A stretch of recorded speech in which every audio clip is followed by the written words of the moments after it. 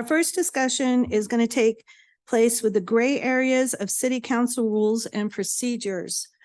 During our onboarding, our previous attorney highlighted some different gray areas he thought that maybe we needed to clean up.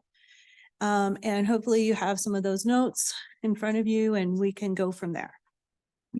Yes, so I was able to get some of Mr. Hippolyte's notes. So and I know obviously some of you may have had some conversations too that I wasn't party to. So if you have some background or something else you want me to know, then be sure to let me know. But on the agenda, he's talking about discussing the gray areas. He's also discussing about implementing some new policies and deleting old policies, modifications of the rules and procedures. So those are, when I was looking at his notes, seem to sort of overlap. So what I did is I went through each one, and if you want to look in your packets, there should be section 121, which talks about the general penalties under the code. And as I was looking through this, it looks like he went through, he made some changes and modernized some of the language that was in these sections. And that looks good to me. One of the big changes that he's made in this is to change the maximum fine amount. So currently under our charter and under our code, the maximum fine amount that the municipal court can impose is $1,000. Many years ago, the state increased that from $1,000 to $2,650 and allowed for that to be increased each year by inflation. And they have a mechanism for doing that in the state statute. And I had actually talked to Mr. Hippolyte about doing this. I think it's time to do that. I think it's a good change. He references the revised statute code section, and I think that makes sense because then it can be modified every year according to the cost of living index. And so it allows for more flexibility in sentencing and brings us in line with the other municipalities within the state. So I think that's a good change. This will require a change in the charter. So you can't do this just by ordinance. You would have to take it to the voters. And so we'll have to talk about that charter amendment. And I know Mr. Hippolyte had talked to Marissa and some other people about doing some charter amendments this year. So that would be part of that cleanup ballot item that we could include.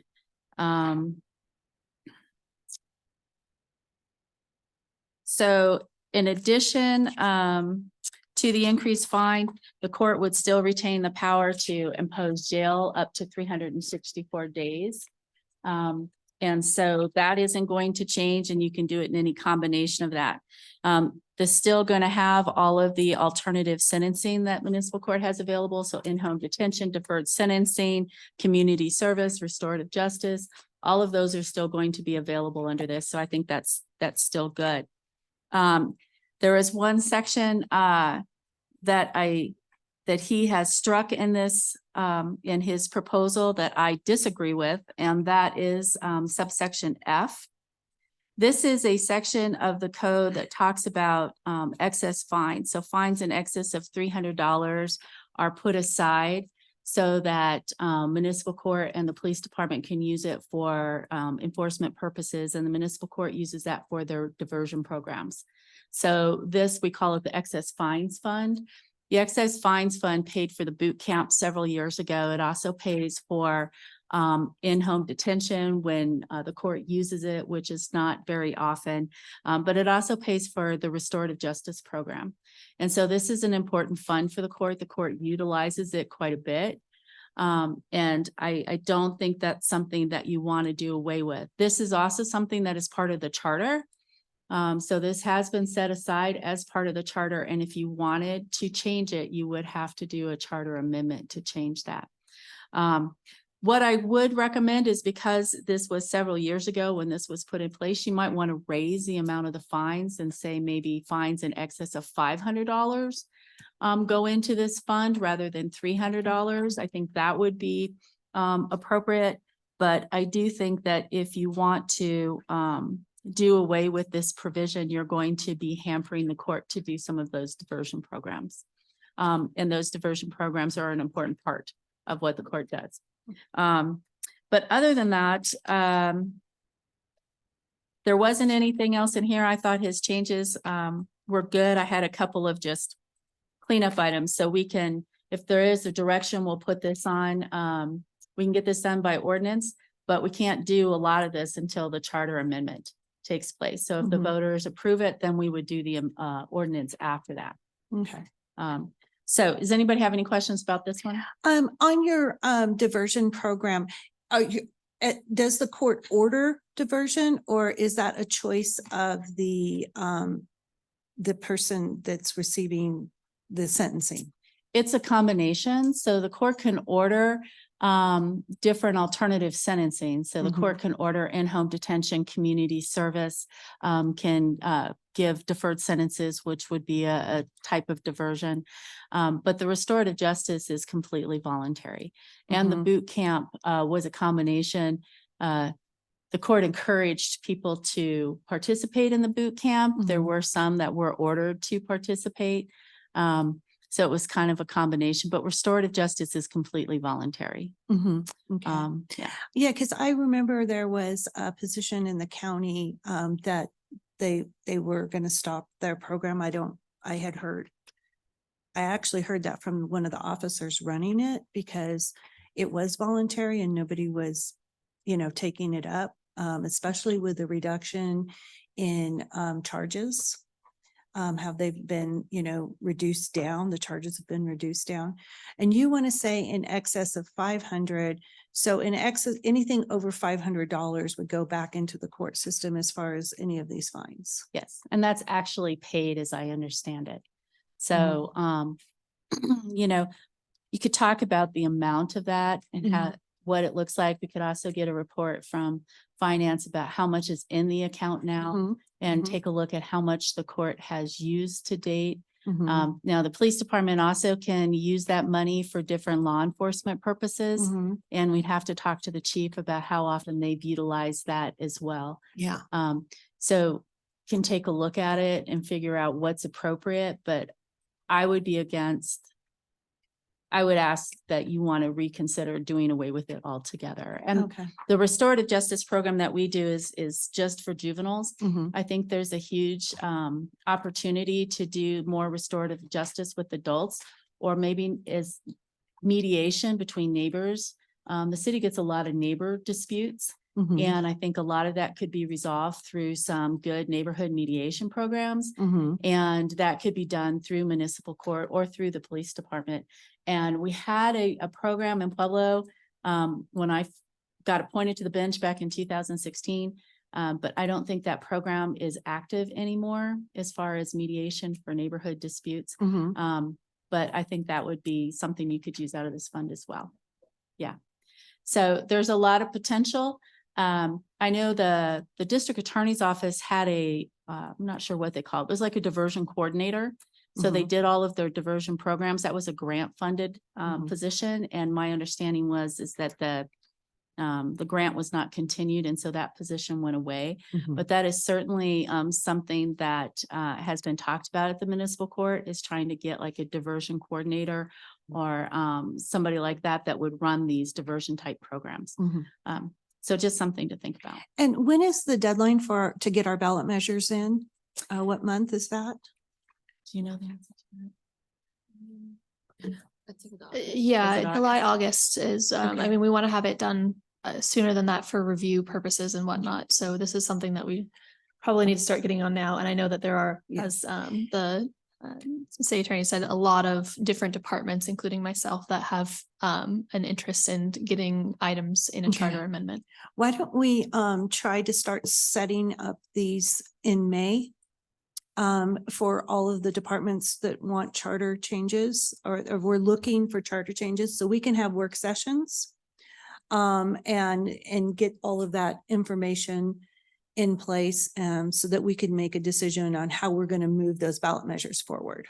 Okay, I can start having those conversations to Yeah. start Mhm. scheduling some meetings with Marissa. Yeah, and honestly, I think a lot of it is probably going to be on your shoulders to determine what can actually fit under the single topic. Mhm. So, Mhm. rather than bring everything to work session, because every director has their laundry lists of things that they'd Correct. like I changed. would think that's what I'm saying. May gives you guys enough time to start to organize. preparing Okay. and organize and bring them forward so that we can start addressing them.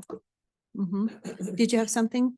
I was just going to clarify, Counselor Maestri, that I think last year we approved 2A due on the ballot, August 14th, Mhm. and that was like the end date. Mhm. So Yeah. And so May is enough time for the departments to prepare get their homework together, and we can just start putting one here and there so that we can make the determination on whether it's going to go forward to ballot measure. Are you okay with that, Counselor? The only thing I'm curious about is, I mean, suppose you get 20 changes. I mean, how do you parcel that into a ballot measure? Can some of them be lumped together, or are we looking at 20 items? It would be just something unusual to have a ballot that big. We're gonna have to take a look at, what I'll do is I'll start meeting with the departments and with Marissa, and we'll start going over and identifying what needs to be changed. And then we'll have to get together and figure out what the ballot would have to look at, because it has to be a single subject. Right. And I don't think just charter cleanup would suffice. So we'll Mhm. have to figure that out as we Okay. go forward. Any questions, gentlemen, from this side? Okay. So, oh, did you have anything else? So those are charter, was So there? the other, he has Okay. more. So Okay, great. he also talked about the street repair utility, Mhm. and he made some changes to that. I think you guys have that in there. This is, again, basically just some additions and suggestions. I like his suggestions. These are things that you can do by ordinance. And so if these are something that you want, we can certainly put together an ordinance to do that. I did have some questions. There's just some typos and things like that we need to go through, so just clean up. But I did have some questions about the administration and review. The way it has it written, and what I'll probably do is just talk to some other people in the law department that may have been working on this and talking to them about what the thought was. And so that we can make that clear about how the hearing is going to take place and who's going to be hearing it and who's eligible to be the hearing officer. So that one is pretty straightforward, and I don't have any further comment on that one now, unless you have any questions. Can you refer to the page so we can follow along? Because Sure. something So always if you I look appreciate at section 1211.1, on the second page of this handout. Yeah. Oh, you don't have, So we're right here. We're right here. Okay. We have a page, Yes. just give it. Mhm. so if you just go in your neighbor, it should be chapter 11, street repair utility. You see Okay. it? You see it? So you can see where he's highlighted in yellow things that he's adding. And then Got in parens is things that he is deleting. Mhm. Thank you. So in parentheses, in the square brackets are things that are being deleted. Oh. Yeah. So most of this is just a clarification and additions. If you go to the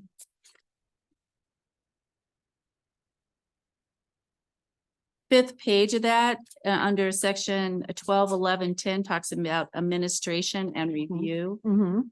That's where I'd like to take some time and look at that just a little bit closer. But for the most part, this all looks good to me. I don't have any issues with any of the suggestions he's made. Counselor Flores? Yeah, this is something that I've been dealing with for a long time. I don't know, it's been 3 or 2 years, we've suspended this fee. And if you go back to when it was put on the ballot, it was really sold to the community incorrectly. as I recollect, I was just coming on during my first term. And it was sold on the basis that it was going to cost everybody in Pueblo $1 per month, which really didn't raise a whole lot of money. And so people really believe that. And I think that we have found a different method. Ironically, during the time of the large increases that we've had in placement of revenue to replace our streets has been working fine without this. If in fact we were wanting to just do away with this utility, would it have to go back to the voters? Because I'm more, I would like to see this go away. And because we haven't been using it for the last 2 or 3 years. And I don't know, that's my thought. I just think that it's not producing that much either. I think it just could be included in our budget. Madam Mayor? Counselor Flores, I think that we should maybe have a discussion with finance with this too. So the excess Tabor funds, as Counselor Maestri knows, have been expended for revenue for roads. So we no longer have, we've used all of that money now. So that's why we're pulling money out of our reserves to pave roads. So this amount of money actually brings the city about $2.5 million a year. So I think that we should talk to finance and see how we're going to supplement, because we no longer have the excess Tabor. So I think instead of pulling money out of the reserves to pay the roads, that this might have to be something that we put back into place. And it's substantial. It's about $2.5 million a year. So I don't know if we want to have an additional work session, Counselor Maestri, on that and have And that's why I'm finance. having roads come in today to talk about, we still have initially in the study or that they provided was 1,200 miles of road repair. And it looks like it's averaging about $1 million a mile. And so even though we've had an extensive amount of road repairs for the past 2 years, it hasn't made a dent in it. So we have to come up with a alternative. And that might mean this utility tax, or it might mean eliminating something else in the budget, because we've got some things there in the budget that, are not necessarily duties of the city to cover, and a lot of the non-departmentals. We have to take care of our needs first. And so it is a further discussion. Mhm. I agree with you. We need to analyze it, get the data and look at it, because I remember that first year, the apartment owners, it's a big number for them. And that's where the biggest complaint comes from. Nobody thought about this fee applying to someone that owns a 100-unit apartment building, as an example. The bill for those units is really, I got think this a lot is, of this says it's $100. So I think that we need to maybe see how it was being billed. Maybe it wasn't being billed correctly. So it's like $3 per household. And then large retail, large institutional, large industrial is $100 a month. So it could have not been being billed correctly. I know Mr. Hayes had talked about that on several occasions, that we might need to go back and look at the rates and how we decided what the rates were. So Correct, because there are large, Right. multi-million, billion-dollar corporations out there that are paying the same as a smaller business. Councilor Martinez. But so I was actually going to ask about these, Madam Mayor. These are in parentheses, the monthly service charges. Is that meaning that he was going to eliminate them or edit them? What was the plan here? So I'm not exactly sure. They are in parens. So typically parens means that they would be deleted. Right. So I don't know if he was thinking that council was going to provide direction on how that wanted to be changed. Okay. But it sounds like we need to do some more discussion about it. Mhm. This can be changed by ordinance, so Mhm. you can certainly change it. And if The you want to fee itself? abolish it. Yes. Okay. So that can be done by ordinance. If you want to abolish it altogether, I'd have to look and see what we need to do with that. But as far as changing the existing utility, you can go in by ordinance and make those changes.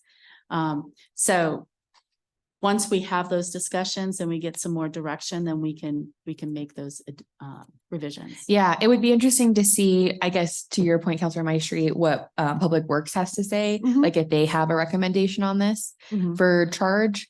But I did notice that they were bracketed, so. Madam Chair, from having looked at this with the previous city attorney, he's recommending the change from the terms charges to read fees instead of charges. So it was just simply changing the term. So Mhm. in the bracketed amount, it currently says charges, and Mhm. he was recommending that council consider the word fee instead. Okay. All right, thank you. Thank you, Ms. Lano.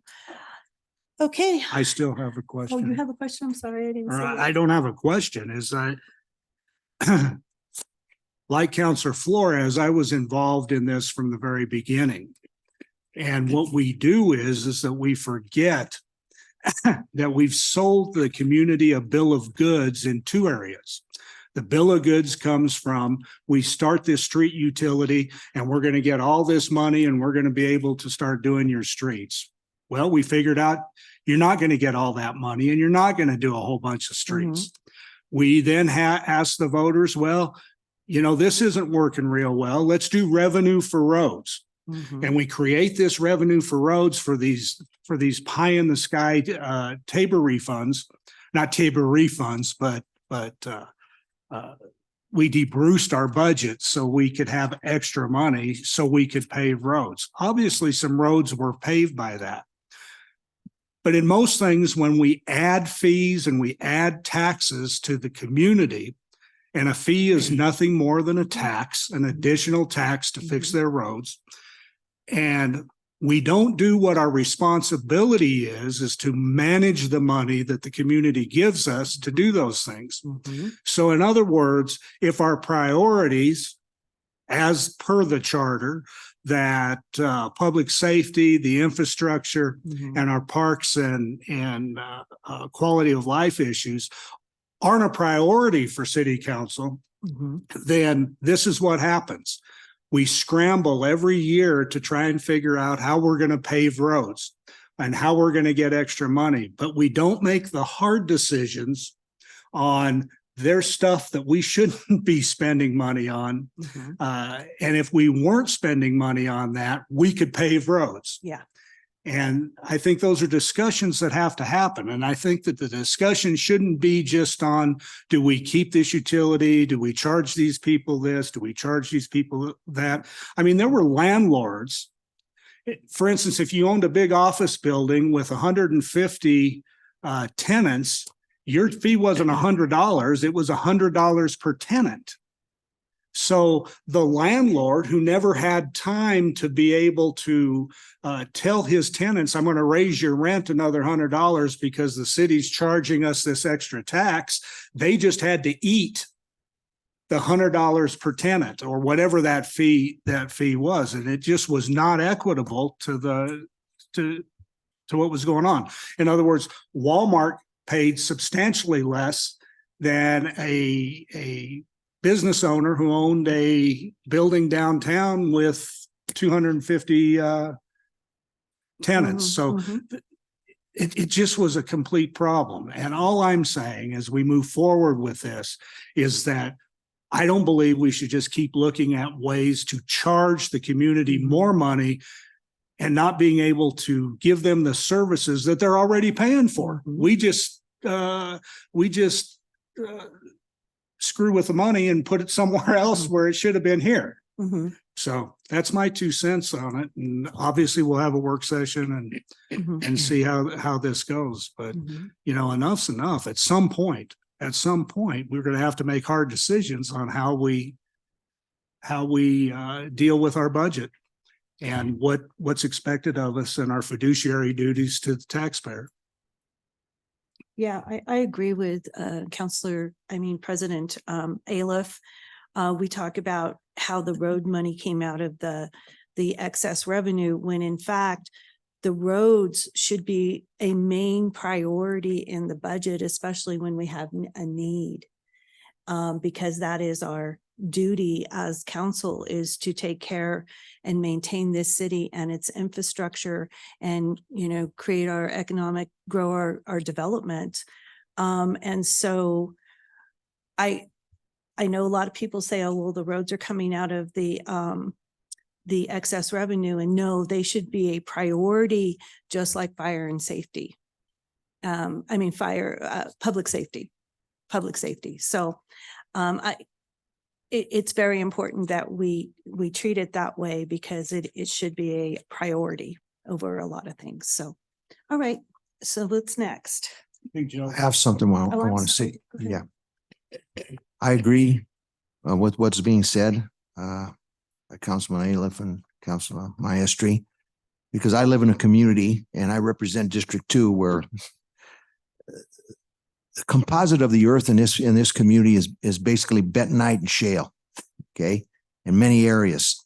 So, we're talking about neighborhoods on the east side or District 2, Goat Hill, whatever you want to call it, the whole area where we have the bentonite and the shale, and the roads are they're atrocious.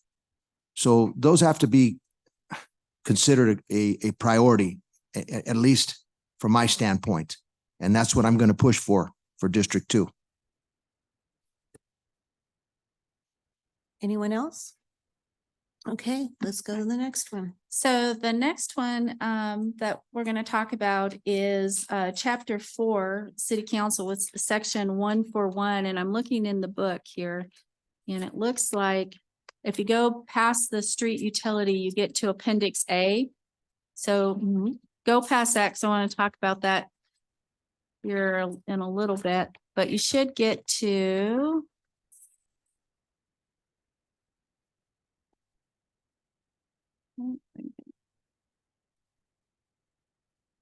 should get to chapter 4, City Council, section 141. It's after the appendix. You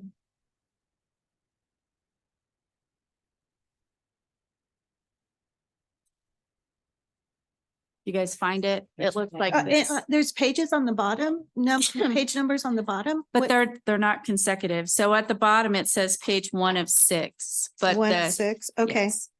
that does help. But it looks Yeah, like I this. see it, because we've got 2 of 13, yeah.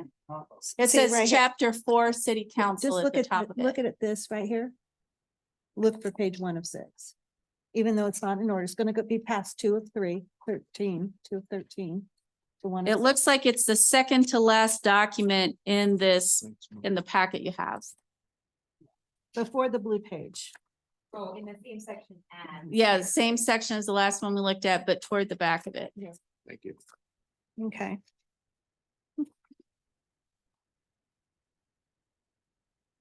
Did you find it? Mm-hmm. Okay. So this is pretty straightforward in this section of it, and this again can be passed by ordinance. And a lot of this is just cleanup. So for instance, on this first page under section 142, you're changing the time from the start of the meeting from 7:30 to 7 p.m. And that's just Okay. to reflect what's going on. Under the same section, 142 subsection 3, he proposed to change, and again, I don't know if you spoke with anybody about this or you guys had previous discussions.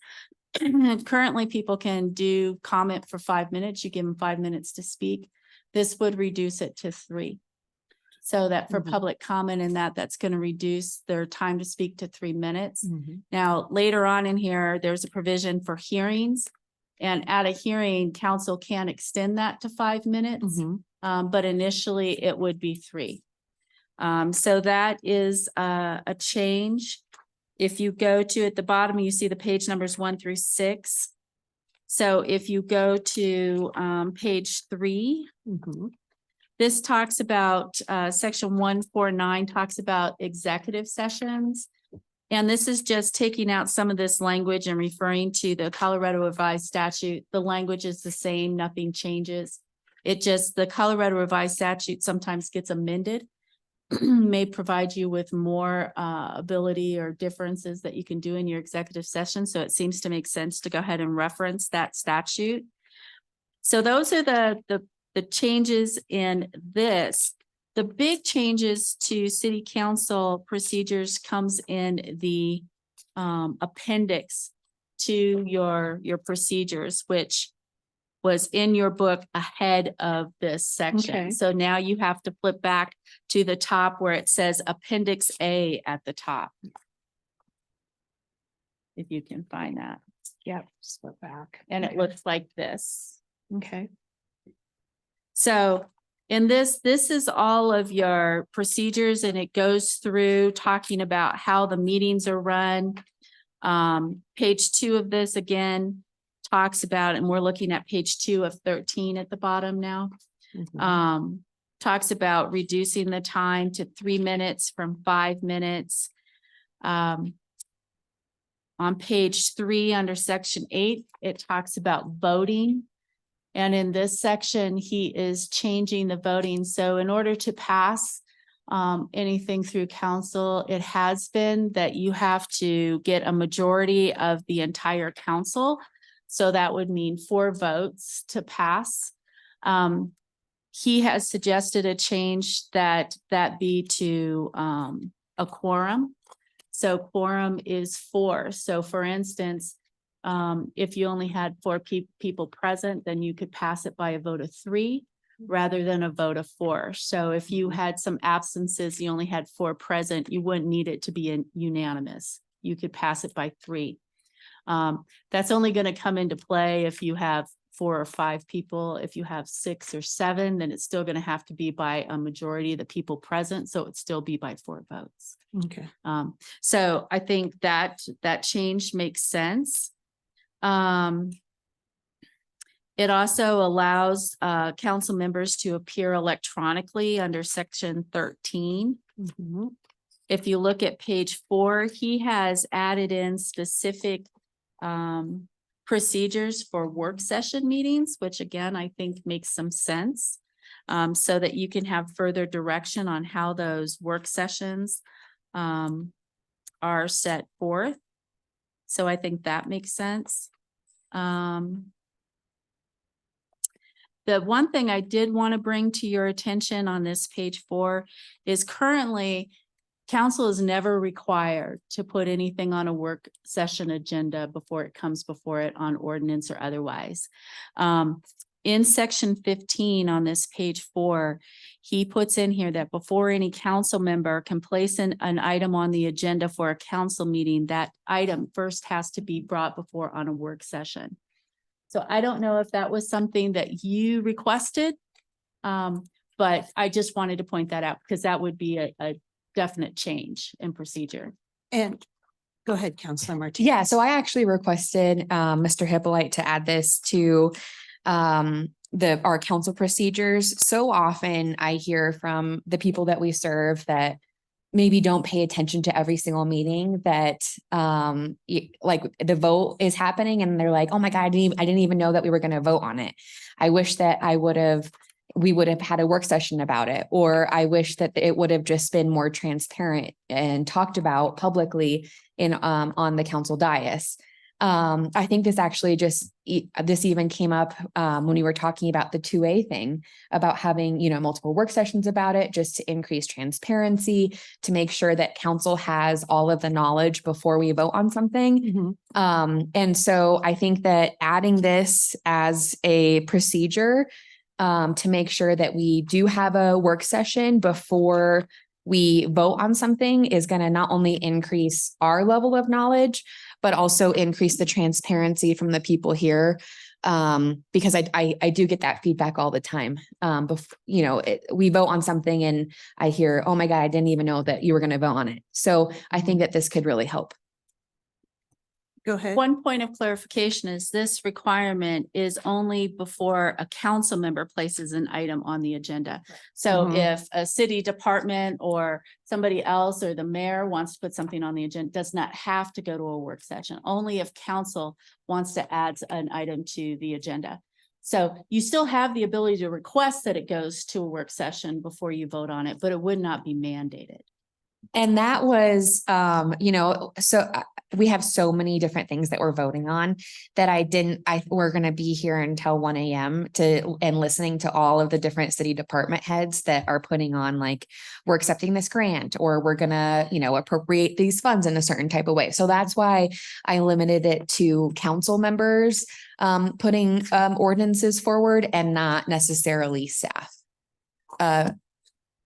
Ms. Solani. Madam Chair, with your request, as I read it and he wrote it, it right now includes both mayor and city council, if you look down at the wording. So if your intent is for our new city attorney to modify and remove the requirement, it says the mayor and or city council, and that is how your request came through. Whether, we want to modify that or you do, that's really up to council, but it is written as such today. The second sentence there, under 15.1, the mayor and. I don't have a preference either way. I think it's important if council members are introducing, I don't have a preference either way. Do you, Madam Mayor? I know, I think it's more transparent and accountable. And I think a lot of the times too, when we have the ordinances come before us, if we haven't specifically talked to the counselor who's going to bring it forward, we'll have it on first reading. And then a lot of the time we say, oh, well, can we get a work session?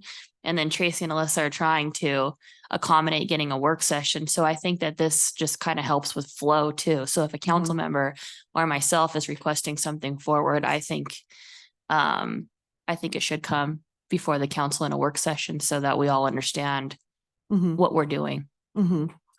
And, it's really important for council members that are bringing ordinances forward to communicate with the other council members, just letting them know that it's coming up.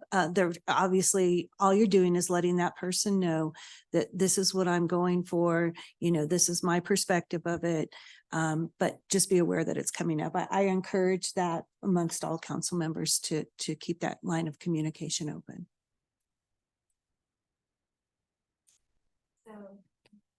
Anybody have anything? So, yeah, I do. So we're on members' duties and privileges before we get to the executive Page 4, to the executive sessions. page 4, yes. I just want to comment on what we talked about so it doesn't get away from us. The first one I start is reducing a person's time to speak to 3 minutes instead of 5. Here, people literally get out of their house, no matter the weather, no matter what, because they want to come down and they want to address their government. One of the greatest gifts we have as citizens is our right to come and address our government. And we should be so unrestrictive in their ability to come and address us and to talk to us that because it puts us out and we have to stay an extra hour or an extra 45 minutes because somebody's going to speak 5 minutes instead of 3 is ridiculous. I don't know why we put time limits on anything. Obviously, whoever the work session chair is or whoever the president of council is at the time running the meetings has the ability at any time to say, okay, we need to move on. But I'm not advocating for saying it's free reign, but I would caution that we try and be further restrictive on the community whose basic right is to come in here and share their advice with us.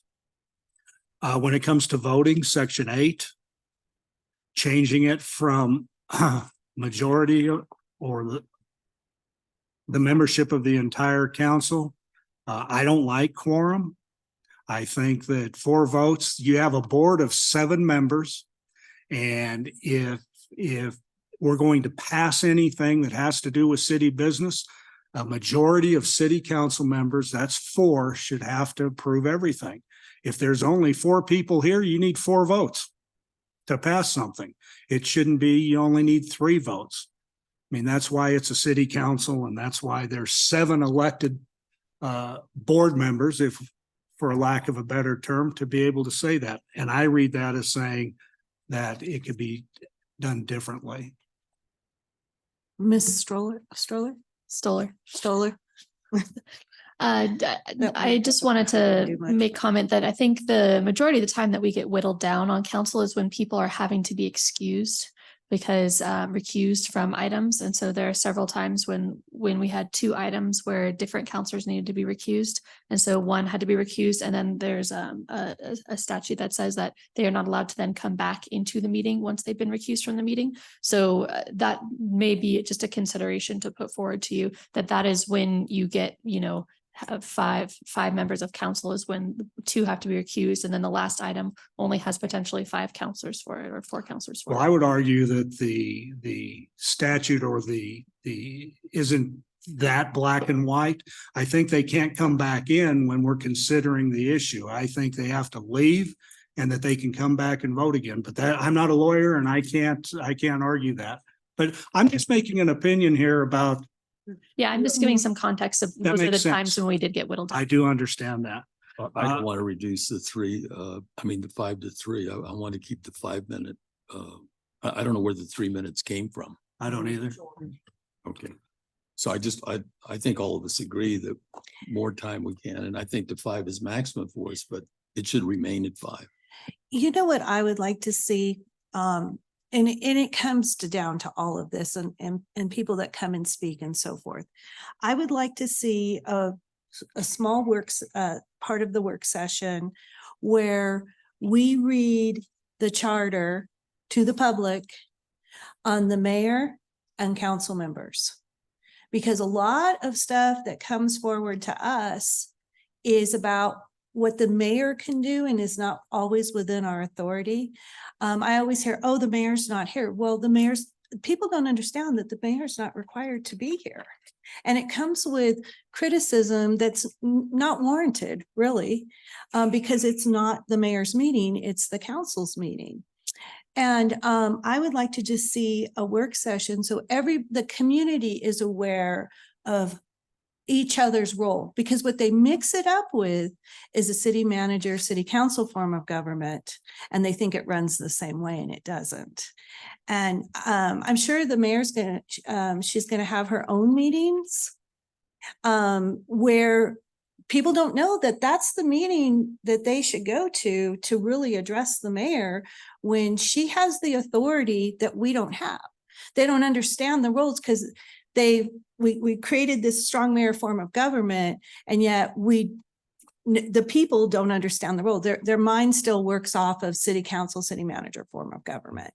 And so, no one's going to read the charter, but at least we say we've clarified that for the community. We've given them the opportunity because, we've had as many as 2,800 views at some point,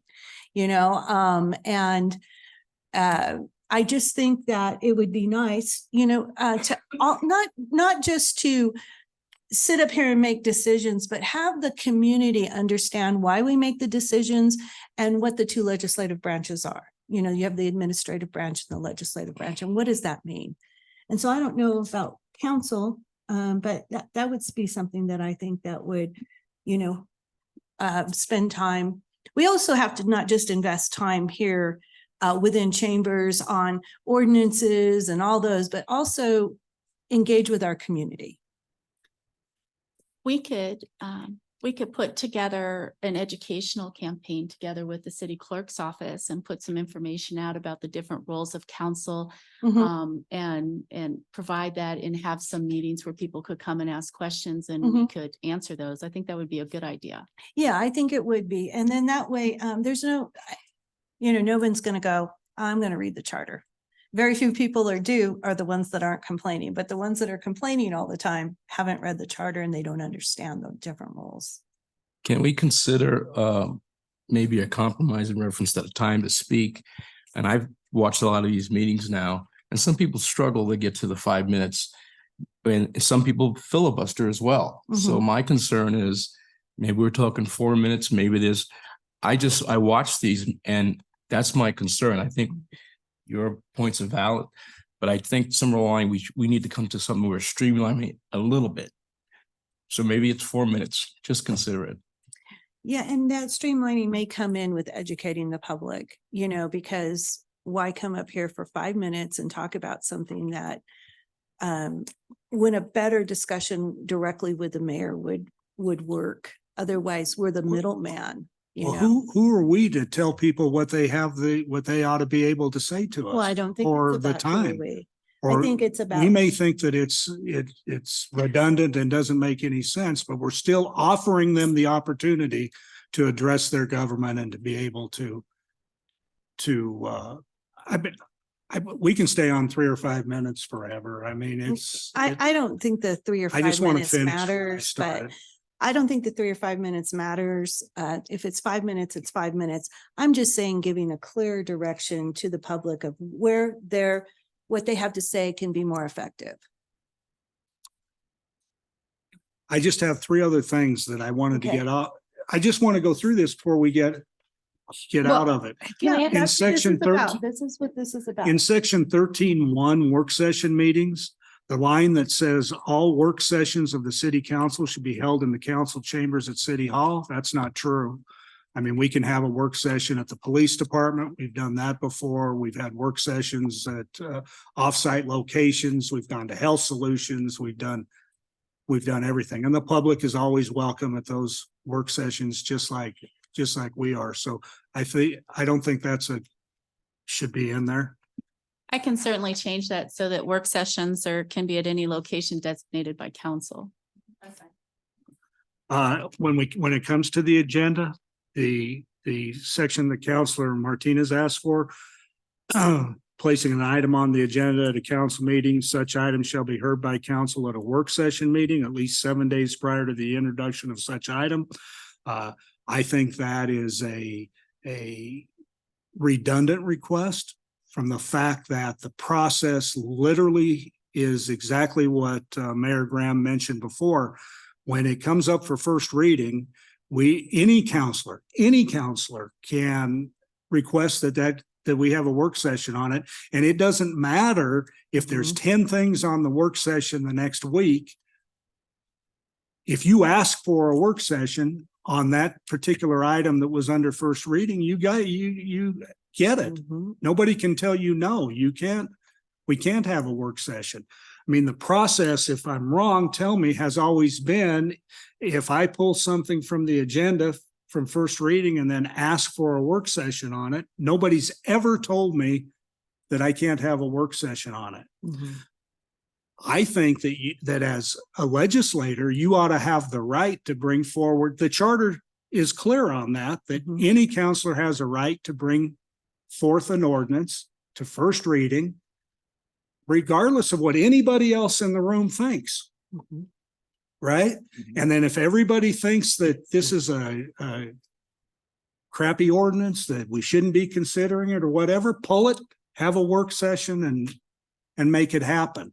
I just think saying that every counselor under every ordinance has to come and put it on a work session to get it before it ever goes to first reading takes away our legislative ability. And I don't think it's the ability, the word that I'm looking for, but what our job description is. Mhm. I was elected, like every single person here was elected, to represent people and the community. And if you feel the community believes you should bring forward this ordinance, you should bring that forward Mhm. without comment from anybody else. That's just my opinion. And then I'll close it with this. Work session agenda, section 15.1. The mayor, with the assistance of the city clerk, shall prepare the agenda for all council work session. It's my understanding that the work session chair prepares the agenda.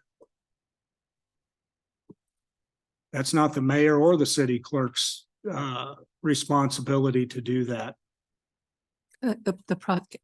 Madam Chair, the process, and I need to go back to process for both of your comments if I can, but I'll Okay, start I'm with the done, later Kate. of the two. The process has been for the mayor's office staff to Mhm. coordinate with the chair of the work session. Mhm. And there are times when the mayor does request items also on the work session. So Tracy and Alyssa work their best to coordinate with the 3 of those individuals. And it really does come from Tracy or Alyssa's fingers. Mhm. when it's in complete form. That's answers your second one. The process to answering your first one is for the past 5 years. The chief of staff will forward immediately in my computer here to mayor's office the request for a work session. And then the challenge comes the next morning when both Tracy and Alyssa have looked at what you've already looked at in what's scheduled.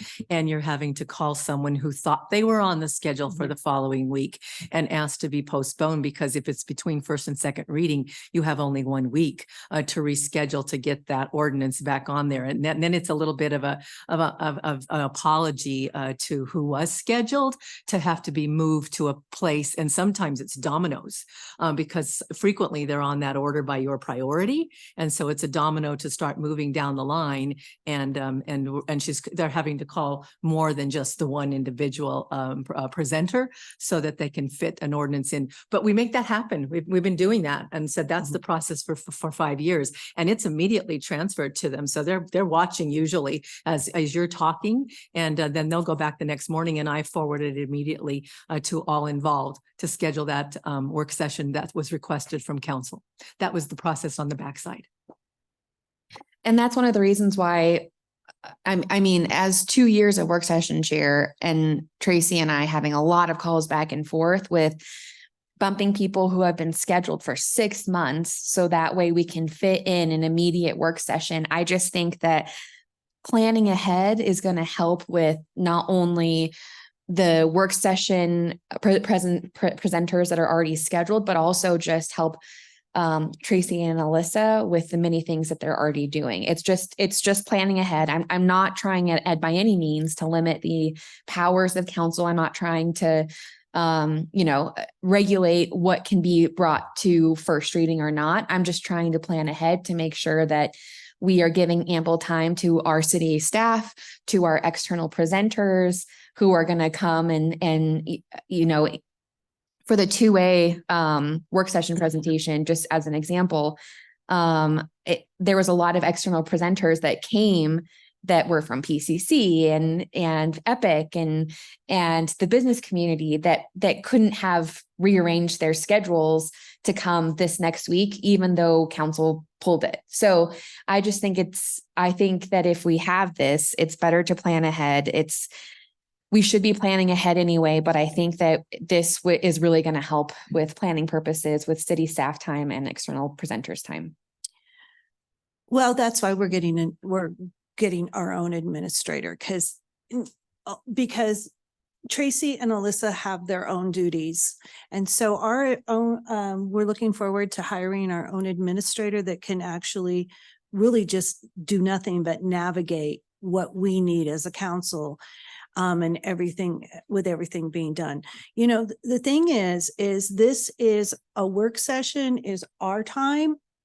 However long it takes should be however long it takes. We are legislating. We're not coming here.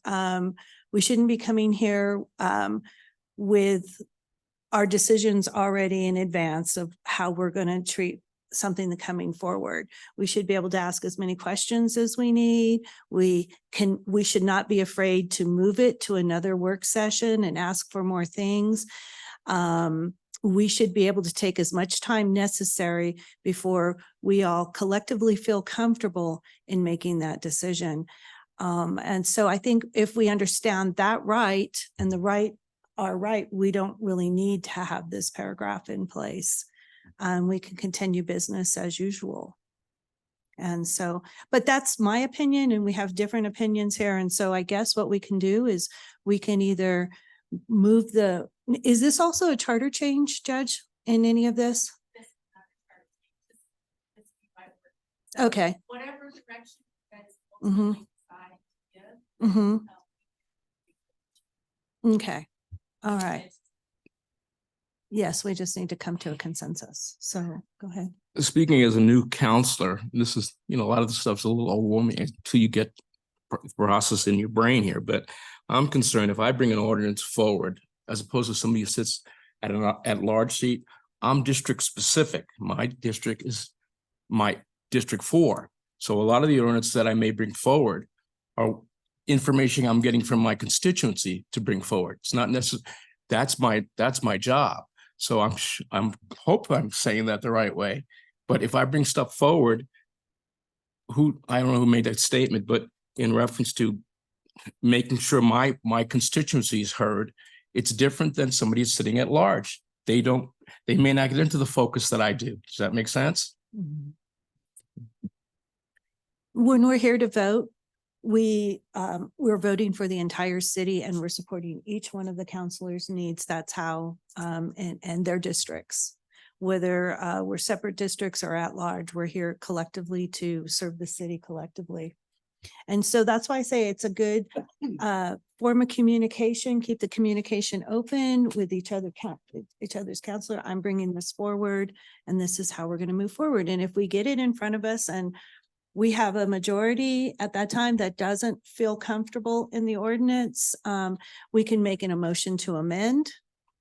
And so we do have several different things that we can do to try to cover our basis on ordinances coming forward. We have that ability. But we can put it together and we can put these changes together, bring them to ordinance at that time. If there's something that we want to make a motion to amend and have the right to vote at that point, because we don't have the right to vote right now. Right. Let's just go ahead and bring these ordinances forward. And then we can make we can amend a change at that time and everybody can vote on it. Okay. So So they there, feel comfortable with that, council? All going to be separate ordinances or are they going to be grouped into one? well, what we would do is we would propose it as one ordinance to change the appendix at one time. So Mhm. the changes would all be included.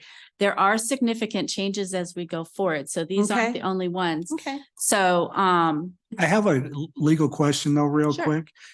If it all comes forward as one, I think that, so we're gonna have a 5-hour meeting trying to amend each word and each. Not each You- word, we're. well, looking a at lot the of it is same thing. cleanup. Yeah. Some of it, the Yeah. substantive stuff, you would probably want to maybe put it on another work agenda after you guys have had a chance to look at this and talk about it so that you could give some clear direction on whether or not you want to keep it or not before we put it in the ordinance. But the ordinance would go together with all of the changes.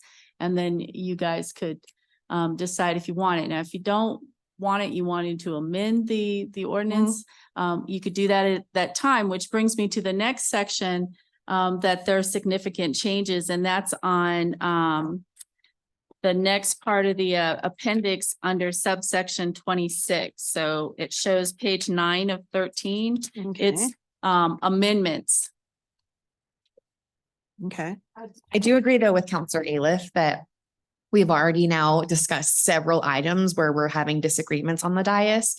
That if this is all packaged into one, it's just gonna be like page by page of like, well, I want to amend, 3 minutes to 5 minutes, and then we're gonna have to vote on that. And then it's just gonna be long. So maybe what we could do is package it. We could break it down into smaller bites. Mhm. I don't know if you need one for each item, but we Mhm. could break it into different sections, and we Mhm. could certainly do that in smaller sections if you want. They would just take more ordinances. Mhm. But we could do that if you want.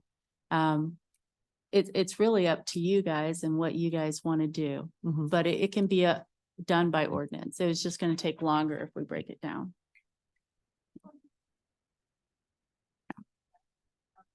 Mhm. Can't cut time for somebody to speak with it now, why should we cut time with the things that we have to bring across and address and so if we break it down into certain separate ordinances, on something, lump them together by section. I'm fine with it. Yeah. We can break it down, but the next one is the motion. Oh, I'm sorry. I was just gonna make a suggestion that we wait to do these significant changes until after you choose your 7th council member. Yeah. And then till you have your admin too, and then maybe a little bit more time for Counselor Gomez and Counselor Latino, because I know we've only gone through 2 regular meetings so far. So as you start to, speaking as a counselor, as you start to get ordinances that you'd like to see on the agenda, I think you might have different perspective than what you have today because you're only 1 month in. So I know this is like drinking through a fire hose. I understand, Counselor Gomez. So that would just be my suggestion, is that you see how your admin does, and then moving forward, what that looks like with your 7th member, and for Counselor Latino and Counselor Gomez, seeing what they desire for how the ordinances come on the agenda, and that's just my 2 cents, but. Yeah. So, so again, everything that Mr. Hippolyte proposed to add is in yellow. And so in this next session, we have amendments to the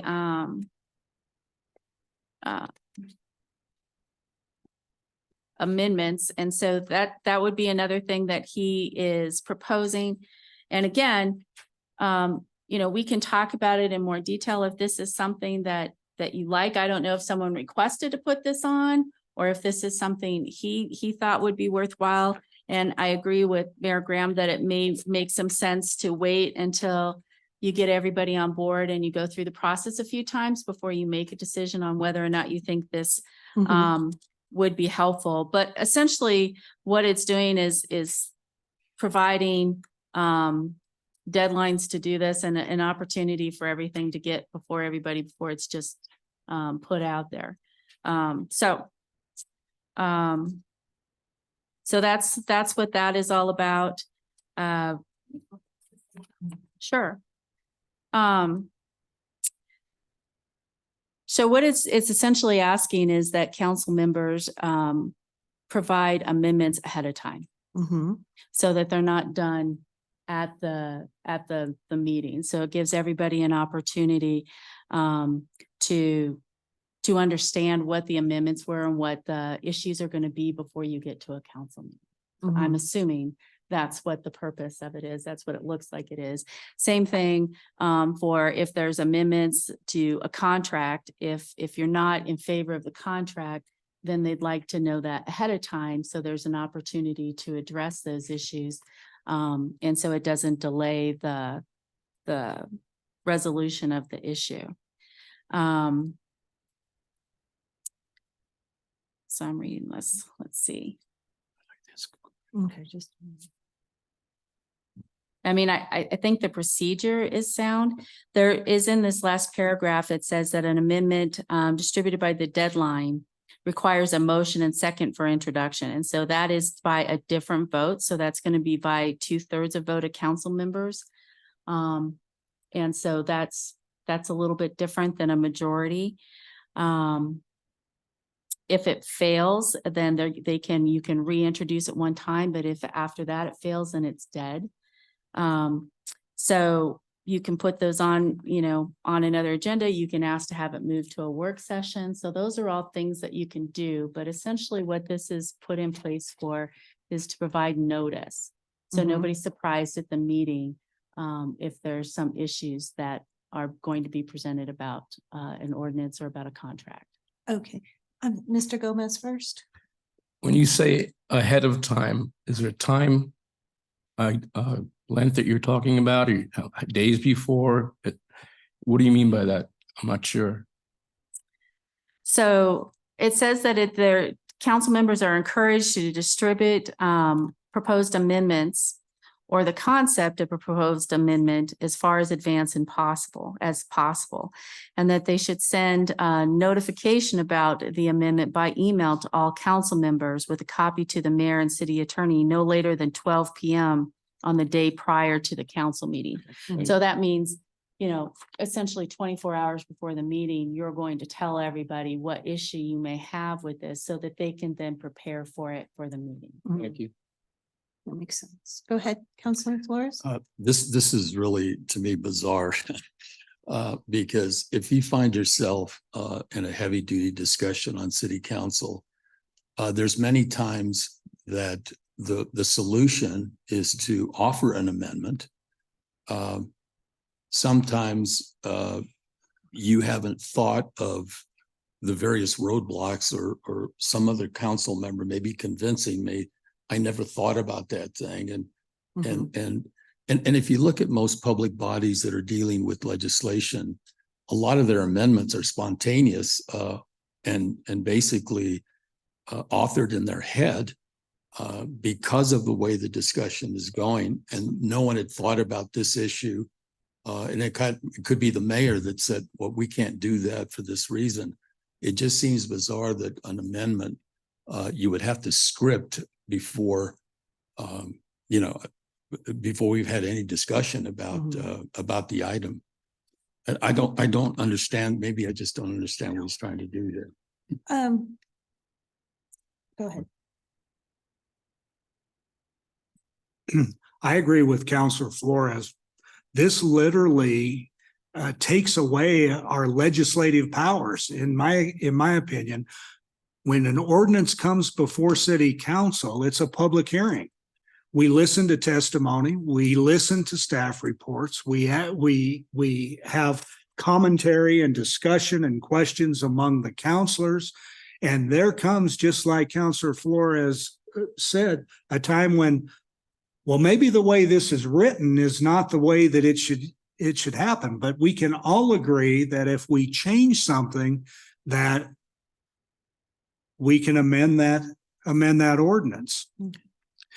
How it's almost like it's a non-transparent way to deal with the public, of saying, you know what, we're going to just submit all of our backdoor amendments and blah blah blah, and I got to send it to every counselor. That constitutes a meeting, in my opinion, where I'm emailing every single counselor an amendment to an upcoming ordinance that hasn't even gone to a hearing yet.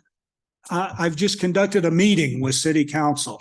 I think on many levels, this makes no sense whatsoever. So I think, and I didn't draft this, so I'm not exactly sure what he was thinking. I think on one level, what he may have been thinking is just to have some heads up as to what the issues are, so that as the city attorney and the mayor can be prepared for that, and other council members as well. All the amendments would be done on the record. I mean, that's not going to change. The discussion can happen. It's just being prepared for that so that everybody knows what that might be. I think your points are valid, though, Councilman Aliff, as far as sending it out to the entire council and whether or not that would constitute a meeting. I think that's valid. But I do think that council members, to the extent that you have some issues, it does make some sense to bring those to the attention of at least the city attorney or others, so that they can be prepared to be discussed substantively at the meeting. It would always be helpful, but I don't know that you necessarily need this much detail or requirements in order to do that. The previous section, language under this section just simply says a motion to amend shall be susceptible of but one amendment. An amendment once rejected may not be moved again in the same form. So it's pretty much what you've been doing. So you can't bring it back up, and we could flush that out a little bit more, which is essentially the last paragraph. If you wanted to flush out how it can be reintroduced or when it eventually dies, we could do that. But again, I didn't know if someone had requested this, if there had been issues in the past, and so that this was why this was put in here. Well, I didn't request it, but I think where Mr. Hippolyte got this impression, we sit up here a lot of times going, well, what can we do? Right? So the thing I appreciate about this is it's opening the lines of communication, and we're being able to discuss it. It would be nice if someone that we do our homework when first reading comes out, right? We as counselors do our homework, we read the ordinances in detail, and at that moment, when we don't like something, when it comes to first reading, we should at least move it to the regular agenda and start the discussion, because it gives our time, it gives us the opportunity to think about it, the rest of council to think about it, before next week, or maybe there's somebody who has in council that has that same thought or question or wanting to move the amendment. So I think what I like about it is it's opening that discussion up right now for us to talk about, and maybe just set some more like so that we're talking about it, we're open about it, and we see what each other's counsel, what we're thinking as counselors, and try to, respect the thoughts of other counselors when we're making those decisions. Go ahead. But, I'm sorry. Go ahead. I'm sorry. I can wait. But I don't like the wording, and if we're going to move to our own attorney, we would be conversing with this with all of our own attorney. It says the city's attorney and the mayor. So we would converse with our attorney would be conversing with them, and it kind of leaves our attorney out of it also. Okay, go ahead, Dennis. I'm No, I sorry. just wanted to say, you are at such a disadvantage here. Mhm, You've been our city attorney for 2 days, is it? mhm. 2 days. Mhm. And it seems to me that you're interpreting or trying to interpret changes that were suggested by the previous council that we had. It seems to me the right process is for you to look at all of this stuff with fresh eyes. And because what we're doing is trying to parcel what he thought, what he's thinking. And in my opinion, you should be allowed the time to look at all of this, and you are an attorney now, you are the city attorney, you should be given enough time to review all of this stuff. There might be other changes you suggest. There might things, because I've heard you say you wouldn't have done that, but Mm. so I just think that we need for you to look at some of these changes with no other one in the room but you, and give us your advice going Mhm. forward. And we certainly, don't want to rush you. You just started, and you need the time to do that, because it does seem that this process is a little disjointed Mhm. because we're talking about changes that a person suggested that is not in the room. Yeah, and that's why it's a discussion today. But it does allow us, at least today, if we're going to carry this out, you are also hearing from us, correct? And we know that we need to move. These are decisions that need to be made and be voted upon, so we will need to do that. Mr. Gomez first, because he'd asked, and then to Councilor. Can we Martinez. consider both and like an advanced amendment notice and maybe, for lack of a better term, an exigent amendments? Can't we do both? We can have some discussion now that I'm getting some feedback from Mhm. council and kind of understand Mhm. what the issues are. We can craft something, I think it's a good idea, as much as you can be transparent and give some lead time so that you can get that feedback. I think it's helpful for everybody so that you're not sitting up there on council and for the first time you're hearing something that may be a really important amendment or discussion. And you have some time to put some more thought into it. So I think that is important, but we can talk about that and we can craft something going forward. Mr. Latino? I agree with Councilman Flores. Solely. Mhm. Counselor And Martinez. I think what Carla just said about having an advance notice, and so that way we're not sitting up here on the dais hearing about something for the first time, is exactly why, another reason I propose to have a work session first before an ordinance is introduced. I'm hopeful that a lot of the communication that Councilor Maitri was talking about, whether that's between us and a public discussion and not just one-on-one on the phone, is another reason why having a work session first in a public area is going to be crucial for us to increase transparency for each other, to increase transparency to the people. I didn't put this forward and I'm in favor of getting rid of it, because I think Councilor Flores put it in a great way where it's a compromise sometimes up here, and sometimes we compromise through amendments. And I like the ability to do an amendment on the fly. Mhm. And, with that being said too, also Councilor Martinez, I think that we should collectively decide to, at certain times, maybe just have a council work session so that we can discuss things that maybe if we're wanting to bring an ordinance forward, just take maybe 15 minutes every 6 weeks and say, oh, this is my plan, without having a full work session on that ordinance, but just so that we are collectively here in public discussing what we're going to move forward.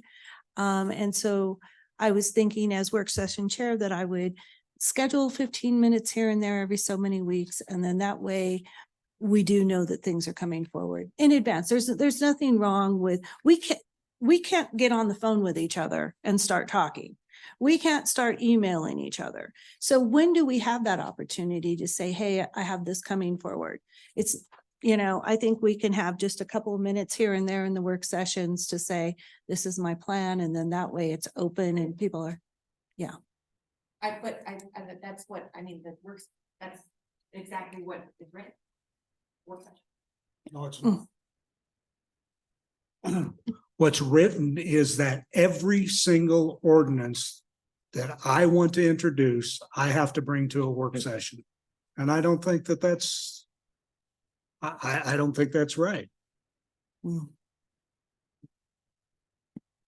Well, we can continue to have Okay. these conversations. The other sections that I wanted to point out to you is page 11 through 13. These are all new. Section 36 just goes over the procedures for public hearings. And it's probably something you're already doing. He just put it down here to help provide guidance. The only thing I would say is under section 37, it again limits the public comment time to 3 minutes. And I've already heard you that that may not be something you guys want. So that's always something we can change. Section 38 talks about virtual participation for city council members and under what circumstances that can take place. And I didn't see anything that raised red flags with that. That seems appropriate to me. Sure. yes, I'm sorry. So I know that we were able to vote electronically, and I know that that system was done away with. Do we have a plan to replace that system? So that way it's not a roll call vote anytime someone zooms in, or what's the plan? Madam Chair, speaking for the Director of IT, there is not a plan at this time. We'd have to ask Miss Pins, Lori, what the system can take. And when they changed it to remove that, there wasn't an immediate cost analysis for what it will take to put it back in. Basically, we would have to get an entirely different system because the system that we were working with was an alpha version. And after COVID was kind of over and people were no longer demanding that system, I think it got kind of shelved by the company in Belgium. So we were having a lot of problems with it, like constantly during the meetings and trying to roll it out, and it was really difficult to work with. So I mean, if council is interested in that, then that's something that we should put together, because we would essentially need to do a lot of work to the only company that does it is integrated into these microphones and these displays. So to get it back on the agenda would be really complicated. And we do have a matter of record because it is recorded. Yes. It's not, that button recording, but it is recorded. Yes, I think it's more the expediency of it. So if council members were to not be in the chambers taking the vote, obviously it takes a lot more time to do a voice vote than it does for everyone to press their button, whether it be online or in the room. Yes. Okay, I'm sorry, Judge Sykes. So the last section I was going to point out is on page 13, and it's section 39. And this talks about rules of conduct of council. And these are just a list of suggestions. And again, I don't know if this is something that he had a conversation with anybody about. This is, just general considerations for everybody to follow. So I don't see anything that raises any red flags, but I'll just point that out because that's a brand new section for you folks too. Okay. I think this arises continually when we are talking about an annexation issue or planning and zoning issue, where the constituency of any of the counselors here will be, they'll either call them and try to get their ear, or they'll write them a letter that they're opposed to this or they're for it, or whatever their comments are.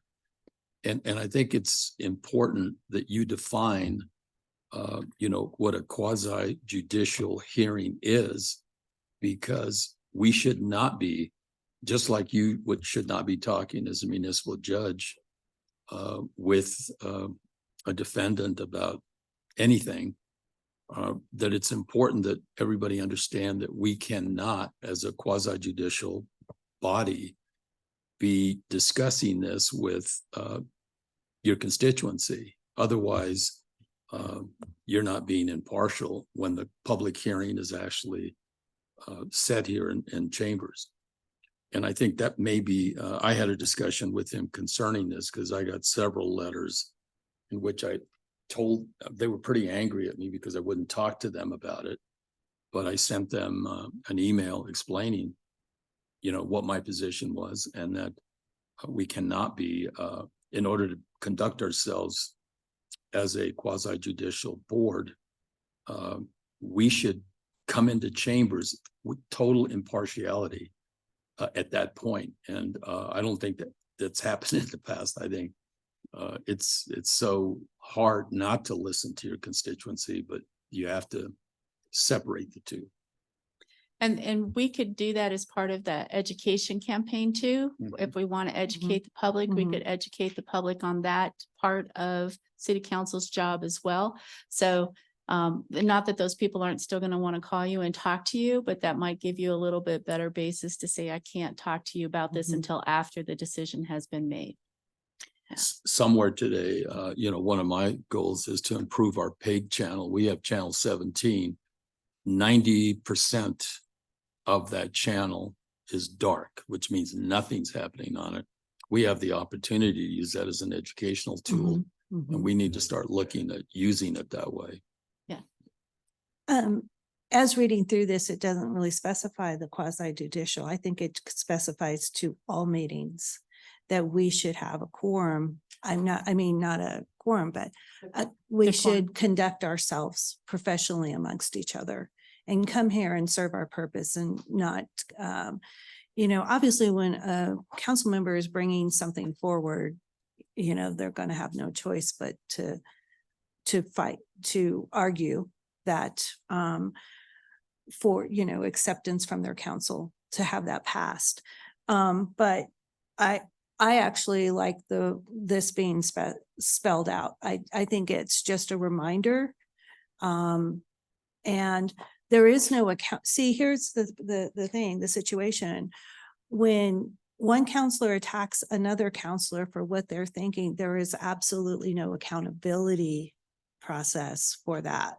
It's just, and President Aliff is pretty good with conducting his meetings in a Robert's Rules of Order to prevent this from happening.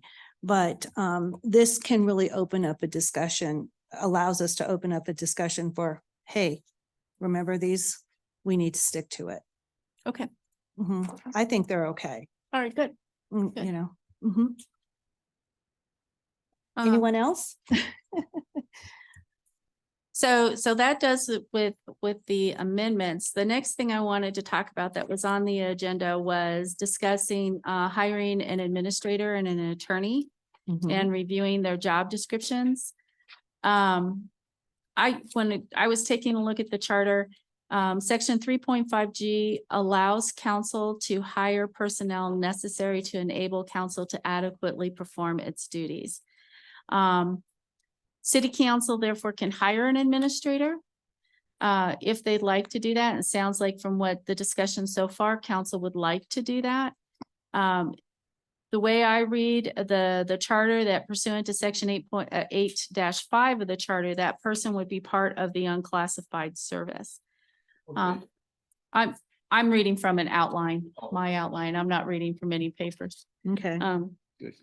So that was the next thing on the agenda was talking about hiring your own personnel. So you Mhm. can certainly do that. I think the logistics and the steps that we would have to take to make that happen, I believe they would be part of the unclassified service. The mayor can establish new positions, so the mayor could establish a position which would be an administrative assistant or whatever you wanted to title that position specific for council. And then obviously there'd have to be funding for the position and so forth. So we can walk through those steps and I'd have to get with HR to determine how we go about doing that and with civil service to see about that. You'd have to decide if you want it to be a full-time position, part-time position. We could discuss the job duties. We could take a look at some job descriptions that we already have within the city so that you could talk about the job duties for council. Is this the job description in here? The job description that's in there is for the attorney, I believe. Is there? At the front, very front of the You guys whole. already have that? Okay. So the 2024 staffing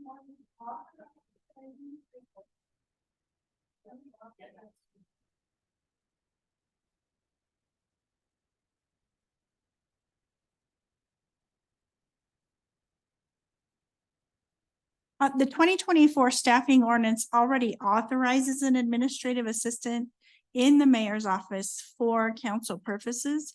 What I'm concerned about, what you've just said, Carla, is that it has to be unclassified. This is a classified position. So I don't know if that's an issue, but it is already in the budget. And this is the exact same position that Tracy Sample currently holds. So when you see the job description, you see it's not been updated in quite some time. It still refers to a city manager, deputy city managers. So I think that's it just needs some updating and maybe some clarification on who this particular position will report to and where, those kinds of things. But the duties and essential functions and minimum qualifications are already set based on this current job description and this job class. But if that's not an appropriate job class based on charter, I don't know. So we can talk about that some more, because again, I'm coming into this brand new. So I did not know that the position had already been created. So I can certainly talk about that, and then we'll just have to talk about the specifics, as Bella said, and we can get that put in place. Okay. So if it's fine the way it is, we could move forward. But if it does need to be an unclassified position, we'd probably need to create a new job class and adjust the staffing ordinance, which would require an amendment. Laura has one thing and then Laura. Madam Chair, I just had one clarification on page D7 of the budget book. I prepared council's budget and put this position and budget in council's budget. So it's outside of the mayor's office budget. Oh, okay. It's already directly in your budget. Okay. Counselor Aylward? I have, thank you for the clarification too. And I have some questions on need for the position. I guess I would ask the current staff if city council gives you so much that we need another person. And I understand I don't even understand what they're gonna do. Why we even need this position? And this is a full-time benefited position, so it would be a 40-hour position. So do we give you, Tracy, you want to come up? I think there's a person for everything in 25 years. I've waited 5 years to get you at the table. You were going to do it regardless. So my question is this, I mean, does city council in the past and give you 40 hours worth of work? So I understand completely, keeping in mind that the duties that we do for city council are actually taken care of by myself, Alyssa, and Laura. It's all disseminated differently, mostly because one person in our office could not do the mayor's duties and this individually. That's not possible. Plus, if council expands how it's going to work and you need somebody that is going to do your investigating for ordinances, contacting and talking to departments for all of the backup for your ordinances, resolutions, things to that effect. You do need somebody that is going to be able to take the time and energy to be able to focus on working on your items. Keeping in mind everything that we do, including chief of staff, is done in along with our regular duties. It isn't as though it cannot be done. As you know, been doing it for a long time, and it gets done regardless. However, if you all want to have somebody ideally for your work, if you want to, Mark, you know, Dennis, you know, historically, you all don't bring ordinances, resolutions to council very often. That's increasing as the council gets more involved in the city operations. You are looking at also needing an attorney on your end. That's something that we haven't had directly for you ever. We've always used the city attorney as your guidance. So things are changing and they're growing. And please know, we would accommodate anything that you need and you know it will be done. However, 3 of us do it right now. Thank you. That answered my question. Madam Chair, may I add to that? Yes. And I think another important piece when you do ask for those kinds of questions is the inclusion of the mayor's review of her department directors' information sharing back to council. So it does not simply go from director to council without the mayor's review, awareness of the information presented, and in a lot of times approval, agreement with, or suggestions to modify. But so it is a full mayor's office, I think, work for department directors to prepare what you've asked a department director for. Go ahead, Councilman. So here, this is just another important question. Yes. We hire an administrative assistant that works directly with city council. Do they have direct access to staff? Yeah, I think that's the idea. Just in my last week of what I've experienced up in the office, these 3 are extremely busy. If you want ordinances to move forward as the council in a quick manner, and you want all the information at your hands, I think that this job position is very important. And I will, give full access for your admin to talk to the staff. I think that that's the most important part of this. Here's the process, right? Yesterday, I wanted an ordinance created. Yep.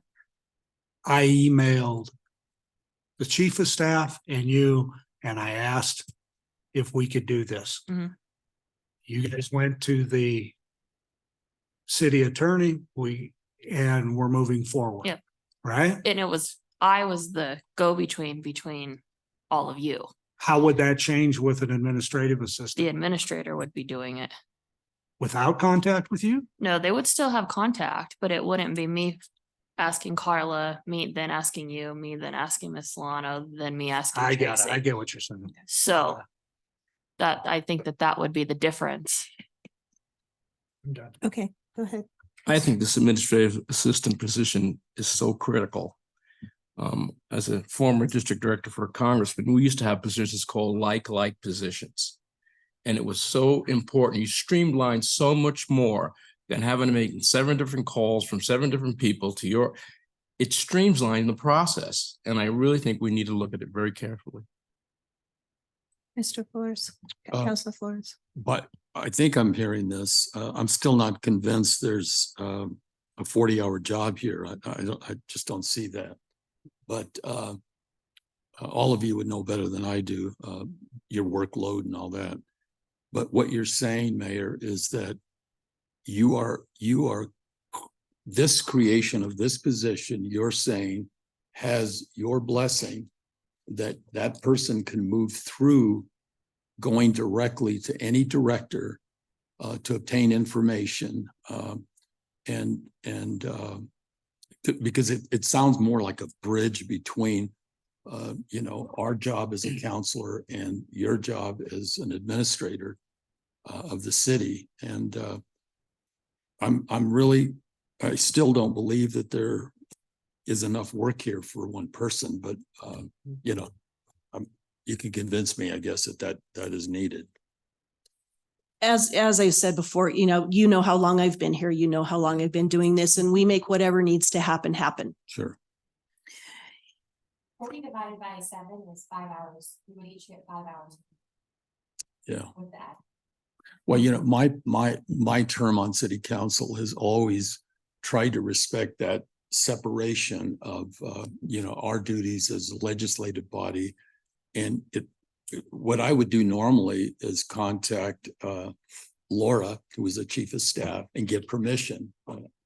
Everything I did was to get permission that I could talk to Scott Hobson or Andrew Hayes. And in many times, it was just, all I wanted was to make sure that everybody knew that I was being transparent. But this sounds to me like you're giving direction that we can go directly now through this administrative assistant to get any information that we want. And I just want to be clear about that. So, Okay. Madam Chair. Okay, go ahead. I think that the difference lies in speaking to a director, which Mayor Graham has said, you know, absolutely speak. To give direction to them is charter driven. And it directs mayoral authority to provide direction to her directors and not council's authority. So I think that difference is in communication and gathering information and preparing what you need to make decisions rather than just giving a directive. Right. Go ahead. I'm sorry. One thing I'm just going to put out there is, I understand the transparency and why you want to do this, but at some level, if a council member or their staff is contacting a department director and saying, give me these documents or give me this information, there is some direction there. So, do you want to be aware of that as a former department director? You know, if I have someone contacting me, there are some things that are real easy. You know, Mayor Graham gave the example, hey, there's a truck blocking the street. Can you please have someone go move that truck? That's real easy for a department director to do. If you're working on a large project or you saw something that is maybe politically charged and you have someone calling you and saying, I need all of this information, that may be a little bit more difficult for that department director to just like, oh, I'm not sure if this is what I should be doing. And so it's going to be something that Mayor Graham is going to have to talk to about with the department directors and come up with some sort of process for.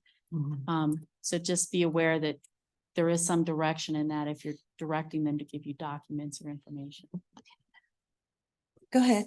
I just want to know, who does this person report to? Who is this person's boss? The council. But, you know, it would appear to me that the president of the city council would be the direct, she's a subordinate and through one person, I mean, we can't all collectively be guiding this person. Well, I think that the job description is the guide.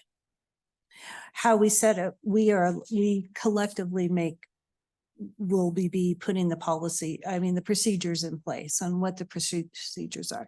The council president doesn't really have any more authority. He could be assigned, but he doesn't really have any more authority than any council member. And this is our admin. I believe that, I've taken some classes before and listened to other legislators in place around the state.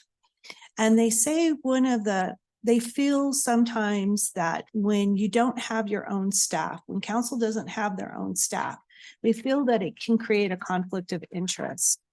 When you have your own attorney, when you have your own admin, they work in extreme confidentiality of the council. And so the council should be free to say, hey, this is what I think. Can you possibly get this information? Let's make this a complete transparent situation.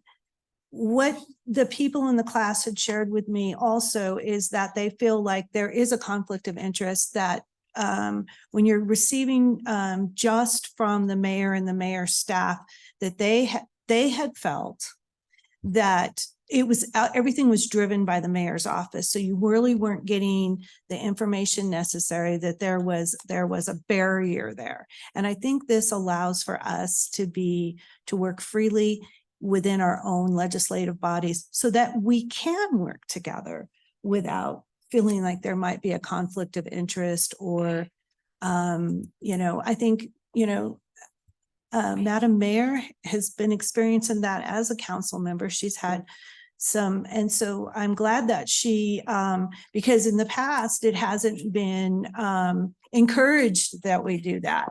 And I like the fact that she encourages it because she understands those barriers sometimes. At first I thought an administrative assistant at this amount of money, at this, it's the level and the quality of the role that is written into that salary amount and the confidentiality and so forth. And so I had my reservations about it until I realized, well, wait a second, this is an executive position that is serving council and what council needs. And yes, it would be nice to have a 1 point person that we go to, and that person spends their time working hours, calling the departments, getting the extra information and so forth. If I may, Mhm. I just need to add something for clarification. The position that's proposed, Mhm. this admin assistant, it exists as written, which Mhm. is Tracy's job. So Mhm. if we are gonna change it very much to make it specific to council, we have to still make sure it incorporates Tracy's position. It's gonna kind of cover both of them. Mhm. Otherwise, we'd have to call it something else. If it's gonna be specific to just reporting to council. Because right now it shows that it does do council duties, but also reports to the mayor Mhm. and deputies, chief of staff. Mhm. So we just gotta keep in mind that it has to be broad to cover both jobs at the same time. Appreciate the clarification because we are trying to mold the position to fit council's needs. Right, and know. we can include whatever duties you want. We just can't necessarily eliminate the ones that also cover Tracy's duties and Mhm. responsibilities and reporting structure. So we can absolutely mold it to where we can make it fit everything. We just keep in mind, we can't eliminate things that she's already responsible for. Mhm. Mhm. I just want to clarify that. Can I ask a Councilor question? Martinez, When you look at essential functions, in my mind, this person, there's so much redundancy here. I mean, I don't see, I don't see that person computing payroll as an example. Mhm. I mean, you just go through this whole thing. The primary duties here really fit Tracy to a T. The person that we're talking about, although these are essential functions, she or he is not going to do half of this stuff Mhm. because it would be redundant. And so I don't know. I'm still skeptical, I guess, that we even need that person.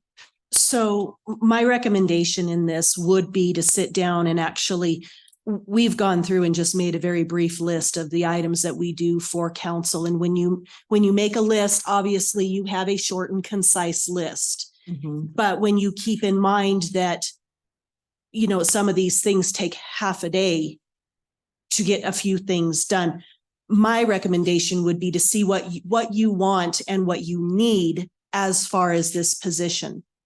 Mhm. Is it the equivalent of mine? I don't know. I couldn't answer that. Is it full-time? I can't answer that. I've never only done this for council. Mhm. So those two things I can't say, but I do know that job description is extremely itemized. So I think you need to see particularly what you're looking at for your admin to do for you. Yeah, I think this is going to take obviously a further discussion for both our admin and our attorney, but this is to open the discussion to move these positions forward and as quickly as possible, so that we can start having our own representation.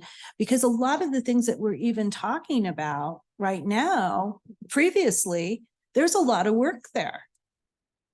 There's a lot, but if we had our own attorney, they would be creating the ordinances, they would be bringing them forward to us. She's got a huge transition, like you said, Dennis, she's at a disadvantage. And so, but we need to open this discussion, and we also need a place for them to work out of, or we need to decide whether they're going to work out of their home. Here's another thing, President Ayler, when he got elected, I don't think he realized that you now are gonna have an employee that you probably gonna have to look after and evaluate. So there's a whole other set of dominoes that fall here, because she can't be answering to all of us at the same time for those. I other don't think functions. legally we could have an employee. I think No. it has to be under the city. And so we really don't have control over the employee. There are assistant, Mhm, but they fall under every, mhm. Right, they get hired and fired by them, not but am us. I wrong? I mean, aren't we going to be evaluating that person, and she'll be working for us? And if there's a conflict where the city says she can't be doing that, and we're saying, yes, she can, we're her boss. You know, That's a good point. it's very confusing to me. Go ahead. So I was just gonna say, I think we're running into a little bit of problems, because I don't know if you can have a city employee that is supervised by somebody that doesn't work for the city. If they're gonna be part of our city employees, I think they need to be supervised and within the city, city's employment scheme. So what you're looking at, if you want to hire an administrative assistant, you need to decide what department they'll be sitting in. So if they're going to be sitting under the mayor's department, you can have that person assigned exclusively to council, but they're still going to be following all of the policies and procedures of the city.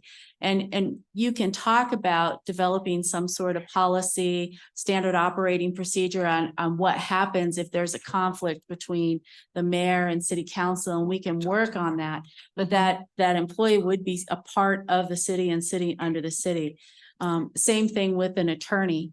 So with an attorney, would be sitting under the law department, and then that attorney would be assigned to council.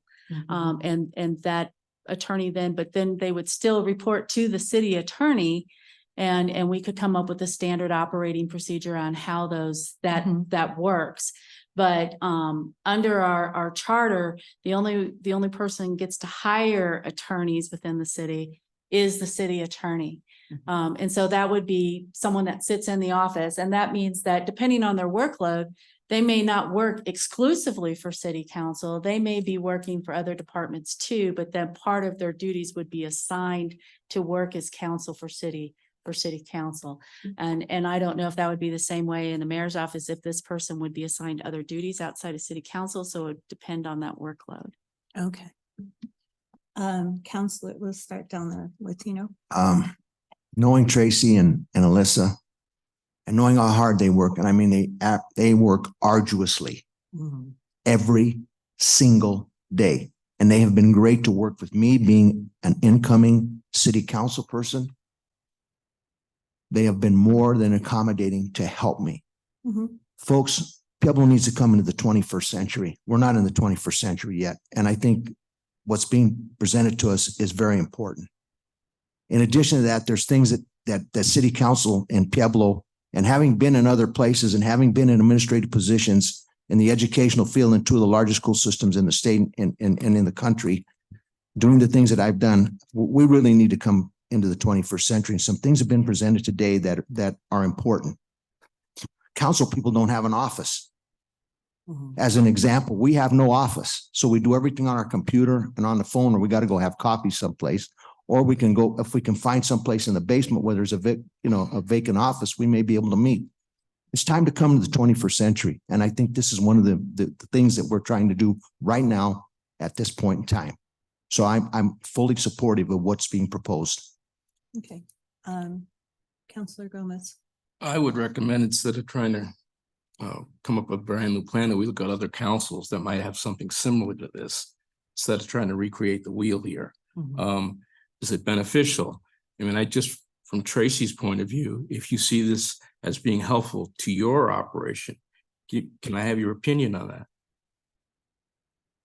So I will tell you, I brought it up as soon as the mayor came in, as far as it made an extreme separation from what we were all used to working with the city manager. It just wasn't an option at the time. You know, when the mayor came in, it was me and him, and that's all.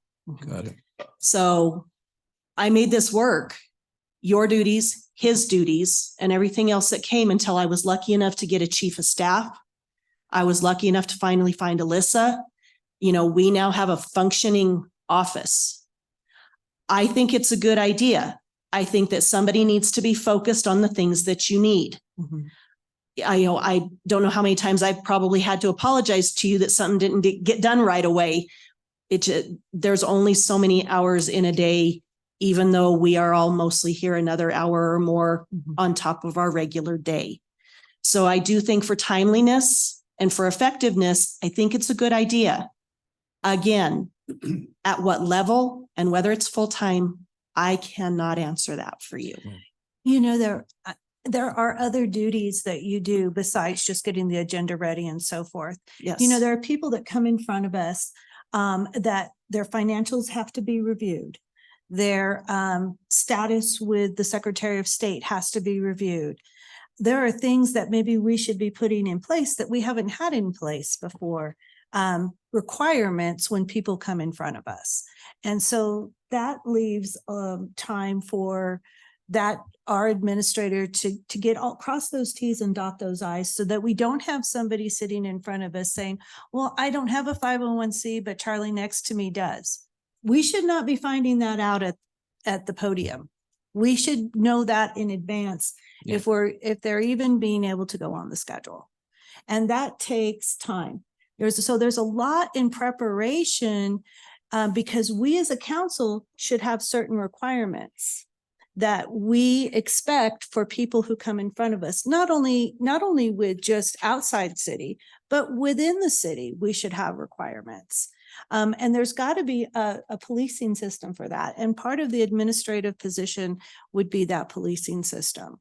As an administrative assistant would be able to get those T's and cross those I's so that we have in front of us and we're not sitting here going, well, this, that, and the other. We're able to efficiently as a council move forward.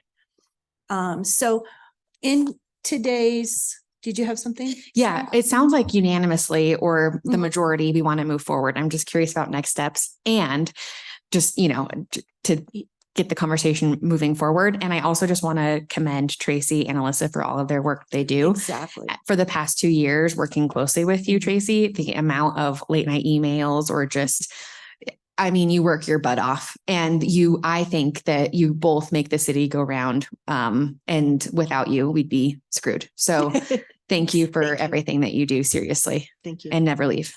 So moving forward, Judge Sykes, I'm sorry, Ms. Sykes, moving forward, what council would like to see is it a city position? Is it a contracted position? Okay. And do we need to change the job descriptions and what that job description needs to be? Because I think council would like some input on that job description. And then once we establish those things, we would like to probably, as a council, we'll probably need to put procedures in place for, the administrative assistant to work by. But we would like to move this forward as soon as possible to alleviate the pressures with the new administration starting back up, and they have a lot of things that they're trying to do themselves as far as housekeeping. Could the council come up with a list for Judge Sykes too on things that you foresee needing help with or because I know there's a job description, but you guys know better on what exactly you would be looking for. And maybe this high class this class of administrative assistant is too high or So if you had we talked about this briefly Yes, at the we end of did. the year, and it was very, very rushed, so we could just get the position approved. So Mhm. maybe now it's time for the council to decide what you would like to see. I mean, I know that several of us call down there several times a day to get information or see things. So the council, I think, knows best on what your needs are. And so maybe a list would be appropriate on what you would like to see in the job. I You- think that's where we bring another work session forward for us to discuss it. Yes, Council. Yeah, and I would highly suggest that you don't leave it up to council to decide. I think human resources should be the group that decides what how it's worded. And maybe we should work close with human resources to say, okay, as a group, this is what we're looking for. And then how they would do the job description, because I have no idea. The one word that stands out for me that I would want this person to help me with is research. Mhm. And nowhere in here do you find research. Yeah. And that to me is the most valuable thing, is trying to do my homework on a certain topic. So the word research Mhm. would be some stuff, that's what you're really asking for. Mhm. And there's other things there too, but Mhm. So if you could send a list of those types of Mhm. things that you think would be important, that you need as council members, and some of that research may be able to be done by an attorney too, so they could be working together.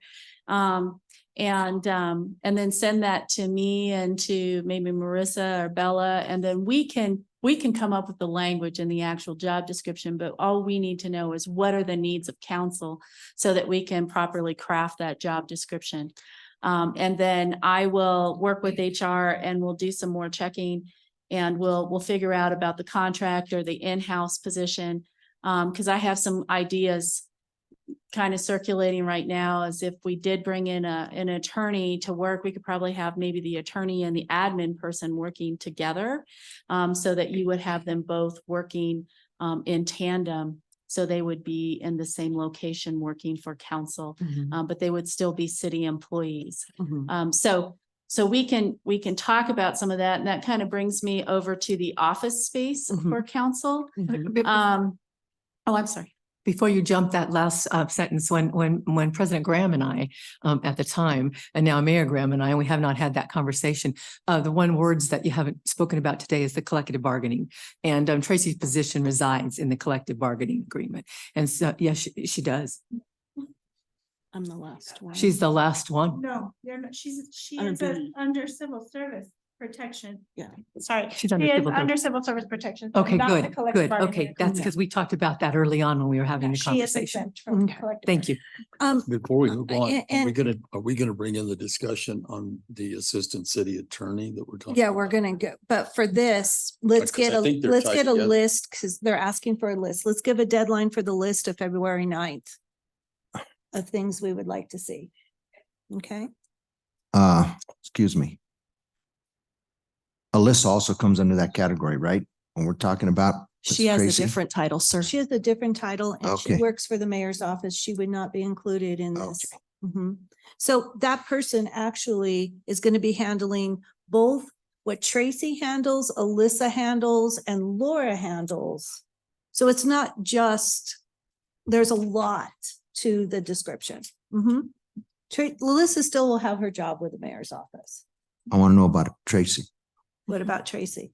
Should they all have their jobs with the mayor's Okay. office? We're not taking anybody. I'm sure Mayor Graham will keep us quite Right. busy. We're not taking anybody's job here. We're just Right, creating right. our own. I understand that. And I just want to make sure they're absolutely wonderful. Yeah, they have their jobs, Okay. but they have All right, descriptions. that's all I need to say. Way above and beyond what the council needs. Mhm. Okay, we're not taking any questions from the audience, Mr. Freeman, but you can go ahead and email those in. Okay? No, we're not doing that today. Thank you. Or did you want to? No. Mr. Ayler? No, I had another comment. Okay. Just, and I know we're beating this up and we're Mhm. behind already. But literally, basically what we're talking about is we're just adding another person into the staff where the assistants already work. And we're adding an attorney to the city attorney's Mhm. office that's only gonna work for us and some other stuff. So why do we even care? Why do we care what they're gonna do for us? Well, I understand what they're gonna do for us, but they ultimately are going to hire the people and we're not gonna have any say so whatsoever. in it. We're gonna have a job, because this job description that they're working under now doesn't match the job description of the person that is gonna be serving us. So the list only comes with the duties that are going to be serving our I get position. I Mhm, get mhm. But city council literally has nothing to do with it. Other than this is what we want, Mhm. but this employee is still gonna be an employee of the city that goes through all of the processes of the city. Can be hired and fired by the city, is reviewed by the city. And so we're going through a whole lot of brain damage. And that's a poor term. It's not brain damage because it's very important. But why wouldn't they just hire us another person that does nothing but our stuff? That's what they would. We be. are, but I think we just want to make sure we have the council's input and it's not just us appointing somebody. So this is based off your needs, not my needs. And I asked Ms. Sykes, can we have, is this a contracted position or is it a city? And she's gonna get back. And she's gonna get back to us on that. Excuse me. Yes. I just think the answer is kind of right in front of us. I think we really need to investigate other councils and see where they're at. Is it a good position? Is it not a good position? I don't know why we're banging our heads against the wall. This is something we can do if we just do a little research. Yes, Ms. Sykes. I just want to say that as far as the attorney for city council, I have been reaching out to other cities to talk to them about how they doing. I spoke to the city attorney from the city of Colorado Springs last night. And so they're sending me some guidance and some things that they relied upon. So I'll have some more suggestions. And we can talk about that in a little bit more detail, but I think it does make sense to have an attorney dedicated to city council. So one way or the other, we can probably do that, but I have reached out to other cities and I can get that information. We can analyze that as well. Counselor Flores and myself have been through this numerous times. And I can tell you where the problem's gonna arise with me. Is that assistant city attorney on your staff that is employed at will to you as his director is not going to necessarily, we can assume things, but is not necessarily going to represent us independently when it comes to dealing with decisions that you as his boss have made. And I just think there's a huge conflict of interest there of saying, I'm listening to one attorney saying, yes, I agree with the city attorney, but we think something else. Well, you guys are wrong. The city attorney's right, but yet the city attorney may be wrong. But we're getting advice that's biased because they're not going to go against their boss about what's going on. And whether that would ever happen or not, we're going to have this discussion on city council when it comes time to appoint this person. Or you're going to say, okay, this attorney is your attorney. And we're going to go, well, we really don't have an attorney. You just taken one of your employees and said, you guys do city council stuff. I think the intent always from 5 years ago, 6 years ago, when this was presented, was that city council wants an independent attorney to represent us at meetings and in individual areas without any ties to the city attorney's office. That's truly independent representation. Mhm. And That's I'm hearing what you're saying, and all I'm saying is that I'm checking with other cities because I want to get some background and to see how they've done it and what they found as the pros and cons of that, so that I can present that to you. I'm just bringing. Yeah, but I hear what We've you're been saying. through this. I know, and I've been part of some of those conversations, so I get it. Here's the situation is I seen it throughout the years. We've brought this up twice and it was always voted down.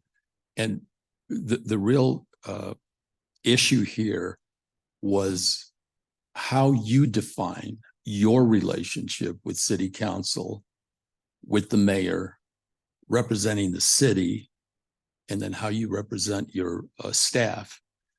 And over the years, we've gotten two different interpretations. One was that you represent us in our interest because you are the city attorney. And then there's another point of view in which in many examples like this, the attorney says, no, I work for the mayor. That's who my supervisor is. And that's the discussion here is, do you represent all of us equally, or is your boss the mayor? And should we have separate legal counsel? It's a confusing kind of situation where some attorneys will say, hey, we represent you equally. And there's others that say, no, I work for the mayor. And that's where the crux of the problem was previously. And we never moved forward. You should have a big file about job description and all of that Okay. when we tried this twice before. Obviously, council's going to want to know that the attorney that represents us job is not in jeopardy because they must be, their confidentiality with the council has to be protected. And so I don't know how you write that into a description, but if that's possible, that's the avenue I think that council's looking for. And then we also want to see if we're going to have a contracted position, which would eliminate that.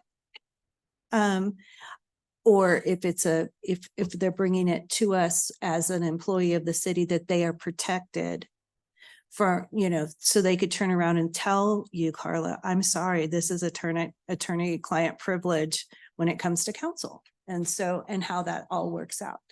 I'm going to go ahead and suspend what we're doing right now because we have Action 22 here and they're coming to present, and I know they have things that they're doing today. So you've got the direction on the admin and the attorney, and you're going to let us know, and we're going to move quickly for that one. We need to move quickly on. In the meantime, we'll have Action 22 come up, and then after Action 22, we'll continue down the agenda. I don't know that if people came here on council, if council members came here today expecting to be done by 3:00. But here's the thing, this is our opportunity to communicate amongst each other and rather than be worried about time. And if we need to move into another work session to finish things up, then that's what we might need to do. You're going to give us a break. I'm going to let Action 22 come forward and then we'll have a break. Okay. Counselor Maestri, can I just clarify? We're moving the city budget after Action 22? Yes. As well as did we talk about an office space No, and we reimbursement? need to talk Okay, about great. that. I just want to make sure I didn't miss Yeah. anything. No, like I said, we're gonna just suspend those till after where we left off, which is gonna be the expenses, the office space, and whatever's else we haven't addressed in this. What's for lunch? I don't know, sir.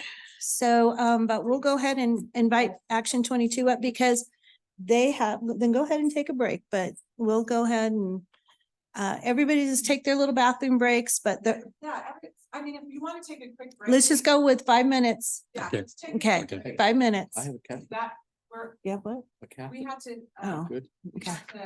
move things around because of the weather. Okay. So you don't have any, Everything else on our day is because it took me an hour and a half to get here. okay. Is it snowing? Oh, it is freaking dumping. Is it really? Up by Rye, not here. It's starting to smell. I came from Rye and there's cars off the road. It's about. Alex, this much splash on Are you the way. okay with, Yeah. okay, great, thank you. So. Yeah. So, You're supposed to be.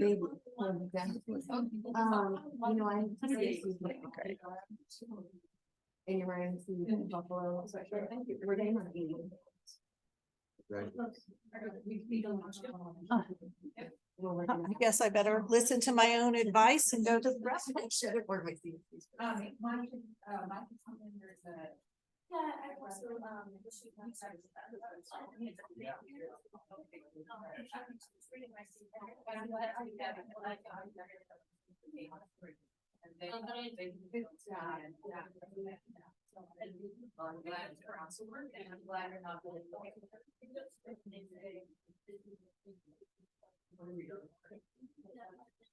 Yeah.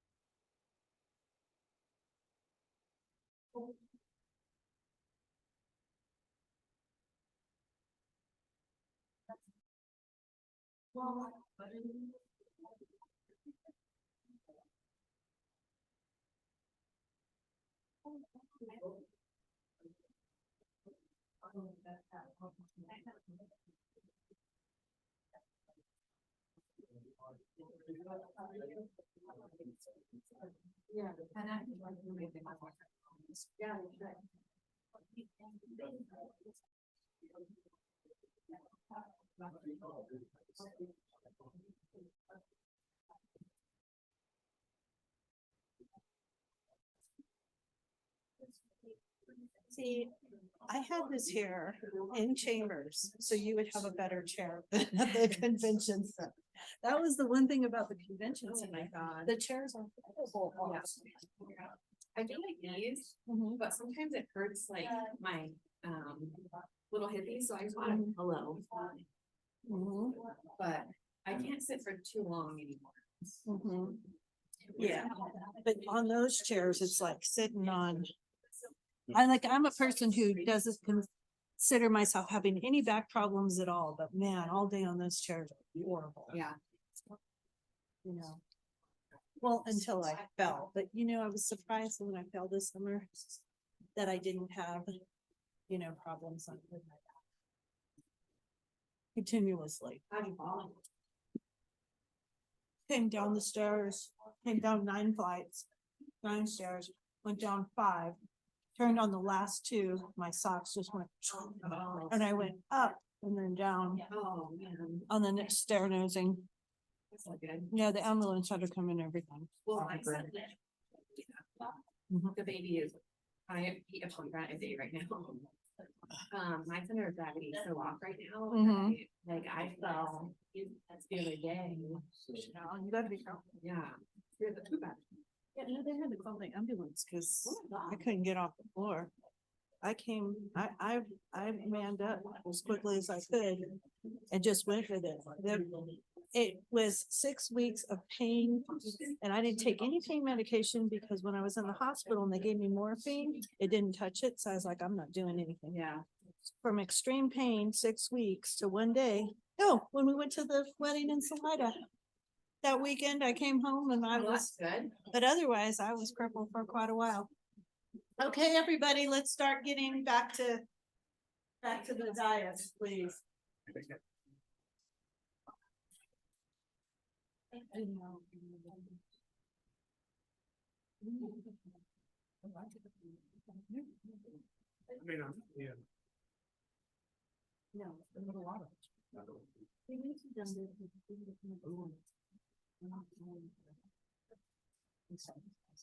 I was trying to help with that, Counselor Maestri. You're right. Oh, but you. Free leave now. Outside.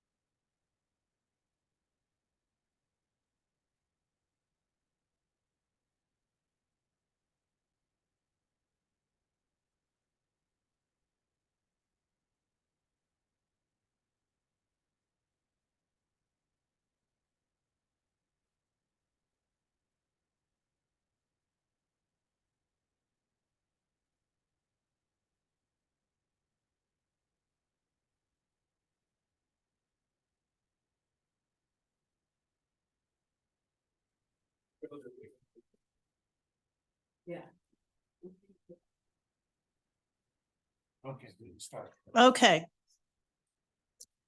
All right, if everyone can please take a seat and let's reconvene, please. Let me introduce Sarah Blackhurst and Brian from the old Action 22, the new Action Colorado. Thanks, guys. I am Brian McCain, and to my right is Sarah Blackhurst, and we are making name changes all over the place. So I really appreciate you guys letting us come and speak with you. It's a perfect opportunity to really, for you guys to assess all your assets and to really make some big changes if you want, or just figure out how to do with what you've got. And so I was really excited when Regina asked us to just come and present and tell you guys a little bit about what we do and how we do it, and then how you can utilize us in a more effective way than you have in the last couple of years. So let me tell you a little bit. I'll tell you a little bit about what we do, and Brian and I are going to kind of tag team on this. There's 3 legs of of everything that we do. There's magic in the number 3, as you know, and so we have tried to really focus on those 3 things, and we did a restructure. So this is the first time that we're presenting to anybody as Action Colorado. So this is significant to us. We decided to make the change, and some of you are probably pretty familiar with Action 22 over the years, and some of you, I think, were even there or a part of when it was initially put together with Kathy Garcia all those years ago. And at that time, what it was about was, as you know, being a voice for this region, for the 22 counties in Southern Colorado, and making a strong voice and creating leadership and so forth. Over the last, I came to Action 22 in 19, which was a couple of years after Kathy Garcia had left. And I feel at that point, it had been sort of reduced to an organization that put on a golf tournament once a year. So we did a lot of cleaning and restructuring and trying to just do a better job. I have this weird self-loathing where I'm constantly assessing and recreating and seeing what we can do better. I'm never satisfied. I guess that's the cowboy in me. So in 20, was it 20? So in 20, Brian came on from Scott Tipton's office, and you all know Brian really well. He's one of the most Pueblo guys around, but he came over with 15 years of experience as a congressional staffer. And so we've really done a whole lot in the last few years. But we realize that in a post-COVID world, with a supermajority in the legislature and with certain issues happening around a stakeholder process being set aside, more partisanship than we've seen in any of our lifetimes, that it was time to kind of redo the way in which we did things. So I won't get into too much into what we were, but I'm going to tell you about what we are doing now. So a lot of organizations like ours, the advocacy organizations, there's only 3 that are sort of like this in Colorado, and we're actually kind of unique in the country that we discovered a couple of years ago. But it's sort of a public policy chamber of commerce, and that's how we've operated for the length of Action 22's life. But what we decided and what we acknowledge is that it's not enough to take positions anymore. So what they do is we're influencing this by saying, our members feel that this is the position to take on this piece of legislation. By the way, what we discovered probably 2 years ago is that only about 25 to 30% of what we do is legislative. But it's not enough to just take a position anymore. We have to take action. We have to say, here's what needs to happen. So we've restructured in order to do that. Our new mission is to represent and take action on the unique needs and issues of Colorado stakeholders who live or operate outside the Denver metro area. We operate through a nonpartisan lens to be strategically impactful on behalf of our members, predominantly rooted in rural and southern Colorado. So our new structure just invites more key players to the table, and it's based on geographic location if they're outside the Denver metro area, if they're working outside the Denver metro area. But it is it's an expanded structure that focuses on expertise on issues rather than geographically where they're located, if that makes any sense. So we have 5 committees now. And their agriculture, which the agriculture committee is going to be chaired by James Ehrlich, who is the head of the Colorado Potato Association. And some of you may know him, but he's out of the San Luis Valley. Our veterans committee is going to be headed by Brian McCain, actually. There is no better resource. I would say in the state, I might be bragging, but there's no better resource and understanding on the needs of veterans and how to gather all of those, both for rural, but on the state and federal level. He's done some really amazing things. So he's going to tell us what needs to happen there. We have infrastructure. Our current board chair is retiring, so he's going to be leaving, but that's Rick Klein. You know him well as the city manager for more than 30 years in La Junta, but he has been pivotal in getting Front Range Rail to where it's at today. He's been working on it for probably 3 decades. Under that will be energy, broadband, transportation, environmental regulation. Local government chair is Kevin Grantham, former Senate President Kevin Grantham. Under that will be land use, tax policy, public safety, homelessness. And then the economic development will be overseen by Carlton Croft. And that's workforce, housing, education, and healthcare. So when I had the conversation with Regina earlier, I had failed to explain or to understand that it was my fault. We're not lobbyists. We will never be lobbyists. Lobbyists operate under some very strict rules that we actually don't have to operate under those rules because we're like a chamber of commerce. So we can advocate, which gives us a lot of leeway that lobbyists just don't have. The other thing with and we work really closely with all of the lobbyists because they're members, but lobbyists are usually focused on their clients and those specific issues. We're focused on the issues of our members. So we have a broader reach, and we can gather, especially with this new structure, we can gather the requisite information to make those policy decisions based on the expertise. We have run this model with a broadband committee for the last, it's almost a year now. It's 11 months that we've had this broadband committee, and we've been tremendously impactful on a lot of the things that you probably would take for granted. What makes our job really difficult is we can't know everything, but we have to be able to take action on everything. And so that's why we need those, we need the expertise, but also what are other folks in your position doing? How are they addressing, for example, homelessness? Canyon City has done a really great job in addressing what's going on there. Is there a platform for you guys to be able to work with them? Well, yeah, and it's through us. So that's how we do that. So it's key players. We're inviting key players to the table. We're opening our doors. We're widening our embrace to make sure that the counties and regions that produce are heard by the region that consumes, if that makes any sense. So we have to work really closely with everybody else. And honestly, we're very good at what we do. We're highly effective.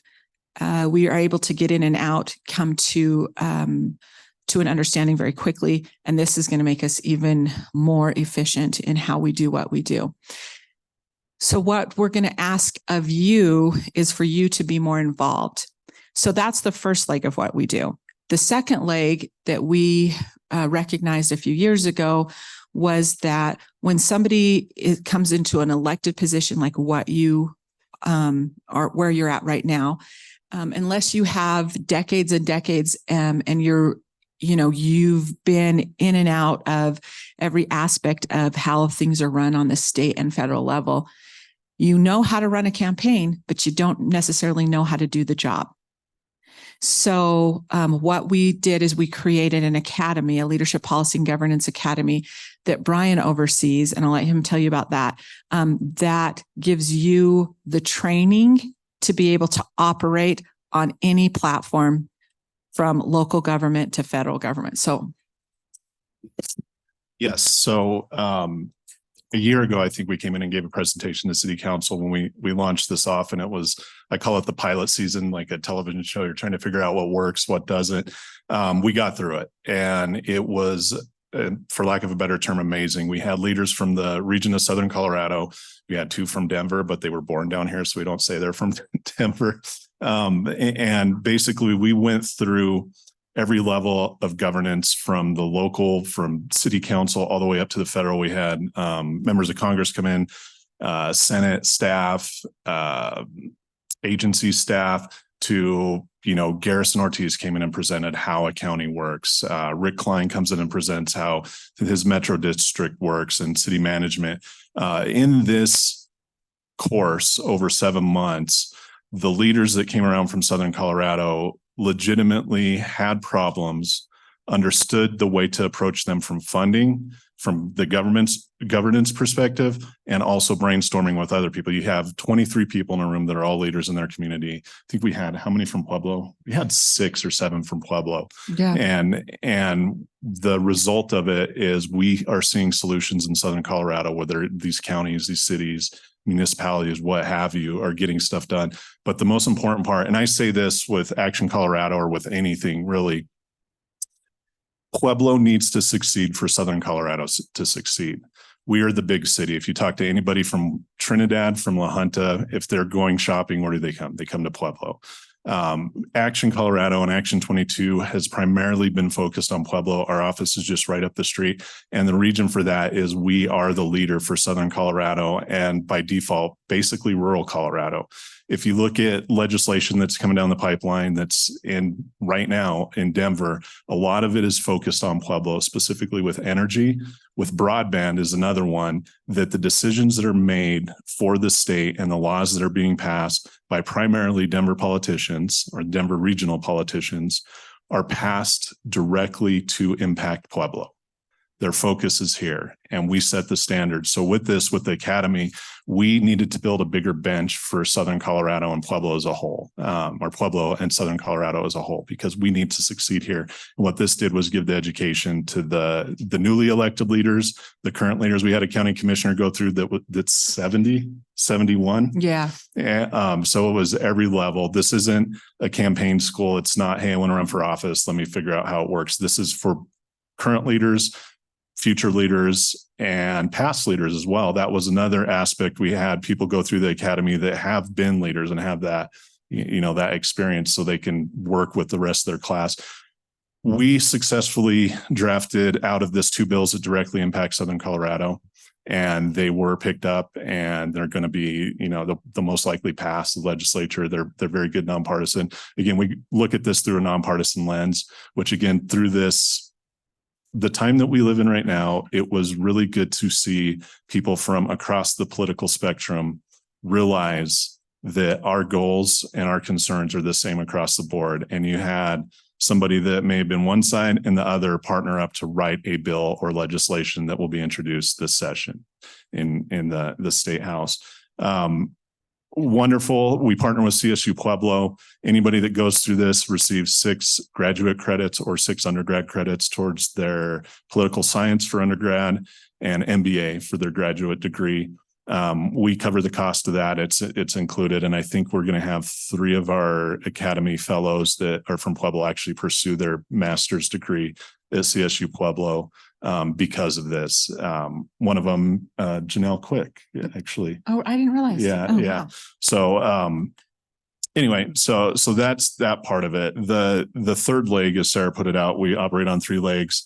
We have a podcast. I know everybody has a podcast now. You throw a rock. There's probably every other person in this room has a podcast, but we started this at the behest of our board for Action 22. It kind of blew up after that. We're getting roughly 10 to 15,000 listens a week, all from the Southern Colorado region, primarily from Pueblo. So probably around 7,000 from Pueblo tune into this. We went from bringing candidates on and just talking about what's going on to really start to get in deep with the issues and the legislation and bring, why are you advocating for this bill? Why are you opposed to it? To get that information. With all due respect to the Pueblo chieftain in the media market in Southern Colorado, we just don't have the coverage that we used to in 2018. 2018, our media market is basically Colorado Springs. You do have the chieftain, you do have some local newspapers. But when you go from having the 2nd largest newspaper in Colorado that is read by everybody, that covers everything, to that, or the current state of it. And again, I'm not disparaging the chieftain and what they're going through. We really needed to expand this to get that information out. And coming from a nonpartisan lens with that, And next week, what I'll be doing, or the week after, is just giving legislative updates 3 times a week. So you go on our YouTube channel, 8 a.m, you'll see my halfway awake face there explaining what's happening. These are the bills. This is the legislation coming down this day or this week. And this is how you can basically testify, call up who to talk to if you're for this, if you want to support it, or if you're opposed to it and don't want to support it, and let your voice be heard. I think of everything we do, that's one of the most important things, because there is a disconnect from what goes on up north. And I know this has been said many times, it's Denver versus rural, or, the big city versus everybody else. And I consider Pueblo rural. I know by definition we're not rural, but when we say rural Colorado, that includes Pueblo, and to a point even El Paso County. And if you live in the metro area in Denver or the Boulder region, if you get elected to office, going back to the academy, I have a friend that got elected to city council in Denver, and he goes, "Oh man, I'm going through like a 6-week boot camp. Like, I'm going to the legislature every day. I'm learning how this works. I'm flying out to the Senate office. I have the Senate staff coming in talking to me. City council has all this." And then I talked to somebody, it was at Lahana, one of the city council women there. And she's like, "I have no idea what I'm doing. I'm 6 months into the job. Nobody's told me what I'm doing or how to do it." And that's really what brought this up, because they have the tools, they have the education, and they have the mentorship in the bigger areas with the decision makers that are writing these laws and legislation that directly impact us. And they're ready to go. We get elected in rural Colorado. We're serving in rural Colorado. We don't have that. It's playing catch up constantly. And that's what this academy really came from. I'm tired of playing catch up with Denver. And again, I hate to say it's Denver versus us, but in reality, that's what it is. And the other part of it, again, the information. If you're in Denver and you're listening to the radio, or there's town halls, how many, you can walk to the Capitol, say, "Hey, what's going on today? What laws are being passed?" I'm going to walk, or drive 20 minutes and figure it out. We really don't have that down here for the average person to get that information, to say, there's 750 bills being introduced. All of them impact us in some certain way. How do you find out about this? And I'm really trying to provide that service to Southern Colorado as a whole, and rural Colorado, to tell you the truth. But again, it's based out of Pueblo. Pueblo has to succeed. Pueblo has to be at the table. We have to be heard, or else all of Southern Colorado fails. And going back to the stakeholdering process, there was a bill that the city was against, even the county was against, and the majority of our membership was against last year. And the person that sponsored the bill, we called this person, and I'm not going to say any names, said, "Hey, you're not talking to the people that this impacts. You're not talking to the city councils, the county commissioners, the mayors, the city managers." And the response was, the stakeholdering process was the ballot. So if they're not happy with me, they can just vote me out. And that was scary. And you have organizations like CML, CCI, that are big players in this. And even they're shocked right now, because if you were going to write a bill or introduce a bill, you would talk to Action 22 and our sister organizations, CCI and CML, in that order. This is how much they're talking to them right now. They still talk to us a bit, but we need to be louder so they listen more. But again, when we have CCI, one of the largest advocacy organizations in the state for outside of the Denver region, I think Denver is the only member that's not part of CCI. And they're coming to us saying, like, nobody will listen to us, but they're listening to you. Can you please help us with that? So that's, long story sort of long, how we came to this decision to expand, reinvent the way we're addressing this, change with the times, and be more efficient and proactive when it comes to the decisions being made north that directly impact and affect us in negative ways down here, and positive too. It's not all gloom and doom. There's some good things happening, and we're working with them. She brought up broadband. That's a big one. There's, if you're not aware, there's some very massive changes going on with how broadband's funded, how it's built out, who's going to own it, who's going to pay for it. And we've been very effective in getting them to back off on some of this stuff, and also raising up the stuff that would be beneficial for Pueblo County, for Southern Colorado as a whole. And going back, I appreciate what Sarah said about the veteran stuff. This is near and dear to my heart. I know Roger, you worked in this almost as long as I have when it comes to services for our veterans from a federal level to a state level. The VA Eastern Colorado healthcare system recently got rid of everybody in their leadership. And the UVC, which I am vice president of for Southern Colorado, the United Veterans Coalition, which controls everything veterans advocacy in the state, they are no longer interested, nor do they care about anything outside of the Denver area or Colorado Springs when it comes to veterans benefits. They are completely turning their back on us, and this is doom and gloom. The VA was going to shut down a lot of the clinics down here, which 4 of them in rural Colorado and Southern Colorado. It's on the list to get rid of them, which means that the Pueblo Veterans Clinic is just going to be inundated with, the veterans population of Southern Colorado. And if we think it's bad now for veterans, it's going to get worse. Luckily, we got them to hold off on that, but it's coming back in 2 years. And every clinic outside of Pueblo probably will be shut down going forward. And again, Pueblo is at max capacity seeing veterans. So what happens when you add another 27 to 45,000 veterans coming into Pueblo for care? And also our veteran population, which we probably have around 17,000 veterans in Pueblo. I know the census is around 14,000, but realistically 17,000. They're just not getting the care, and there is nobody to advocate for them. Mount Carmel's doing a great job. Some of these other veteran service organizations, but they're about to be very overwhelmed and they need all the help. And legislatively, there's some stuff going in that needs to be addressed right now to help our region out for veterans. And that's it for me. So our members who are the most successful are the ones that leverage what we do for themselves. They're the ones that call us. They're the ones that every time they don't understand something, they bring it, they say, what is this about? Or we need you to have this conversation, or we need you to do this. We're a very powerful tool in their box for whatever it is that they need to do. And they utilize us. And that's why, and we have so many people that do that, but every time we have people that utilize their membership with us in that way, and really almost kind of take advantage of us, that's when the most powerful stuff gets done. So I want the rest of this to be more of a conversation on how we can do better for you, what questions you have for us, how you want to leverage us. Just so you know, because all of you are on city council and the mayor's office, the city of Pueblo pays their membership of $2,000 a year. That's what you give us. It's not a ton of money. It's a little tiny bit.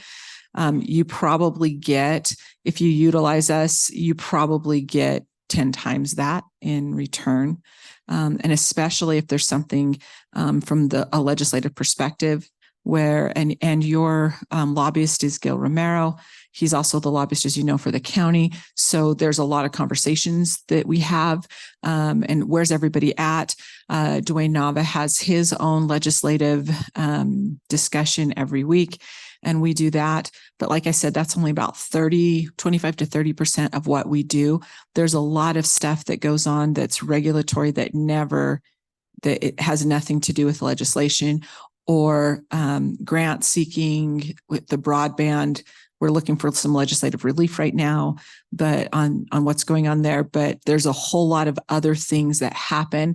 And so a lobbyist is for the legislative piece, and we love Gil. We have a great working relationship with him. Action Colorado's lobbyist pro bono is Mike Beasley. If you're in the arena, you know who that is. If you don't, you don't. But he's probably one of the heaviest hitting lobbyists up there. And then, of course, our biggest partners, to tell you the truth on all of these things, to Brian's point, when we're starting to have a call on, a call to action, it's CML, CCI, and Colorado Farm Bureau. Those are our closest partners as far as advocacy organizations. And then our members are our top priority. So that's how we operate. I'm sure we just threw a whole lot of information at you about what we're doing and the changes we're making. If you weren't familiar, then this is going to be easy for you. But if you were there, you might have some questions along those lines. But I just like to know what you guys are thinking, what it is how you'd like to leverage us in a more effective way, and how we're going to work on some of those things. We would really like to see one or two of you go through the academy. I think it would be incredibly powerful for you. You would be surprised. The work product is it's 2 days a month in person, but when you're done, you are required to write a bill. Then how to work with lobbyists to get that bill sponsored and introduced. You also have to testify at some point during the session, and you have to participate in some kind of a community capacity building project. So just so you know, we're going to take Heather's going to join us. I'm going to take her on a get to know you tour at the Capitol on Wednesday of next week. It's really important. Everybody's, wondering and paying attention to what's going on down here. They always do. That's one of the things that I think sometimes you all forget, that everybody's watching what's happening in Pueblo. Sometimes it's like with the popcorn and the glass of wine, but other times it's really because Pueblo does not understand their influence. They don't understand the leadership position that they're in. And I'm hoping that with all of you and a new council and a new mayor, you're really going to capitalize on that with the understanding, as what Brian said, it's not just about Pueblo, but it's about the whole region. So with that, what questions do you have for us? Well, that's why I invited you here today. I knew that you were a resource, and I don't know about the rest of my council, but I'm tired of being treated like a mushroom. Okay. And is it a mushroom with a red top and little white dots? No, it's a mushroom. Okay, just checking. In the growing process. Yeah. And so last year when you came, you talked about your leadership classes, but they were already filled. So I would like, for my council to discuss this and see who would like to take the leadership classes and where we get the funds from. And my suggestion would be council contingencies. It's really important that we as a council know Home Rule City. We're behind the 8 ball on that. And so we should know Home Rule City, because I think we've let a lot of things transpire in our community that we didn't necessarily have to, but that's just my thought, because I don't have all the background on Home Rule City. But how do we not have to go along with everything that is made up at the state capitol, and putting that in place? We worked under a different administration, and this is a new day. And council has the ability to do way more than what we're just being told we can and cannot do. And we'll learn that through the classes. And then also, it is a $2,000 fee that we pay you, but you have a lot more to offer us. We're just not a donation to you. I know you have a lot of resources. And with that being said, we'll see. Councilor Flores, we'll start with you. I wanted to, I got a point and then I've got a question. There was legislation last year. It was really environmental legislation that was really going to affect our steel plant here. At the same time, the governor was bragging about how much carbon had been reduced in Colorado, of which Pueblo made up 38% of that, because we've done away with coal in a big way. And I just wanted to show you that example of how far off the people in Denver are, and they don't really care how it affects our jobs here. We're right in the middle of opening up the large, long rail plant. And here they are picking on probably one of our biggest employers. But that's an example of how the northern part of Colorado just does not understand what we're doing down here. I appreciate that. And then I'll let you get to your question. I'll tell you one of the things that's most frustrating for me, especially when we're talking about some of these environmental issues that come up. Every time I go up to testify, there's somebody who's actually not from Pueblo who speaks on Pueblo's behalf, who says, I'm from Pueblo and in Pueblo, we feel this. And I get up and the legislators know, all the legislators know who I am. All the legislators know what we're about and all of that. But what goes on the record is testimony saying that they're from Pueblo or saying that they're speaking on behalf of Pueblo, and they're not. So that's a big chunk of why I need you all more engaged. So, and then what was your question? I'm trying to figure out how the city could integrate itself in solving problems, with utilizing our lobbyist, utilizing you as Action 22, maybe our grant writer. We have probably the best grant writer along the Front Range, I believe. And here's one, and the way that you could answer this question is, let me give you a problem. And that problem is, let's say, homelessness. Okay, which is a big deal everywhere. And it is common for people to come into chambers here and just birate us every meeting about what are we going to do about homelessness, et cetera. And it becomes a really big issue and a really big problem to solve. But if you start analyzing, cities were never intended to be solving this problem, but we don't have any funds that of any significance. So if you take that picture, now take this other picture, okay? What are the three main reasons why people are homeless? They've got mental health issues, addiction issues, and obviously housing issues. So if you look at all these organizations and you follow the money, you're talking the amount of money in this community for mental health, addiction, it mirrors, it is a much larger number than our revenue that the city collects. But they don't have the audience that we have.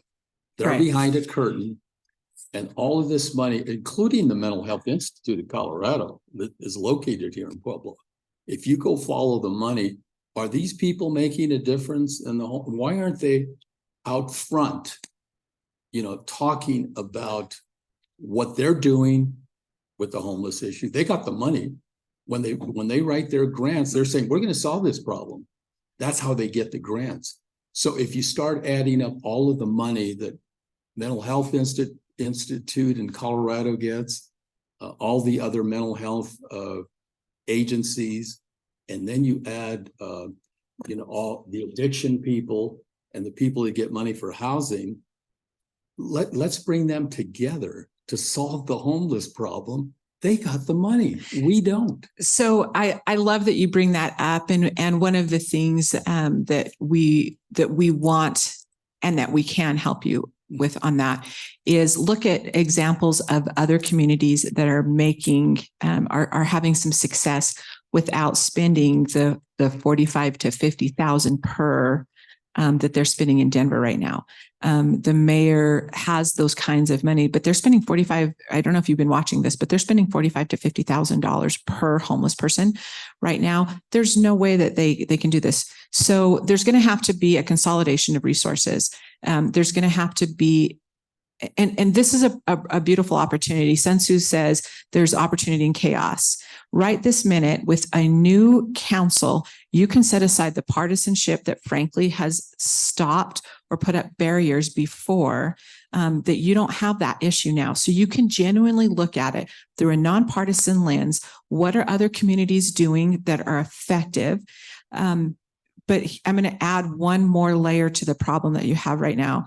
You've got to get this figured out in the next, you've got to get a clear plan and strategy with the mayor figured out in the next 18 months, because if you don't, you're going to add the migration issue to that, and it's going to break your back. You've got to figure it out now. So we can sit down with you with other communities, some other people. We had an extensive conversation with Kathy Worthington in Canyon City. They're having some success out there. It's going to take a set aside of egos, but a bold approach to do this. But it's really about what's working other places. How quickly can we use what we've got to make some things happen? And then you've got to be brave and say, we're going to have to experiment a little bit. We're going to have to go in and say, let's see what works and let's see what doesn't for our communities. And I hate to be a little black rain cloud and say, you've got to have this figured out in the next 18 months. It may be less than that. You may have to have this figured out by the end of this year, because that is going to be the next big problem is, the homelessness and migration, immigrants coming in. That's two different things. And it's not a political issue. It's a fact right now. So there's a lot of ways we can help you do that. And so we hope you utilize this for that. Thank you. Counselor Martinez? Thanks, Sarah and Brian, for all of that information. So I have several questions. One, what are the two bills that the fellows are putting forward? One of them was modified a little bit, but it was a veterans bill because we had some veterans go through, and it was actually mental health. So it was free fishing, hunting license, camping for veterans, specifically get them outdoors. If you know Jacobo Varela, who works closely with the Veterans Court here, that's his biggest thing is to get veterans outdoors, get them fishing, get them camping, that sort of thing. So they're modifying it. So it's going to be free camping days for veterans and discounts on certain things when it comes to fishing and hunting. And they're working with the nonprofits for veterans' mental health. And then what was the other one? There was a family law one, which I'm not a lawyer, and it just confused me because it was like 38 pages of basically abuse of funds when it comes to like the free legal help, legal services for parents going through divorce, custody. And they found that there were some corruption. Basically, if you're in a smaller town and you get divorced and you're having a custody battle where one person has more money than the other, and it's very complicated. When it was explained to me, it actually made sense. And then when I took it to the legislature, they're like, this actually makes sense. We just don't understand the legalese of it. So it was fixing some of the custody, family legal stuff in divorce cases, specifically for smaller towns, because when there's two lawyers in a small town and you're getting a divorce, you probably know both the lawyers, but it impacted legal services in a positive way. And were those bills passed last ledge session, or they're on the docket this? They're on the docket now. The other big one too that was directly related to the veterans one is I'm working with the DMVA for funding a one source shop here in Pueblo for veteran services. And that was going to be a bill, but that's more of a budgetary request. So that's in the budget, and it is going to be in the budget, just not this one, but that came from the academy as well. Great. Those aren't the only bills we work on, by the way. Yeah, That's just the academy. And there were some other ones from the academy that we found out that the legislature was already working on some of it. What it did was kind of give a legislative priority snapshot for us. So when we brought these bills up, they're like, oh yeah, we're working on something like that. And we're like, oh, you are? Well, read how we put it together, how it impacts our region. And it influenced a lot more legislation, but those two were the main ones that's like, hey, this is a brilliant idea. Let's introduce this. A couple of weeks ago, Mr. Romero brought forward Representative Winter to talk about one of the bills that he's proposing this session around exempting state sales tax on infant and child products. I'm curious if what your chamber is saying about it and if you're taking a formal stance. So that's Faith Winter's bill? No, Ty Winter. Oh, Ty Winter's bill. Okay. I was confused there for a second. So, here's the really great thing about Ty Winter. He brings stuff that's his constituency brings to him. A lot of the Denver lawyers or Denver legislators bring stuff that comes from outside, and they're trying it on for size. We are going to be supporting that bill. Okay, great. We don't know what what he needs for it. It's a really good bill. It's exactly what's needed. And it's very conscientious of what's happening. Here's the problem with Ty Winter. Ty Winter's a Republican. So what we're seeing right now is a trend. And again, we're nonpartisan. We're just telling you what we're seeing. That bills are being stopped or held over or whatever because they want, they don't believe, I mean, it's a super majority. So they don't, Yeah. So it's a partisanship thing rather than being, okay, this is what's a good thing or it's a bad thing. It's who's going to carry the bill. Yeah, and it sounds like a really great bill. It's a great bill. I believe it's on our agenda coming up to be to vote on it if we're going to support it or not. I believe Miss Lano is nodding yes. I think it sounds like a great bill. So I'm glad and happy to hear that you all are putting your kind of weight and power behind it to support it as well. We are to push it through. So one of the things that you'll see a lot, although they don't all like to say it, I have a lot of legislators, and so does Brian, and local officials that use this as a resource. So they'll just call us. So we're in contact on a fairly regular basis with a lot of these legislators. And then the other question that comes up for our lobbyist is, where's Action 22? Where's Action Colorado on this? So there's a lot of strategy into helping get a bill through. So we're going to help him in every way we can. We love it. We're going to do it. I don't know what's going to happen with it. So he's shopping it and he did it. But that's one of the things that when we say somebody's a really good legislator, they're listening, they're doing what their constituency is needing them to do. And Ty's one of those. Well, I guess for your awareness, the city may or may not then take a stance on that bill too. And Mr. Romero can then communicate our stance with you all. Yeah. Moving forward. Absolutely. Talking about funding, I'm curious, grants are so crucial to municipalities' budgets. Do you normally help with CDS requests? Because Hickenlooper's office and Bennett's office are just coming out with CDS requests. What is your work there? And you're talking about congressionally directed spending. Yes. Funds. So we feel like you should go for it. Yeah, we provide letters of support and for we it. provide letters of and support. And it's a lot of them, the way they're looking at it is regional. So collaborative letters of support versus just one, agency supporting it. So we offer the component for a regional letter of support saying this would be good for you getting it. So there was far too much money left on the table that CD3 did not get last year and in previous years. And that's one of our hot button issues that gets changed. That this region gets the money. There's no reason for them not to. What's really great about congressionally directed spending is that it is designed to fill some gaps that otherwise there'd be nothing. So that's a big deal for us. Go for it. We will write letters of support, and then we'll go out of our way to have the conversations with And I really believe whoever the new congressperson for CD3, all of the candidates we've talked to so far are also in support of doing that.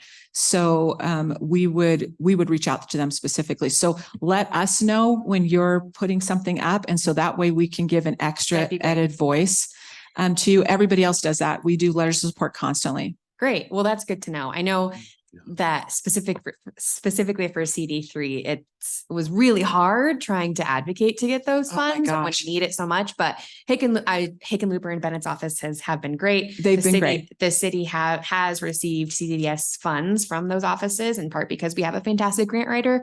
So it's good to know that you can make calls and do letters of support. Yeah. So you just have to let us know. But often we'll get a call and they'll say, what about this? These are these projects, and they'll ask us our opinions on them too. So yeah, let us know. And then I guess my last question or ask is, as you know, we obviously have a vacancy on council now. I'm curious if you can send the application to the 6 fellows from Pueblo, given that they already have the training and the, a really good foundational base of knowledge. They might be really great applicants. Oh, that's a great idea. I know one that would be great, but I don't know if his job will let him do it. because I already had the conversation with him, but I will definitely get that to Oh, the yeah. fellows. I know who you're talking about. Yeah. That's a great idea, actually. Anyone else? Mr. Gomez? I Yeah, mean, Counselor Gomez? the veterans issues get me, Ryan. You've known me for a while, and just Action 22, kind of my brain reminds me that we lose 22 veterans to suicide every day in this country. And I'm sickened by the fact that they're going to start eliminating programs. So that's the main issue for me. And it's not only that it's Pueblo, but the fact that we live in the home of heroes, this really bugs me even more. So for what it's worth, I just want to get that out there. President Ayla. Yeah, thank you guys for presenting this morning. That's very good information. I will give a little follow-up to Counselor Flores. I was informed last night through the sheriff and the mayor that that the county was already contacted to accept the bus of immigrants. So it's happening. You don't have 18 months. We need to come together as a council first and decide how we're going to deal with that and move forward. And, you know, that's neither here nor there about this presentation, except that I'm telling you that it's happening now. The other thing I want to say is that I am so glad that you came here, because I was on council for 4 years and had no idea what you guys even did. So it's very disturbing that we spend $2,000 a year or whatever, we're members of this, and nobody on council knew that we had a line of communication that was open that nobody knew about. For anything to be successful, there has to be communication. And I mean, that's the bare minimum that it takes to move things forward. You know, you need that communication and that collaboration. I would strongly suggest that as an organization, that Action Colorado gets very proactive with city council in the sense of emails, newsletters, whatever it is. Obviously, CML sends us information every week. So we can look at that information and say, wow, this is a big deal to me. I might want to bring it up to council, see if we want to take a position on something and move forward. But quite frankly, Action 22, when it was Action 22, never came to council when I was on it before and said, hey, here's something coming down the pipe. You guys need to take a position. This could really affect you, or how do you guys feel about it? So I'm very encouraged about the fact that this is here now, and you guys are going to be very proactive and move this forward. I think the program that you have in place will be super beneficial for people that want to get into government. It's always a joke, you know, it's not a joke either, but it's always disheartening when people want to get elected and they get elected and then they had no idea what the heck they were in for. And the story you're talking about, somebody 6 months down the road or 8 months down the road, still not having any idea. And they're actually a legislator that's sitting there voting and taking the taxpayers' responsibilities and not knowing what they're doing. So that's a huge, huge deal. And I'm really happy that you're doing that.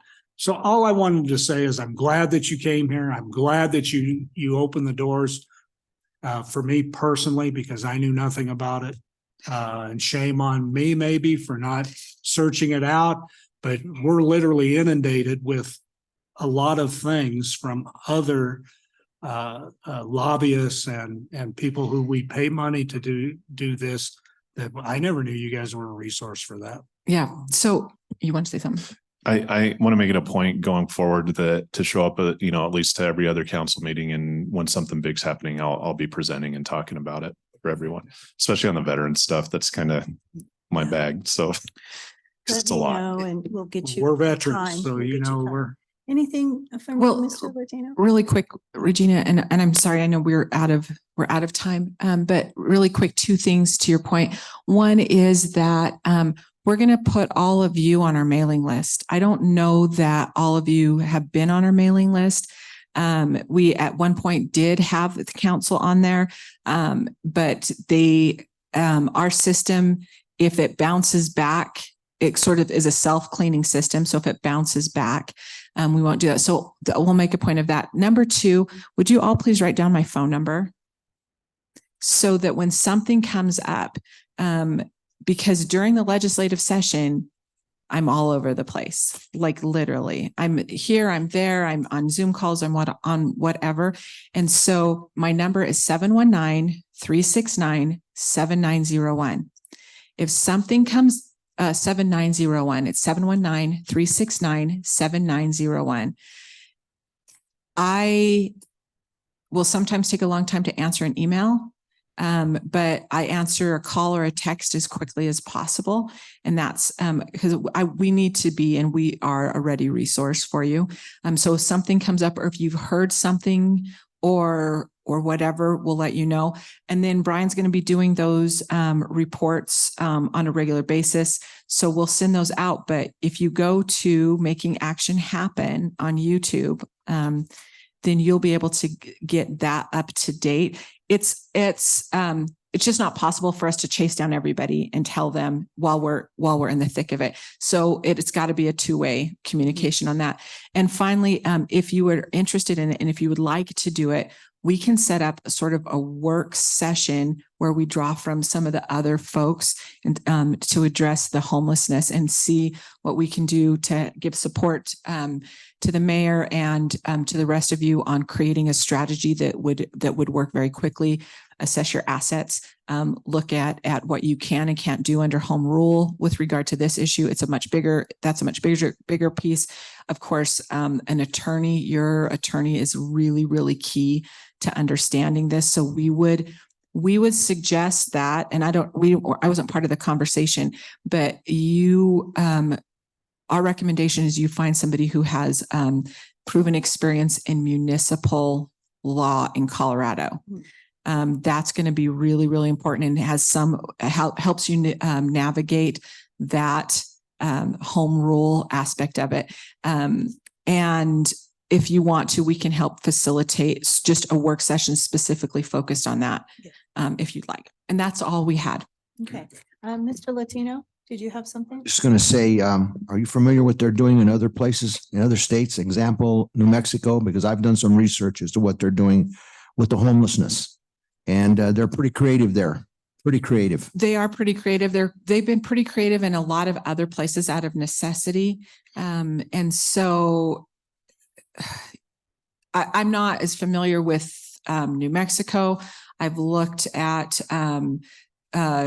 Utah. I've looked at Virginia. I've looked at Washington, and what's working and what's not in those areas.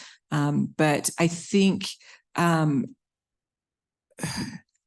because Colorado fiscal policy is unique in the country, what you're able to do is I would look to cities or communities in Colorado first before we look outside, because you're going to be able to maneuver that very quickly. If that And what makes they're sense. doing is they're sending those from other parts of Colorado to Pueblo. That's what they're doing. I've got experiences outside the city of Pueblo, having worked in education in all capacities in the largest city in the state. So, No, that's absolutely true. And they've been doing it for decades. and I live close to the Fountain Creek, and I've done some research as it relates to that as well. And they're doing things in Texas, the same thing. They're being creative.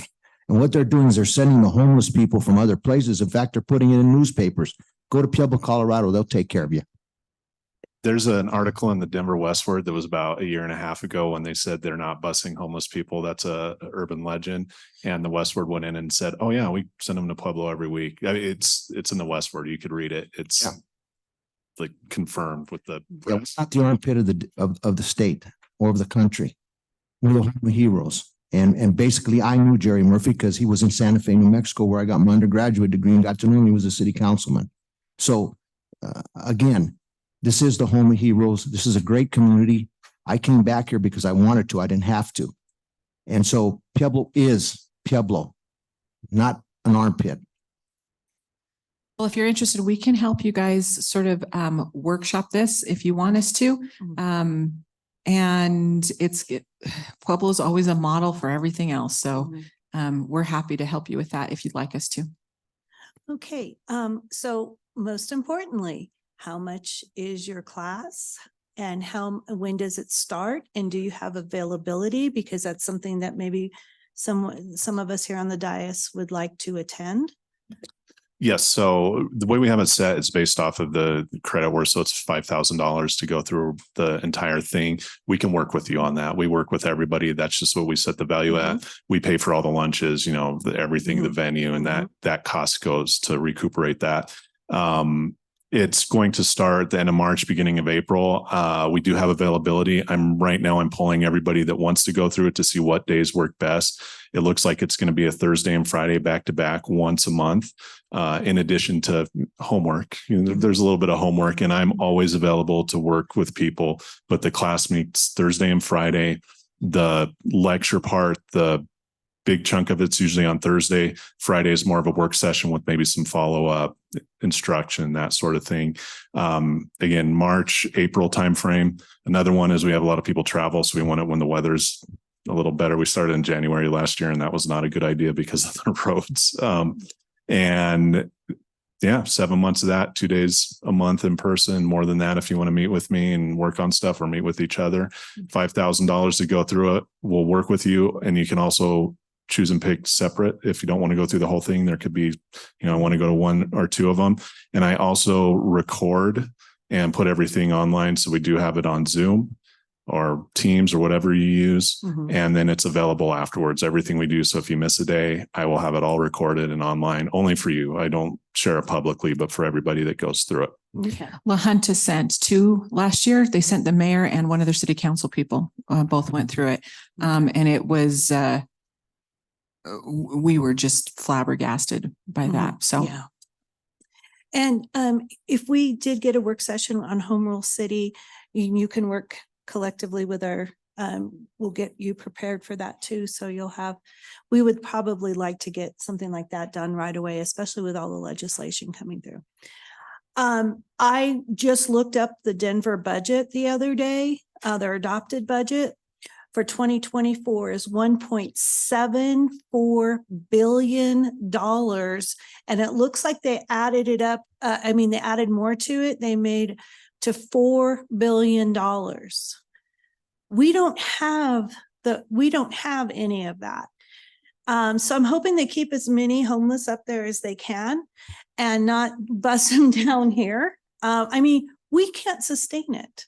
We just cannot figure, so we have to have those alternative resources and maybe work with some other municipalities that are doing something, because we've had a homeless, the coalitions here and everybody's like, oh, well, that's all I ever hear, is, oh, well, can I have money? Can you give us some more money? And it just has grown. We invest heavily in the nonprofits and it just keeps growing. So we have to start taking some action, especially with, it was September when I have friends that work for Department of Corrections, and the governor had put out to the officers an email asking if they would volunteer their time to accompany the buses to move the immigrants out of Denver to other places. Just kind of left it open-ended like that. I saw two emails from two different people. And so it's been in the works for a long time, and it is getting worse. And, it's really important with my ordinance that's coming up with busing. They just can't drop them off anywhere, because they have to be designated stops by the PUC, because we have to have some sort of enforcement. We have to take some measures.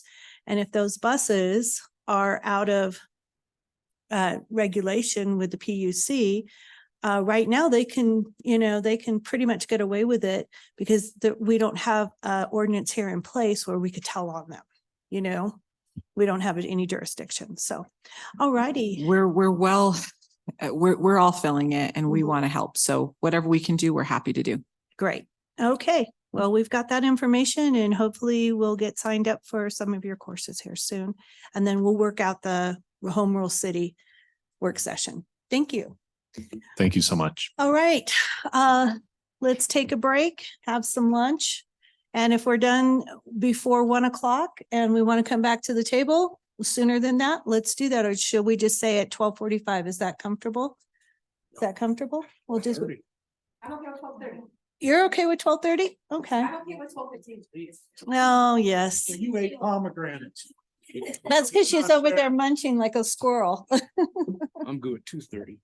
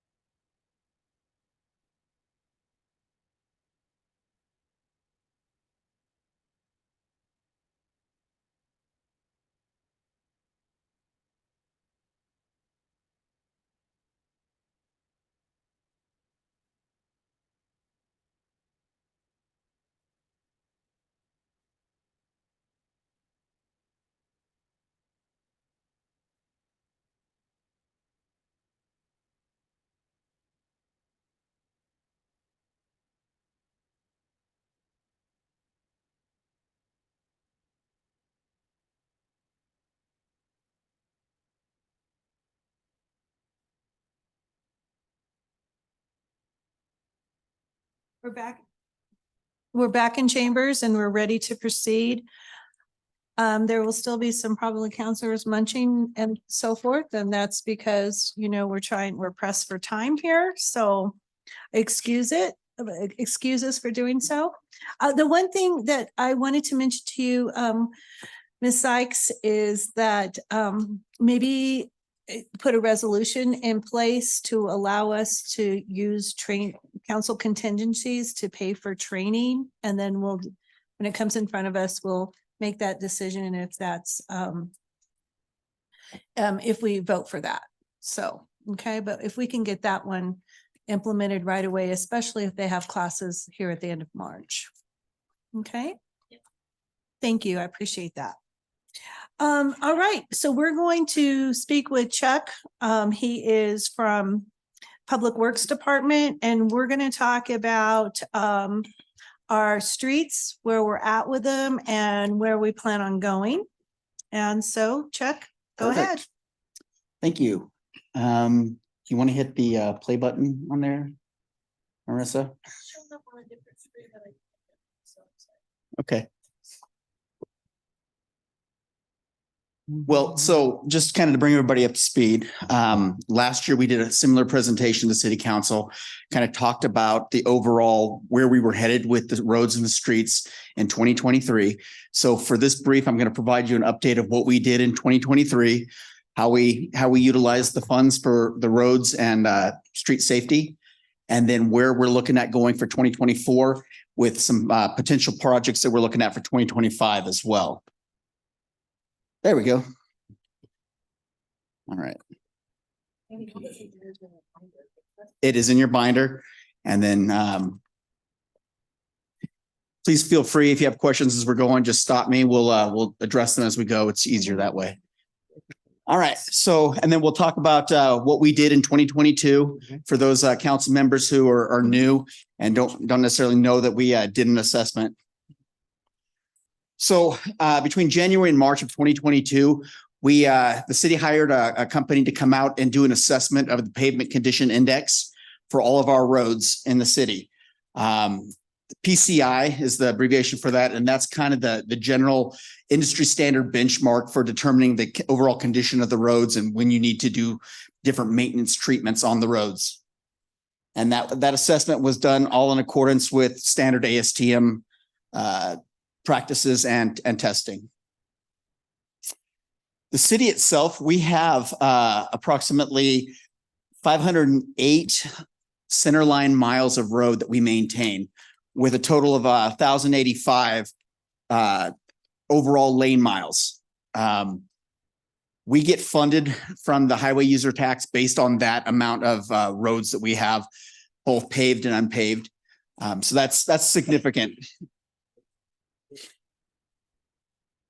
So in 2022, when they did the assessment of our roads, the overall condition of our roads was a 62, which comes out about a fair standard.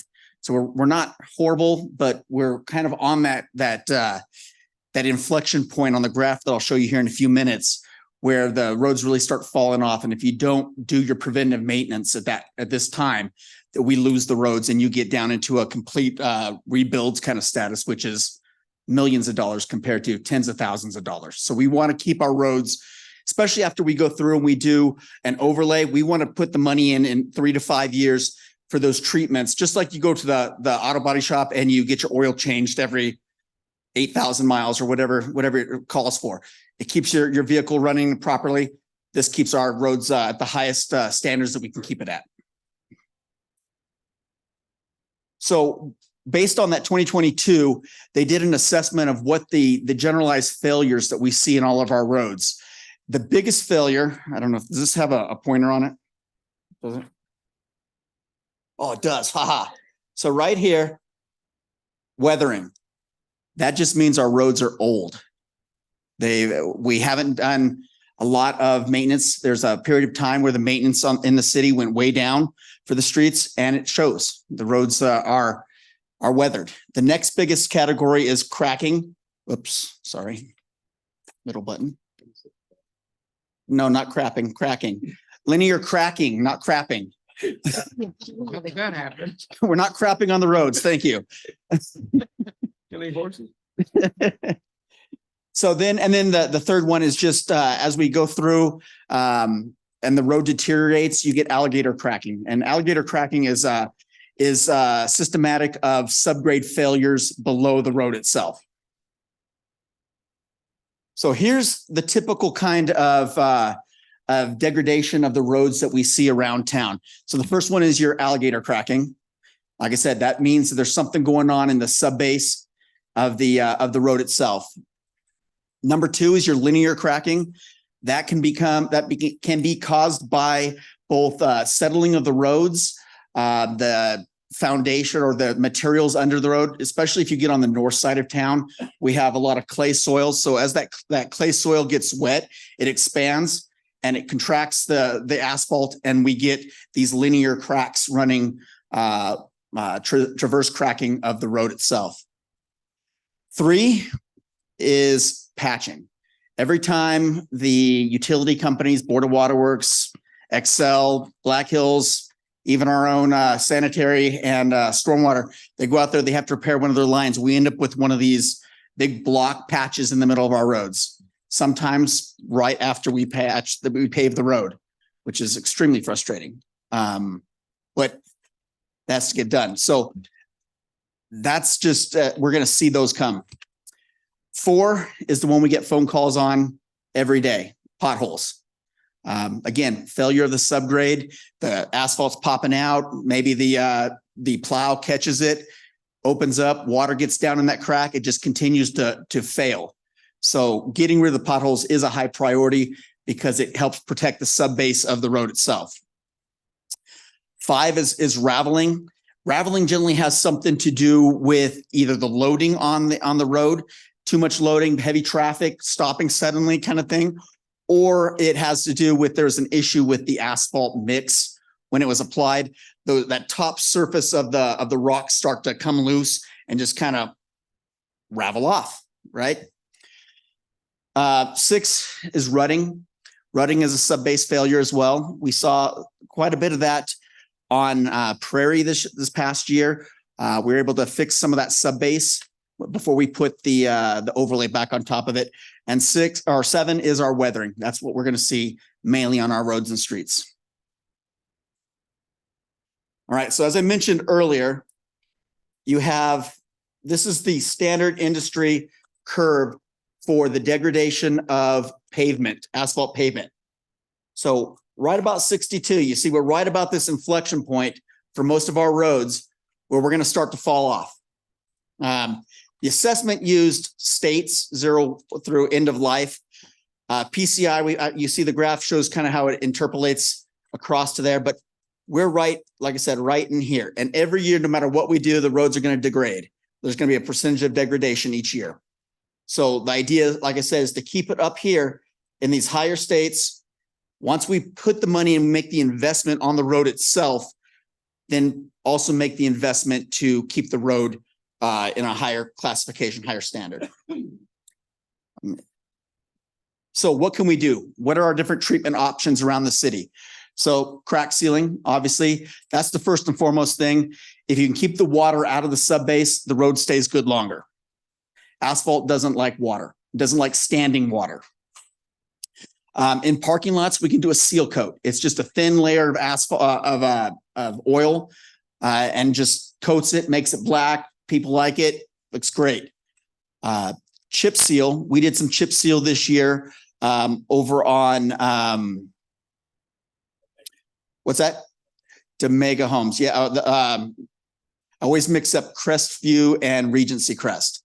The ones that end like Cherrywood, Maplewood, we did some chip seal down there. Chip seal puts a new surface on the road. So you have a new wearing course. You fill in the cracks. You get that taken care of. You seal it off. You put an emulsion on it, and then it has that additional asphalt layer in it to give you the traction, to give you the longer life wearing surface on your roads. Slurry seal, just like it says, it's kind of just oil. It fills in some of the cracks, fills in the things, but it doesn't provide you with a new wearing surface.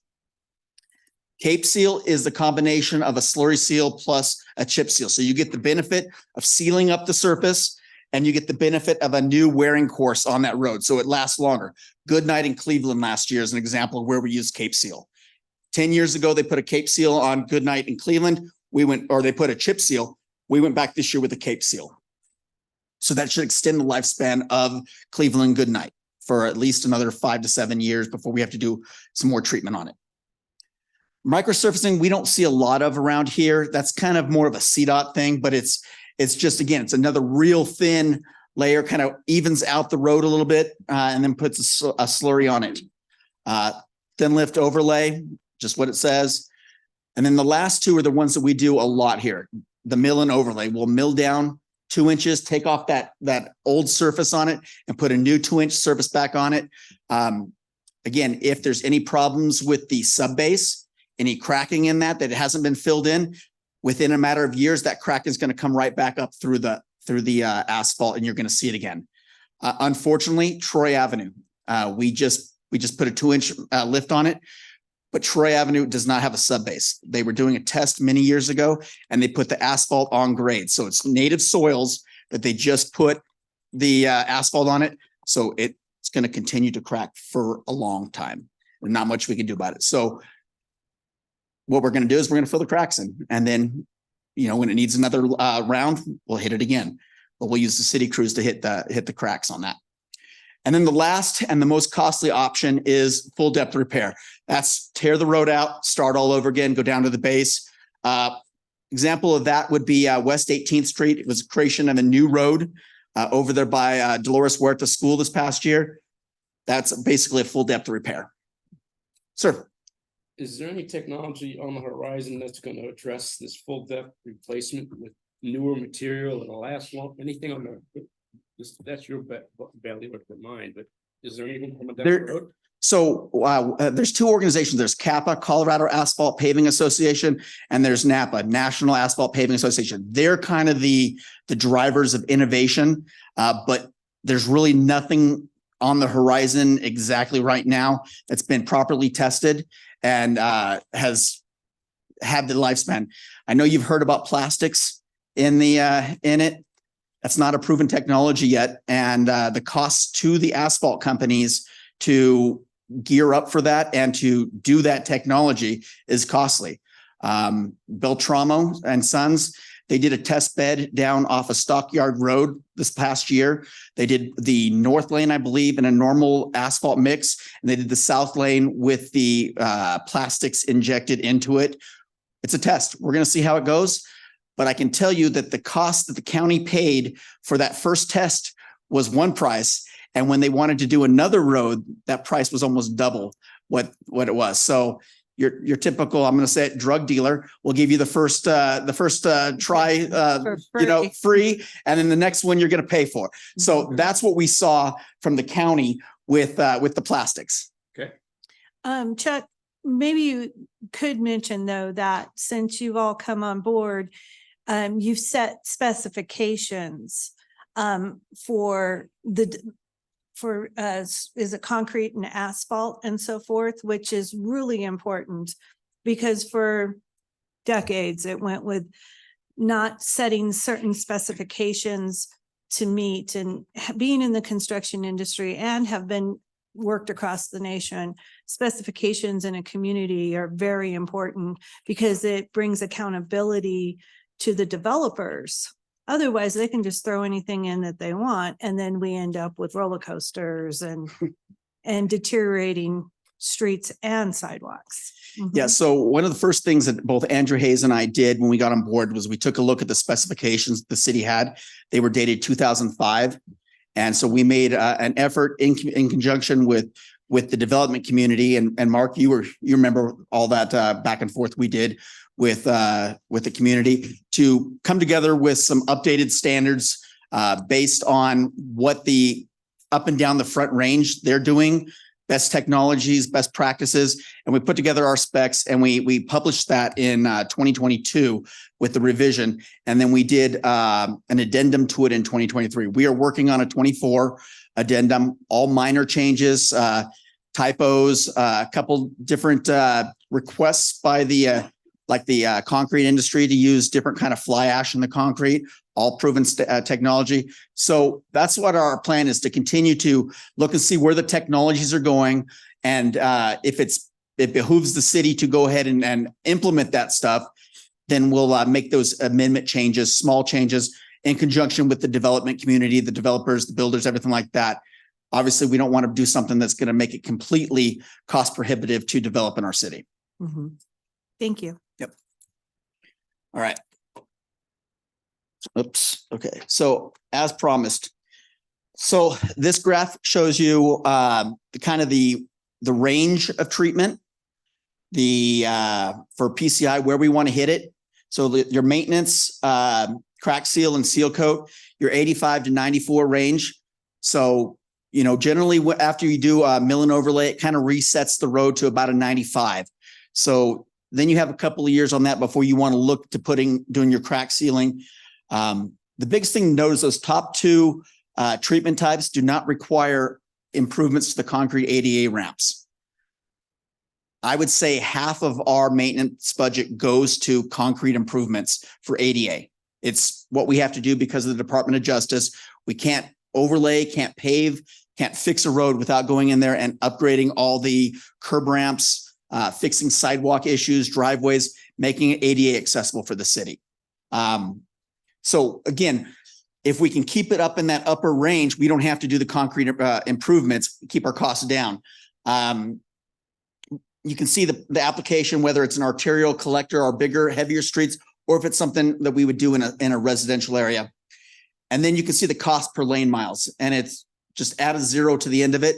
And you can see, you know, every lane mile, it's going to go up as we degrade, and we have to get down to that 1 million plus the concrete improvements when we get to a full depth repair, a major rebuild. So again, I'm going to hit it again. We want to stay the course. We want to keep that maintenance as in the foremost of our efforts. We were talking about, excuse me, we were talking about the chip seal that you used in Dominga Homes. I noticed that you're saying that the cost per lane mile is 10,000. And then you look at the milling overlay, it's 10 times that amount at 100,000. Why don't we do more chip sealing and get more lane miles? We are. And last year, 23 was the first year that we've done any kind of maintenance program. Unfortunately, there's only 2 contractors up and down the Front Range that do the preservation, the chip seals, the slurry seals, that kind of thing. One is A1 Chip Seal, and then I don't know the other one. The other one works more towards the Fort Collins area. So unfortunately, that means that they kind of dictate the pricing as well. But we did use them. They did the Regency Crest, they did the Crestwood. We did maintenance treatments. And that's why when I get to the how many lane miles did we affect this year, you're going to see we jumped way up because we did a lot of streets in the residential section in those areas. The other thing you did is that you didn't show that as what a problem, but we have a lot of roads that it looks like every 100 feet there's a rut. What causes that? It's almost like utility companies. No, I'm not talking about. I'm telling you, utility companies is the biggest problem we have in the city. Board of Water Works, anybody like that, they come out, they're not compacting it properly. They're not getting the proper compaction on their utilities. And then over time, we start to see that divot.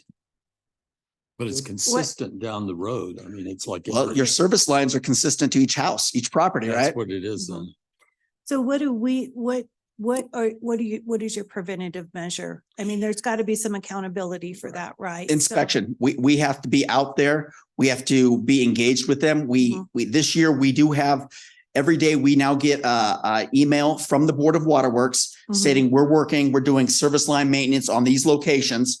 It does twofold. First, then we know where the traffic closures in the city are, so we can let our emergency services know there's road closures. But 2, it also allows me to send out my inspectors to drive by there and keep an eye on it. I'm going to give you a prime example. Look at Northern right now. I guess I don't need to say anything more. I see enough heads nodding up and down. It's horrible. And that was a Board of Water Works project to upgrade their service lines in preparation for us to do a mill and overlay. But Pate Construction.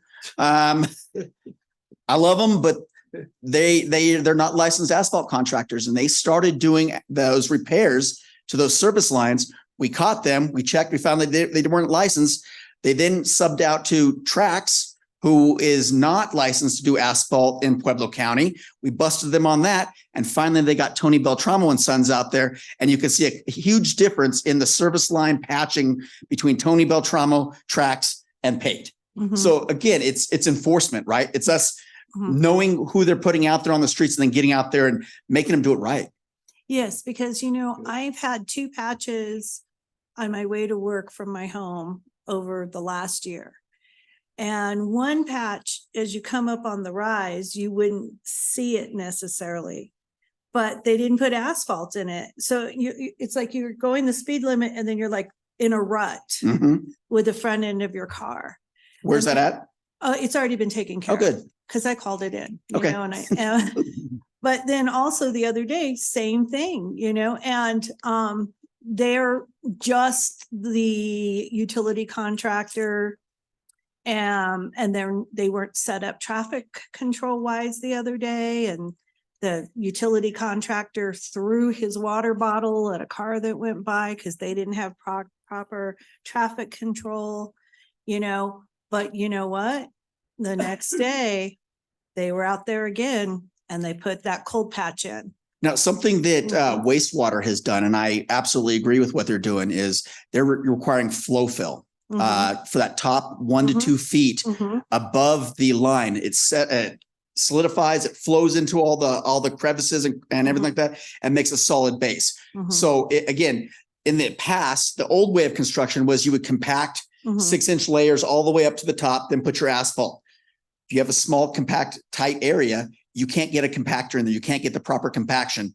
It's cheaper to do that. They don't want to use flow fill, but as we require them to use flow fill, we don't see as many problems with the utility service lines. Yeah, the enforcement is very important. Otherwise, everything that we're doing here, as far as upgrading all the streets and so forth, that's why I'm nervous about 24, because we did all of that repaving. And now we're trying to put utilities in for all the new infrastructure for the, everything that's going on the other side of 24th and so forth. So it's really important. I'm glad that you guys are on that. It really makes a difference. Thank you. Any other questions on this slide? All right. All right. So the budget models. So these are current as of about 3 weeks ago. Using the funding we did in 22, 23, and our anticipated, our funding for 24, because we've already had that approved. The upper left model is what our road conditions going to do if we continue putting just $10 million a year in for the next 30 years. And you'll see it's going down. Can't help it. It's going to continue to go down. About year 20, we finally get enough of the old roads repaved, fixed, get everything ready. We start to climb back up and get out of the hole. If we go back to what we did in 21 and previously, where we only put $4 million a year, 1.5 million from HUFTA and 2.5 from the city. If we go back to that model for $4 million a year, you can see that at about year 20, we're down to a 20 on our PCI, which if we go back, a 20 on your PCI is below a state 5, almost a state 0. The road's toast. You're rebuilding the road. Now, the only way to improve on this here is not cheap. And I'm not suggesting we go down to this model, but I wanted you to see what it would take for us to start improving our PCI sooner than the 15 to 20 year mark. It would take, for the first 5 years, a $24 million investment each year. Then years 6 through 15, it would take a $20 million. And then 16 to 30, it would take 15 million. We ain't got that money. I know we ain't got that money. I'm not asking you for that money, but I just wanted you to see what it would take to improve to an 82 if that was our goal.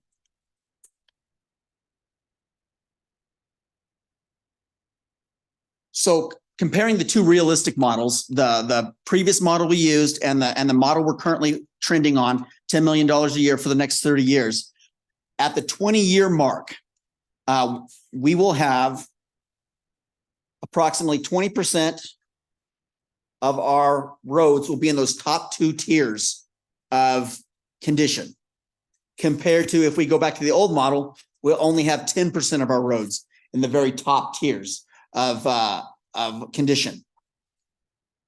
The first model, between that state 1 and state 5, we would have 50% of our roads compared to 41% of our roads. So our roads are going to last longer. Obviously, the more money that we stay the course, keep our money in, we can maintain them, fix them, do like Dennis says, put more money in the maintenance and keep the roads that we've put the money into it, keep them good longer. So this is the graph of streets maintenance from year 2002 to 2023. And you'll see that our number of miles that we did per year hit rock bottom in 2019. We paved no roads in 2019. And since in the budget year 2022 is when we put $10 million a year into our roads. And you can see how much we've improved. I'm going to call it blue. You might tell me it's purple. I don't know, colorblind. But that's the lane miles tracker versus the other color, which is the total miles. Mhm. What color is that, by the way? 13 to 2019. What was the reason we didn't do any repair? That's a great question. I don't have that answer for you. I joined the city in 2020, end of 2020. So I don't know why we didn't put any money into the roads in 2019. I would. Ms. Solano, isn't that because there wasn't previous to the administration, there wasn't really a budget for roads? Madam Chair, I'm sorry, I don't know either. I came on board in May of 2019, but maybe Councilor Flores or President Aliff might recollect what happened in those budget years. They were very lean years. You can go back into the budgets. You can look at the history. It's printed in our book. Mhm. Plus you can research it online. You can go back over the years. But the reality is everything that was budgeted for roads in the 2010, 2008, 2009, if you remember right, we hit the Great Recession. Yep. Mhm. And then they had to take every dime they had and budget it to personnel to keep people working, to keep the city open. So what happens at that point is it takes time now to build back up. The economy had to turn around and things happened and money started to become available. And it took a lot of hard work to try and figure out what we were going to do with the Highway User Transportation Fund money. Mhm. That was going towards personnel expense and not going towards roads.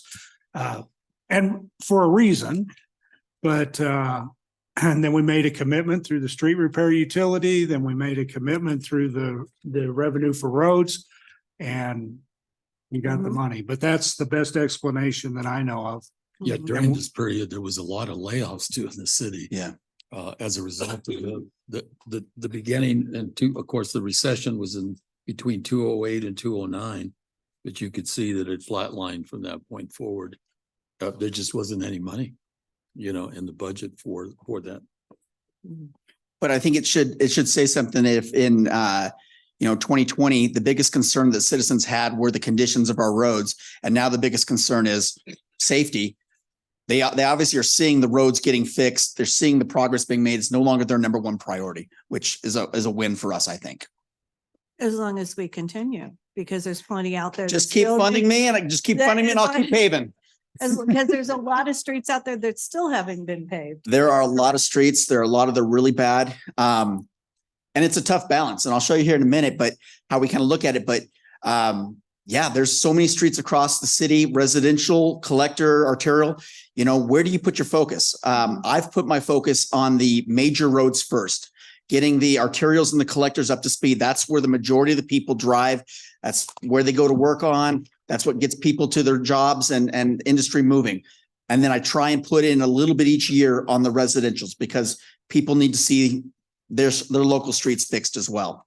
But my priority has been collectors and arterials. And you'll see that's why we did Grand. That's why we're doing Court, Greenwood. I'm forgetting one. Maine will be next year. Yes, because We still have like 1,100 miles to go, don't we, according to the We, assessment? we got a ways to go. Yeah. Mm-hmm. Okay, thank you. All right, so this here, this graphic here shows you since 2022, the project locations for streets and roads where we've been across the city. Again, my goal has been to spread the love across the city. Every part of town needs something, needs repairs, needs improvements. So that's how we've looked for projects that we could lump together. The assessment program spits out a big catalog of, hey, here's roads that are in this category. These roads need to be milled and overlaid, but they do it by little sections. Every block is a section. Now, obviously, if one section on the road's bad, I don't want to mill and overlay the whole section. So I look for portions of the road that the majority of I can do a long stretch. That's where we see the best bang for our buck when it comes to the asphalt paving. They like to get out there. They like those long stretches. We see discounts when we do longer stretches of asphalt. So this is the laundry list of what we accomplished in 2023. Kings Royal, Joplin, Baltimore, Cheyenne, West 11th, Prairie, Northern from Prairie to I-25. And then in progress is these are concrete, I'm sorry. And the concrete repairs on Court will be starting at the end of February. And then all the different residential, individual kind of curb ramps and sidewalk areas that we did.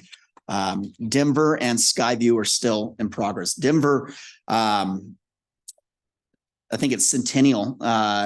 They've been rebuilding the school there. They've been pumping a lot of water into the curb and gutter, and it basically destroyed our curb and gutter along Denver. So we put the project together to fix the curb and gutter there, get the water to flow, and then we have it, instead of going around the corner and going all the way down 32nd and hitting Skyview, we went ahead and we put a cross pen in so we can split the flow of the water, reduce the amount of load on Skyview, which those people at the end of Skyview right there at 29th were getting tons of water overflowing the curb and gutter in a large storm. So we're looking at those areas where we can improve the quality of life for the local residents.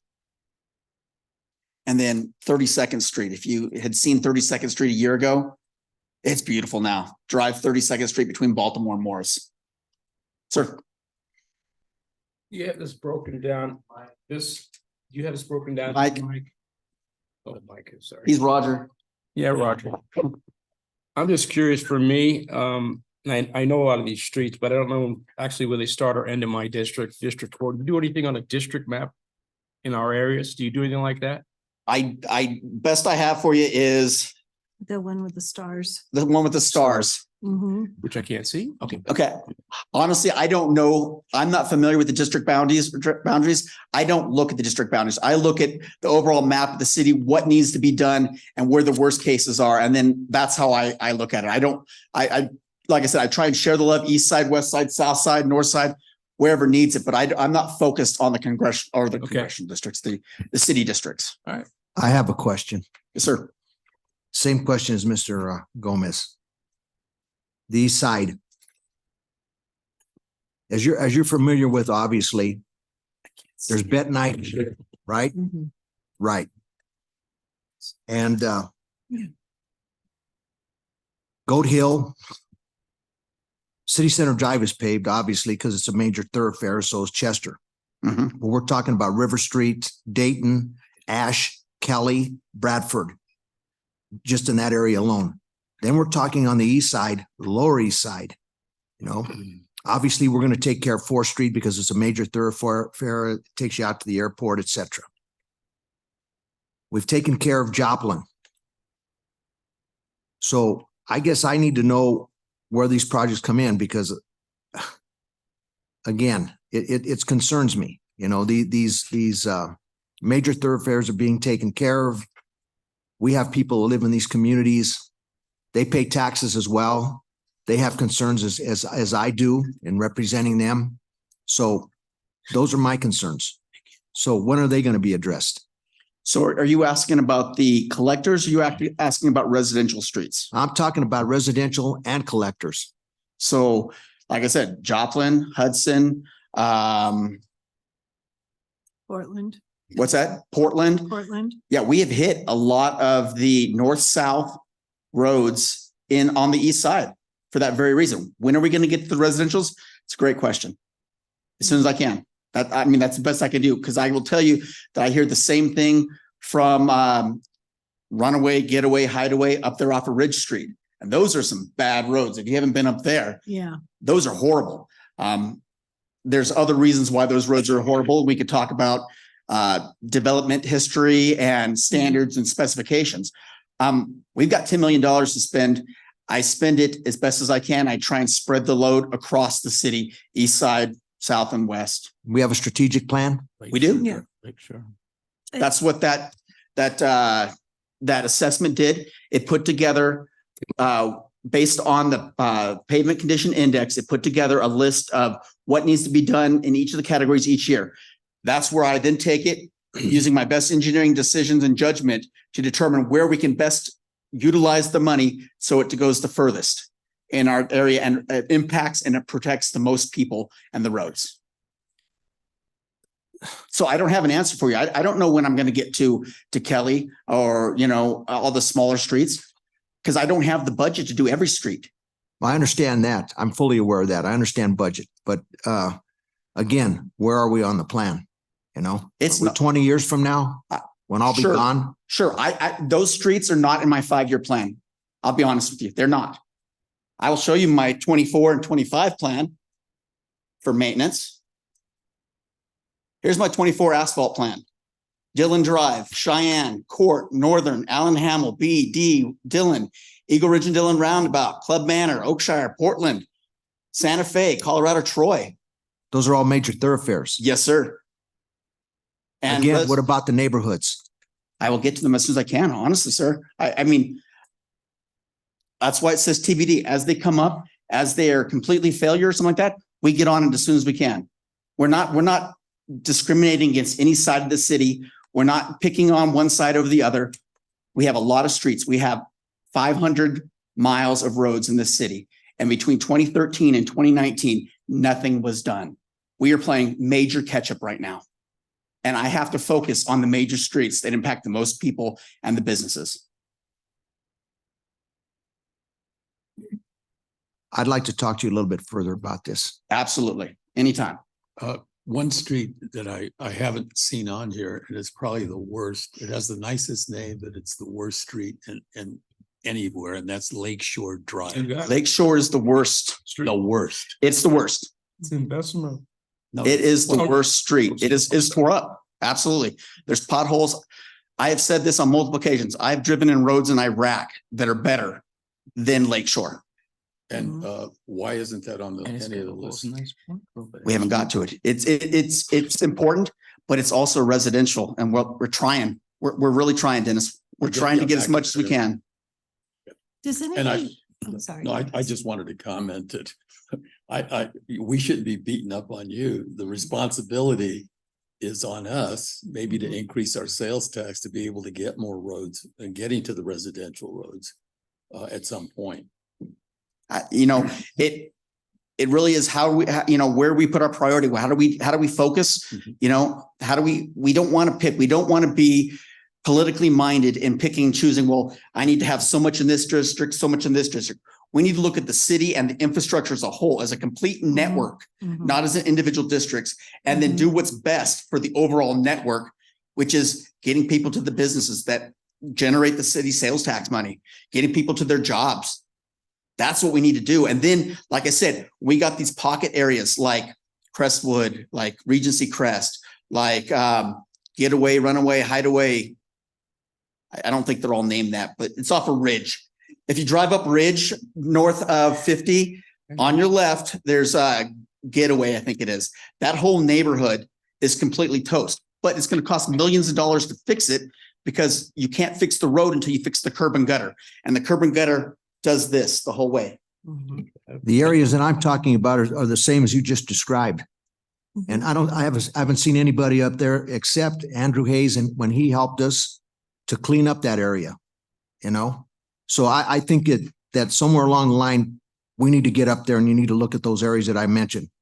Dayton, River, Ash, Kelly, Bradford, River Street.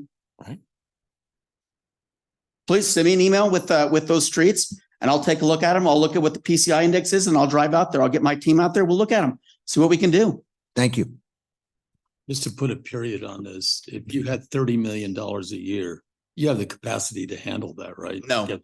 Honestly, no, our contractors here locally, we do not have the capacity at $30 million to keep them going. We have two major asphalt companies here in Pueblo. We have Beltramo and Sons, and we have Martin Marietta. Those are the two biggest. They provide asphalt. Anybody like Kiewit, like Pyramid, any of these other companies coming down out of Springs or Denver, they're not making their own asphalt. They're buying their asphalt from Marietta and they're buying it from Beltramo. So if Beltramo and Marietta are busy and they're putting the asphalt in the ground, these other guys, they're trucking it a long ways and it's going to cost us a lot more for them to bring it in. Let me give you an example. We're getting ready to do that project out on the runway and Pyramid Construction is going to rebuild our runway. That contract with the FAA requires that they have a backup plan in the event that their batch plant that they're bringing in for asphalt fails, because it is a very strict timeline. Martin Marietta is the backup, but if Martin Marietta is doing I-25, which is the job they just got from CDOT, how much availability is there going to be of asphalt for them to do that runway plus our streets plus all the other things? It's a limited resource and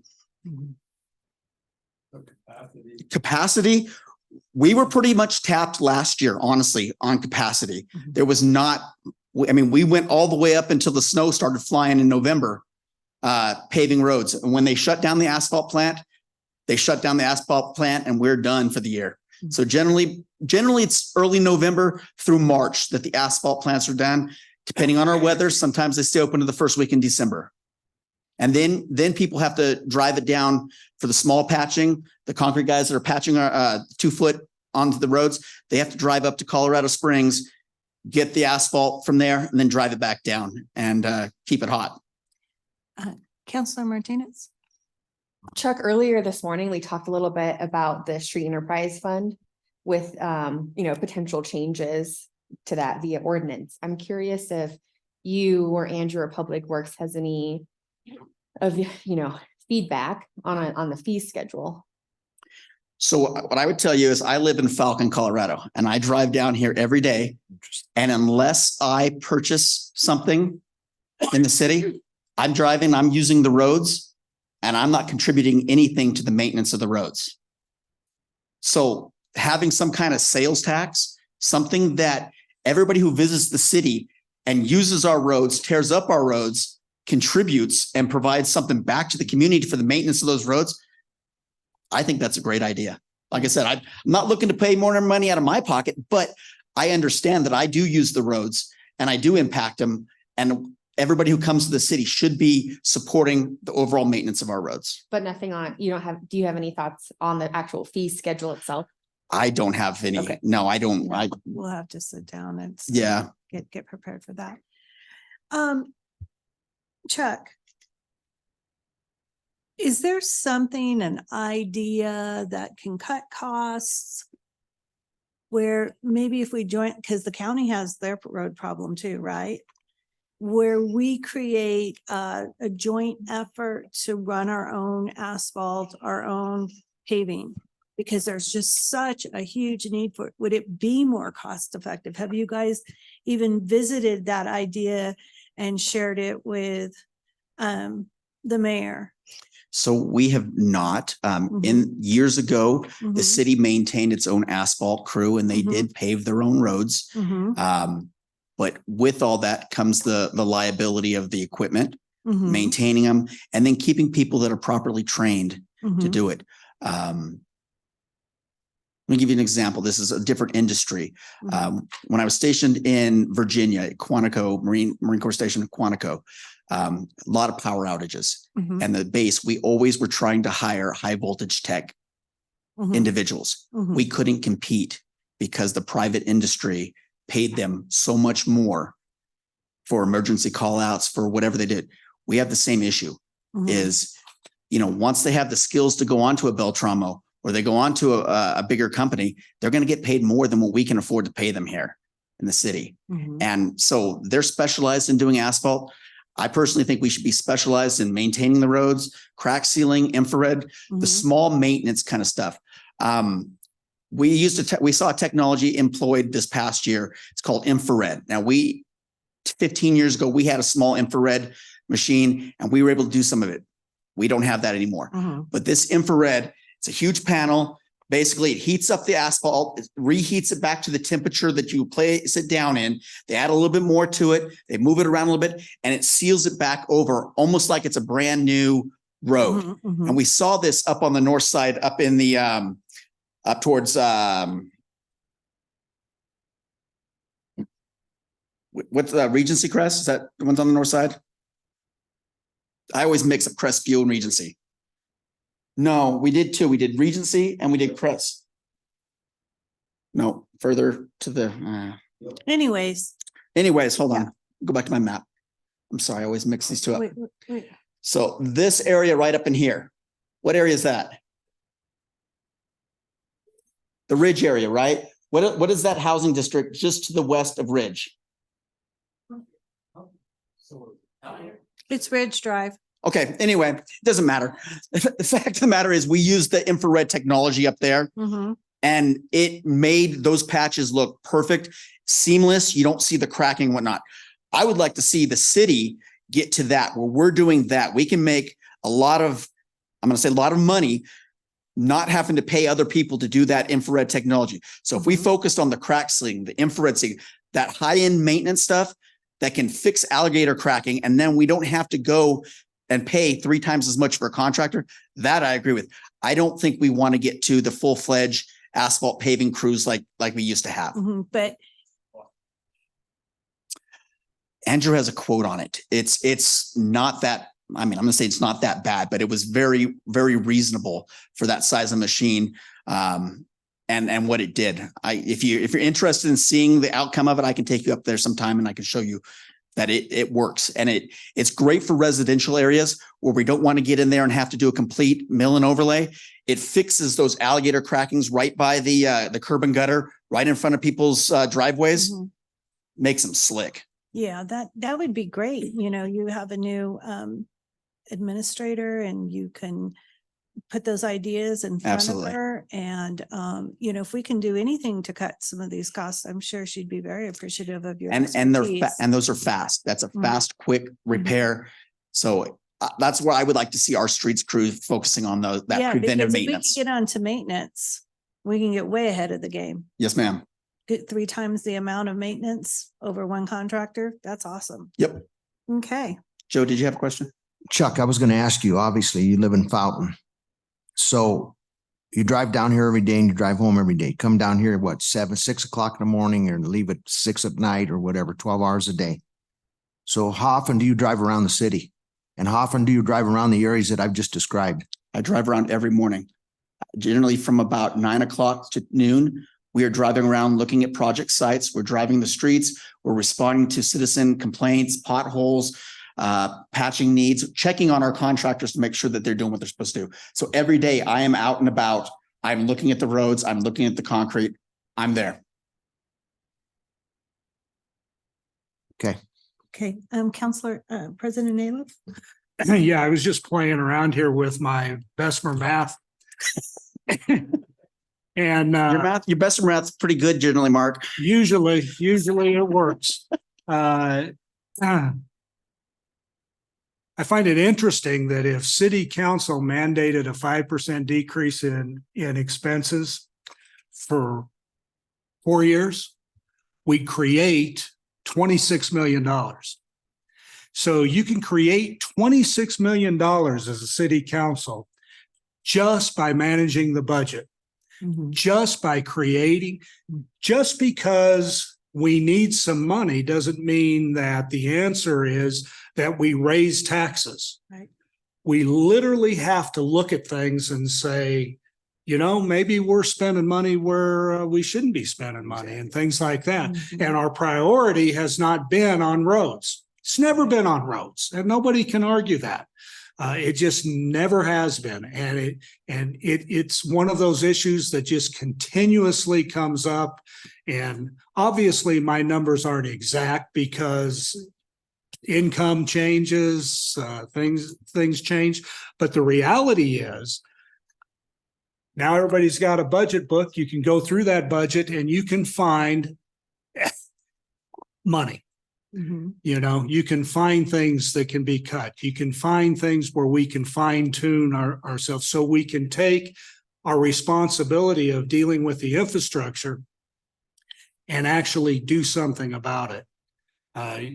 Even if it was cut it in half, even if it was an extra $13 million a year that we had, it would make a huge difference. I think that's a great point, Mark, that when I showed that model of $10 million a year, that does not reflect cost factors, right? That's not inflation. $10 million today is not the same as $10 million in 10 years. Right. So there's going to have to be some level of increase, but just at a baseline, you know, that's what we're looking at. And then too, also, I noticed with the CDBG community block grants, when you put a citizens committee together to say how we're going to spend the money, not everything I think reflects really the needs of the city. It becomes oh, this would be great. Yeah. But you know, sidewalks and roads aren't sexy. They're not, but there is what is needed. That's the purpose of us being here. And that's the purpose of the money, how we to utilize the money. And so we may need to think about that too as a council, that, you know, we're the council, we're the committee, and that's maybe who should be if they're looking for suggestions, we're, you know, we have plenty of suggestions. And the CDBG does not come out of the $10 million a year. No, it doesn't. Obviously, that's federal funds. But yeah, but it helps us move further along when it comes absolutely. to sidewalks. Exactly. CDBG, where I can take off a residential road that I don't have to use the other budget for, and it's in that right area, right district, right tax bracket.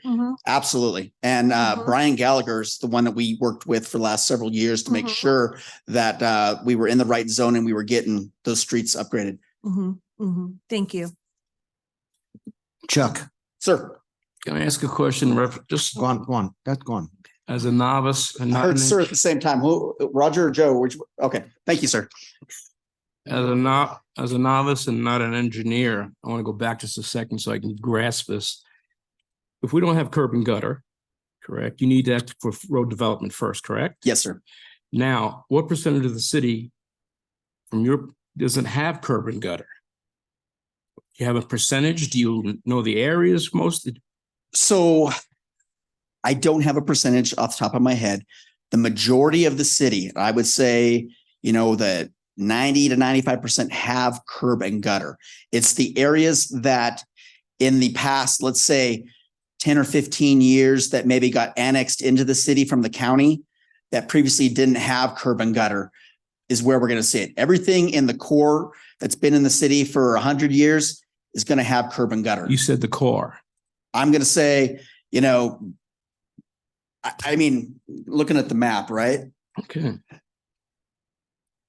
The core, you know, the core, the parts that have been in the city for 100 years, they have the curb and gutters. It's the areas that not even the new developments, because all the new developments get curb and gutter. It's areas that may have been annexed from the county that don't have the curb and gutter. Okay. Is there an area in that you're thinking, Roger? Yeah, well, when I was a deputy, I used to remember having horrible times going through the east side.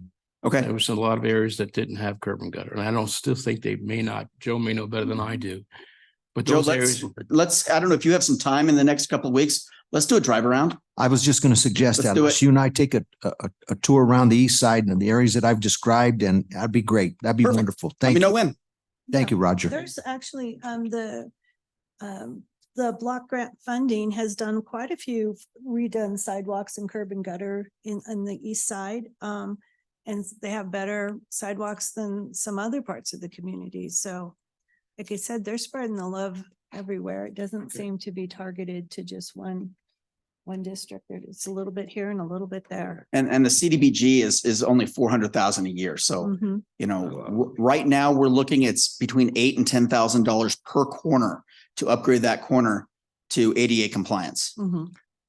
So Regina, we're- $40,000 for an intersection. Mhm. Excuse me. I was going to say, Regina, we're a team. There's 7 of us here and we're a team. Mhm. We work together as a team. We're going to be more successful, you know? Well, yes, we are. So- That's what I'm saying. They seem to be spreading it out amongst the city. So everybody's getting a little bit of something. Because I'm going to tell you, I have neighborhoods up in Northridge that don't have any streets. It's like driving in third world countries down some of those streets. So there's plenty, but if there's no money, everybody's just waiting in line in every district. Everyone's waiting in line. That's why it takes a team. Mm-hmm. Okay, I think we beat that one to death there. Okay. And then you can see the roads that we actually paved. Abriendo and Ridge, those were carryover projects. There were 22 projects that finally got paved in 23. Martin Marietta ran out of time in the 22 fall year. They got them done in early 23. Starlight, we extended the asphalt there from Bridle Trail all the way out to the city limit. That was a huge complaint that we received all the time. People coming in from the county using that way. So we got that done. Cheyenne, 18th, 11th, Joplin, you know, a lot of streets, Rawlings from Troy to Bartley. And then, as I mentioned, the Regency Crest and the Crestview Hills. Don't ask me which one's which. We just did them both. And then the big project, big project we did, and it was the oldest CDOT project on the books, was the Arkansas River Trail project. That one was the oldest grant fund that we had. So we got that one completed this year as well. I wanted to ask you a question. Yes, on sir. that Starlight extension through, is it Burnt Mill Road? Yes. At one time, I recollect that the county passed a bond issue that they had to repair the road. Did we get any money from that bond issue? We didn't, but they fixed another portion of Lime Road that was in the city. So it was kind of a trade-off. They fixed a portion of our road. We fixed a portion of the road, and it balanced out pretty evenly. And we went all the way to the city limit. So previously, probably at least 3/4 of a mile there was just a dirt road. So we do now have that all paved. Okay. Mayor Brown. Chuck, how much money is left in the 2023 budget out of the 10 million right now? $1.1 million. 1.1 million, and that was because of capacity. It couldn't get spent. Capacity, So is that absolutely. gonna roll over to Yes, ma'am. 2024? And is that, you already have it? We're working on it. Yeah. Spent? So right now we have, and you'll see here in a minute, we have about 9 million of the $10 million earmarked. Or now 11 million earmarked for concrete as well as asphalt for the year. So, All right. Well, thank you. so then 24. This is what we're doing. Elizabeth from City Center to Highway 50. That's the whole length. 29th from the Union Pacific Railroad all the way to I-25. Bonfort, Jerry Murphy up to down to Highway 47, Cheyenne 1929. And then we're still looking at what other areas that'll pop up that need concrete work in the residential areas. And then here, like we already mentioned, this is what we're paving in 24. And we try to do the concrete work a year ahead of the asphalt work. So then Bonfort, West 29th, Jerry Murphy, Candy Tup to Overton, Elizabeth, and then we're still working on our 25 budget. So kind of going forward, we'd like to see, we're working with our GIS techs to get an overlay on city website showing what roads were done in 22, 23, 24, what the plan is for 25, that transparency to the public, what we're doing and where their road funds are going. We would like to codify a goal. What do we want to see our PCI to be? Where do we want our roads to get to? We got to have a goal to be shooting for. Formalize that we are going to commit to the roads over the long term. And then we're not going to reduce back down to that $4 million a year and hope for the best. And then as you were talking about, Sarah, how do we make some kind of plan to capture additional funds or what Mark said, fix the budget, whatever it is, invest in those roads and find that money to do what we need to do for the roads. Our plan would be in 2027 to do another assessment to validate the degradation model that we have in place to make sure our roads are degrading at that rate, adjust if we need to, and then reassess at that point in time. Pending any questions, that's my presentation to council. Great. Well, thank you for coming down through No this problem. weather for us, Chuck. And, that's just part of the conversation, bringing new counselors up to date on what's going on and, Absolutely. prioritizing our roads here in the future. So thank you very much. Okay. As you know, CDOT is going to be starting work, I think, toward the end of the year on the Belmont interchange. Yes. So when you have such a big project like that, is there any communication between the city and CDOT where, they're obviously going to touch some city roads and we're going to touch some state road that maybe we can maximize on fixing some intersections. There's not going to be many, but there is. I don't know whether they're doing away with the frontage road, but I know they're removing all those buildings on. You're talking about their Wayne's Towing and all of Sit those Bean Sit buildings. and all those businesses They're right all there. coming down. Yes, sir. And there is a frontage road there, and I'm wondering if is that something that they're responsible for? Yes. So I've seen the plans. I haven't seen them recently. We have been in contact with them for at least a year and a half, Yeah. working through, seeing the plans, figuring out how we're going to make that interchange work. What land they need from the city, what land we're gonna, trade with them.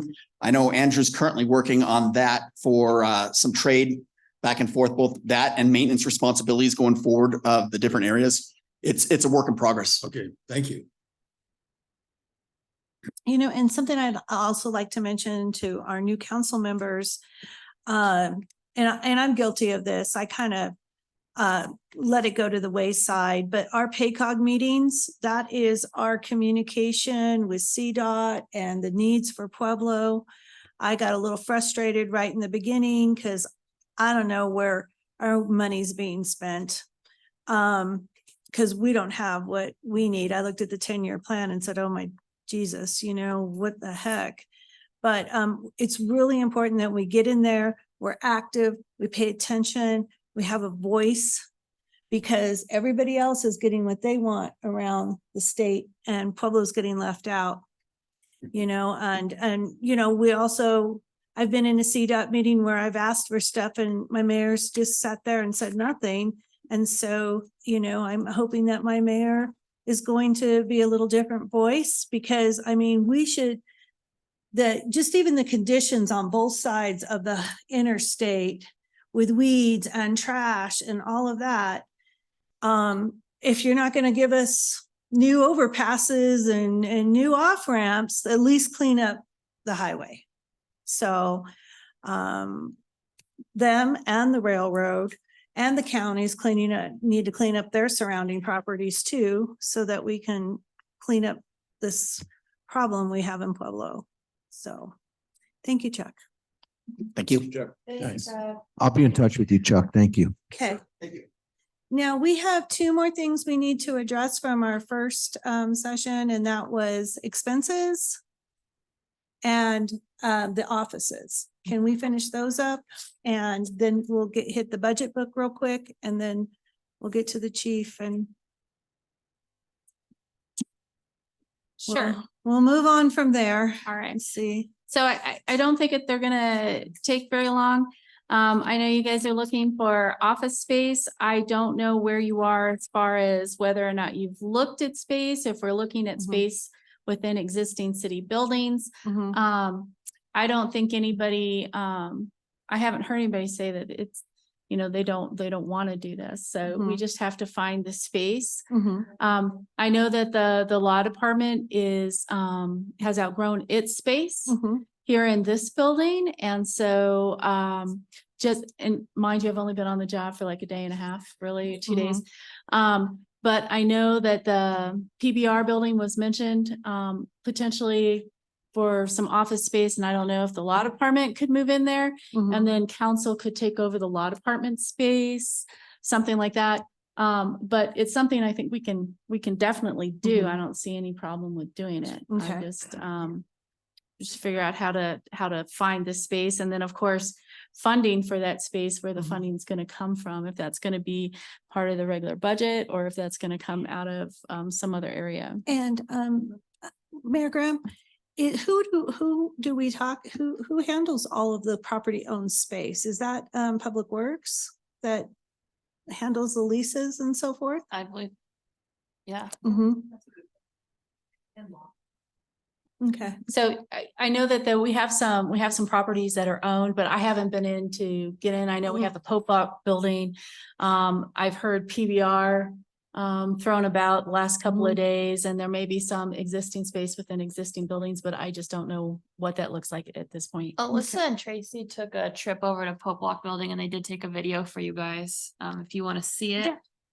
So that you can look at the offices and kind of what, Alyssa will talk more about it because she went out to it. The video is Investigate. just on my phone, so I could show you afterwards or email it to you. But as far as property that's already owned, the Pope Block building it's old. Okay, so it is older, but it has some vacant office space, including one wing that has connecting offices. So it would be possible if your vision was to have maybe an admin on one side and then an adjoining office space and then a meeting room and then maybe an attorney in another office space, whether you want to share space that's connected or have individual offices. But that would be our Public Works Department. They're the ones who took us on a tour. And you would need a security badge to get in. It's Pope Block building is just off of 3rd and Pope Block and between 4th and 3rd.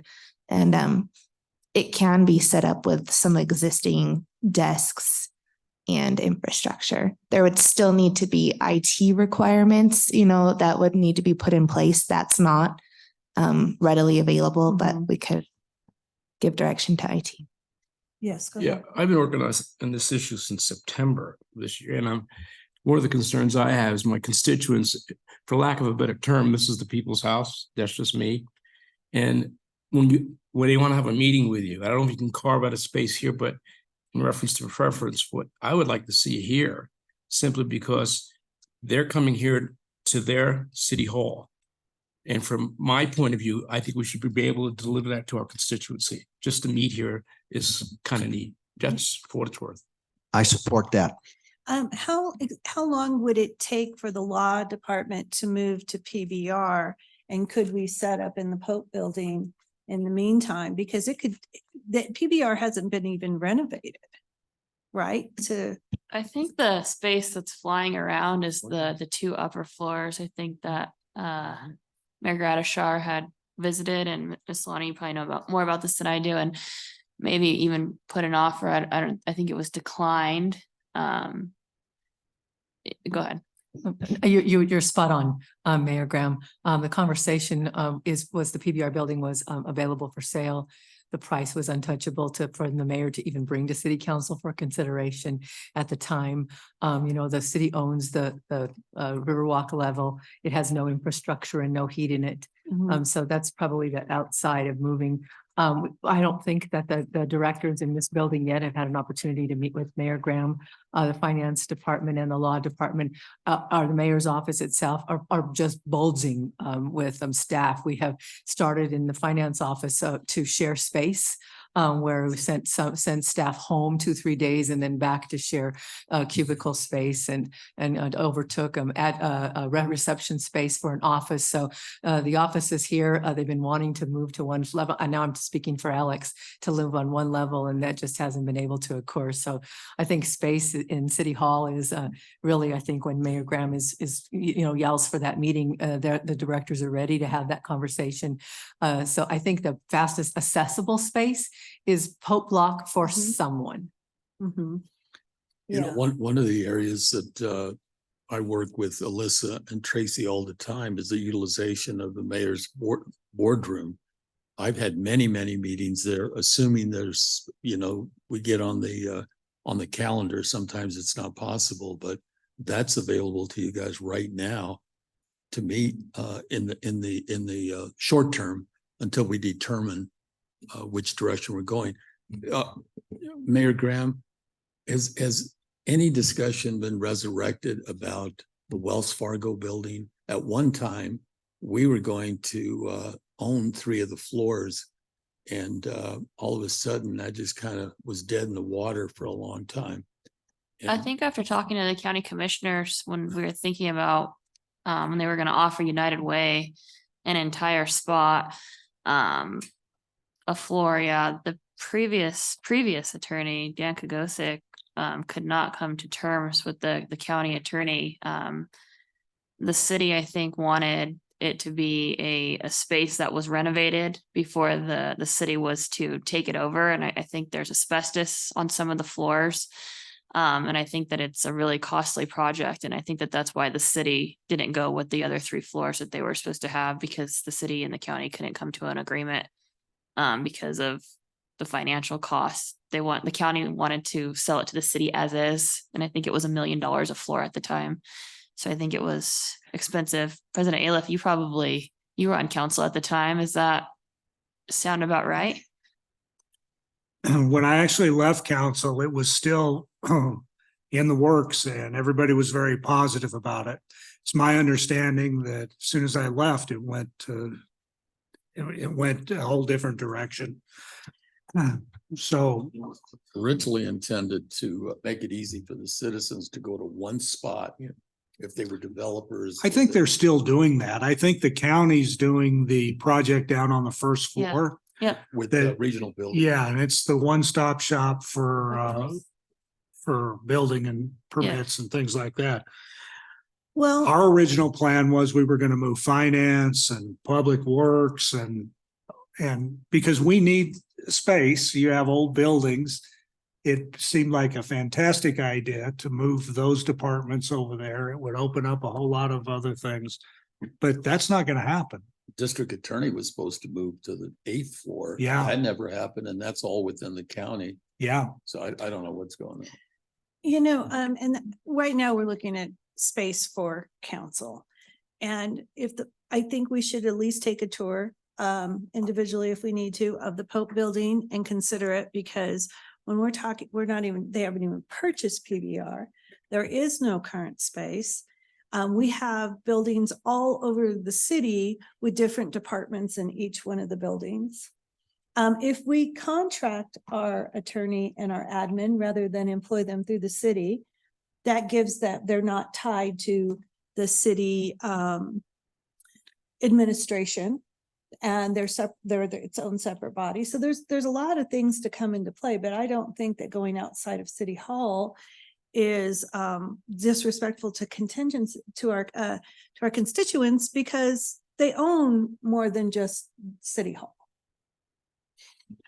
I don't have a problem, excuse me, I'm sorry, I didn't mean to be rude. I don't have a problem with where we go. The fact is as Mr.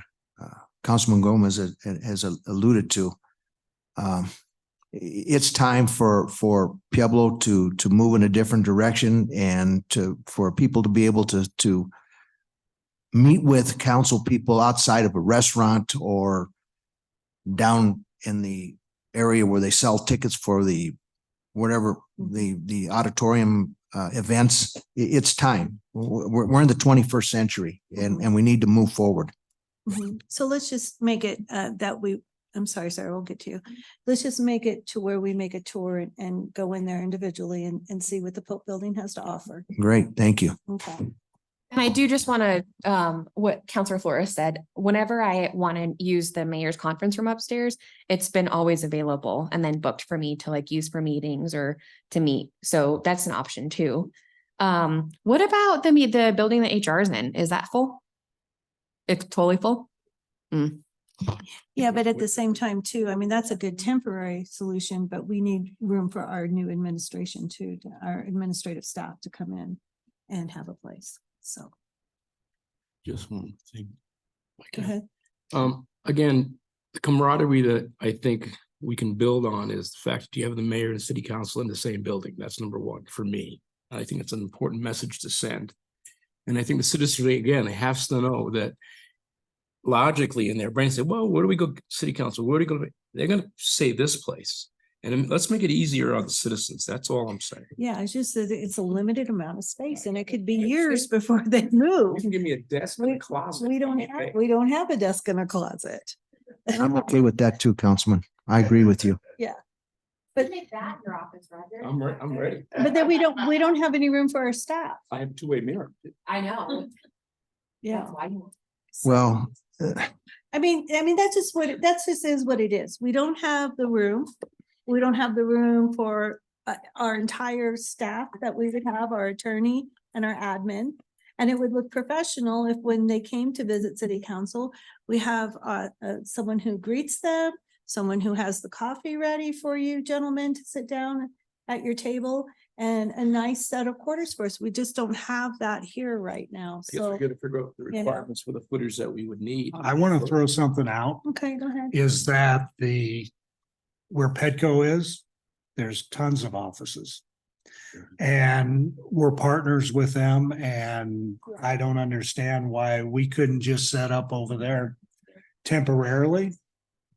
Mhm. And I'm just saying temporarily because there's going to be changes in the people moving around and things like that. Mhm. But I would certainly myself or Counselor Flores is on their board, that maybe we see if they have any openings, and I if think we they could do have utilize their space. hours. That's a great idea. They have an extra boardroom, they have offices, they have everything. That's a good idea. Would we have to pay for that space? Because we wouldn't really have. Well, I guess we could negotiate that. Yeah. It's 'cause we very wouldn't minimal have even to. if we did. Yeah. Because it's an incubator, which makes it easy for smaller business to go in. there. Central location, perfect.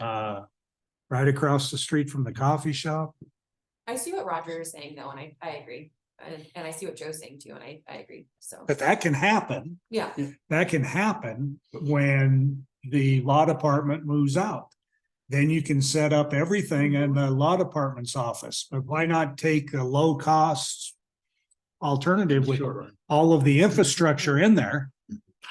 So we're talking temporary and then, Yeah. okay, that's. What's I like the that. price, right now, Ms. Solano, of what's I for like sale for the PBR building? Roger. Is it more than $1 million? Definitely. Oh, wow. Is it more than 5 million? I wouldn't feel How comfortable. much the PBR building I believe is. so. Wow. You have it.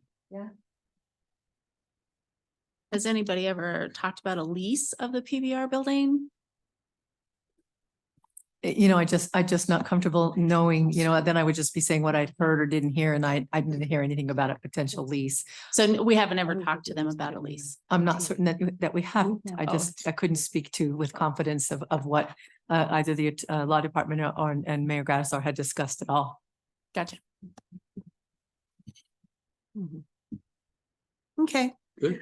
All right. So now we go on to expenses.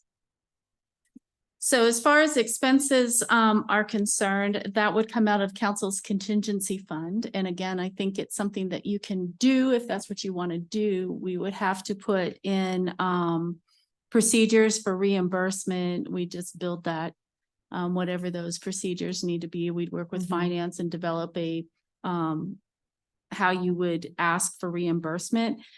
If that is something you want to do, then you might want to think about a monthly or annual cap of how much you're going to spend for those types of things, meeting with constituents. I do think, and I would just echo about the use of the conference room. There's also this conference room here, which I think is also scheduled through the mayor's office that is always available. And the law department will be welcoming, and there'll be coffee and everything available here. So if you wanted to meet and it was available, you can always use that temporarily until you get something more permanent. But the reimbursement, again, you just give some direction on what you'd like to do, and we can put together an ordinance. I have a question too. Okay, go ahead. So anything that's spent out of the contingency funds has to come in front of council for a resolution. So every time Joe goes and buys coffee and buys breakfast for a constituent, we got to take a Monday night meeting and approve Joe's reimbursement. My question is this, city council decides to go to a CML conference. Okay, that doesn't come out of our contingency fund, does it? No. It's actually in travel and expenses. I don't know why city council can't budget an expense account and those things are approved by the president of city council and the mayor. So potentially you could take it out of the budget. I mean, whatever you guys, however you guys want to structure it, you could do it. We just have to set it up. So Mhm. you can have it come out of your contingency fund. You can set a cap on it. I don't know that you'd have to come before them every single time if we developed a policy of how those reimbursements were and you put some sort of cap on it. Right. But I probably have to talk. to Couldn't you finance just say about like, this. we have a budget of 5,000 a year and we agree on that, and then we agree with those the allowed expenses. And then if you're taking $6,000, $5,000, $1 to people to coffee, then we would have to reassess it at that time. And if we had, I mean, we just come up with a lump sum and we say, this is our budget, work within our budget. How much money do we have in the council budget? Because there's a substantial amount that's left over every year, right? But isn't it There's, fact that we take somebody to coffee or lunch, we could file an expense report. We do that if I know for a fact that if we go to CML in Denver, or we go to the Fountain to go to the Fountain Creek thing that we're belong to, we not only get reimbursed for the mileage, and it isn't a separate budget item. Correct. Yes. So the question came up because we do have a travel policy and that's what we use when people go to conferences, but there isn't something specific for reimbursements. So that's what this discussion was brought up about, is having a policy in place that we would have similar to the travel policy that would speak out if there was a maximum, what was allowable, is mileage in there. And it is true that if it's in the budget, when we budget and appropriate that, and there's a policy behind it, you would not have to come back and have each of those examples approved through council. It would just be budgeted and appropriated for. And you're saying we have money left over in that account every year. So we just would need to put a policy in place for that. Yes, there just wasn't a policy. And so that's where we were coming to the point that if council wanted to do something like this, it would be easier for finance to administer it if we do have a policy that then we can look at when we get those requests. Okay. I've got another question. It has to do with gas. Okay, if I go to Fountain to a meeting there, I get reimbursed. I put in a deal. This past week, and I'd agreed to meet with the lacrosse players. I live in Ventana, and the college, it was a total of 60 miles that I drove to meet with the kids up there at the library for 2 trips. And I'm thinking, obviously we don't get on city council because, we get paid so little. And I want you to remember these numbers. The salary or stipend that we get is $700. That was established in 1998.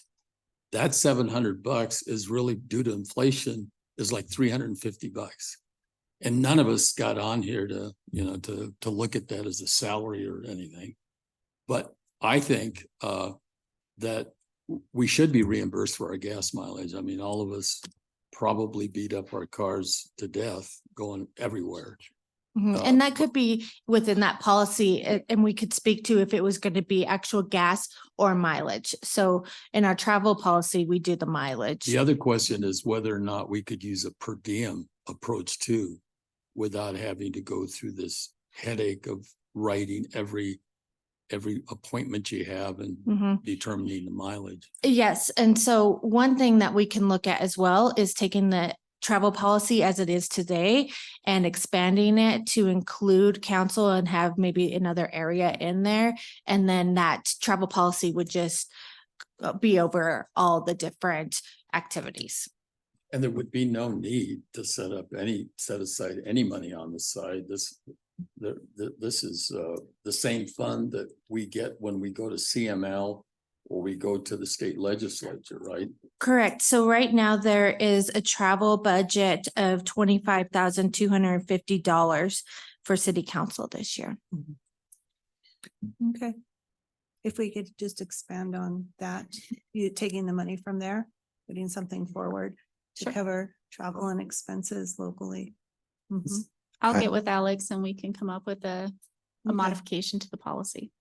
Great, Perfect. Yeah, I agree with Dennis Flores. okay. Thank you. Good. And with that being said, I noticed that the council contingencies are coming across pretty rapidly in all different amounts of money.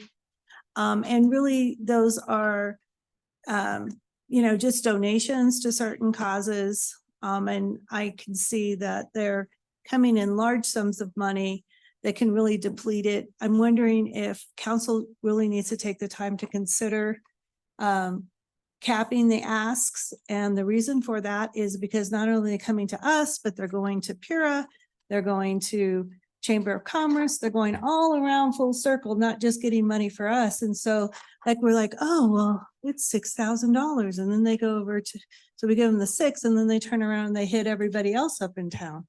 It's happening because those boards are telling me that it's happening.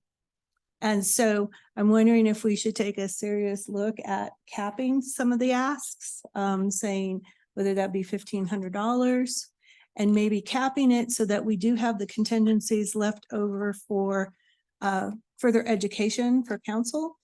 And the money's coming out of there because I think there's like $15,000 and just on the table right now of asks. And we're only in February. And so I think we should, one of the things in the Constitution that we uphold here as city councilors is that says that the government is supposed to treat everyone equally. So when we're giving donations and they're all over the board, we're not treating the public equally. And so I think it's okay to come and say, okay, out of council contingencies, we're going to cap it to a certain amount. Can you tell me how much our budget is this year for council contingencies? Yeah, it would be the 100,000. Yeah, because I don't remember the 7 years that I've been on that we've ever gone over that. Obviously, there's a cap there, but it's kind of been, that number was kind of decided because that's about what we give back to the community. And so we do have a cap. We can't spend. Well, I'm talking about to the give. Yeah. Not to capping at 100,000. I'm talking about to the give of each an individual organization that we make it equal rather than, Well, see, we're making a donation. We're not supporting an entire ask. We're not supporting their entire program. We're just giving a donation I towards think that. about 80% of the time, what we're doing is providing a sponsorship, which Mhm. actually helps, and mostly nonprofit Mhm. sponsorships. And they usually equal between 750 and 1250 if we buy a table. But we can get as small as just buying 2 tickets for somebody that wants to go to a certain function that has nothing to do with other than, they want to be represented there.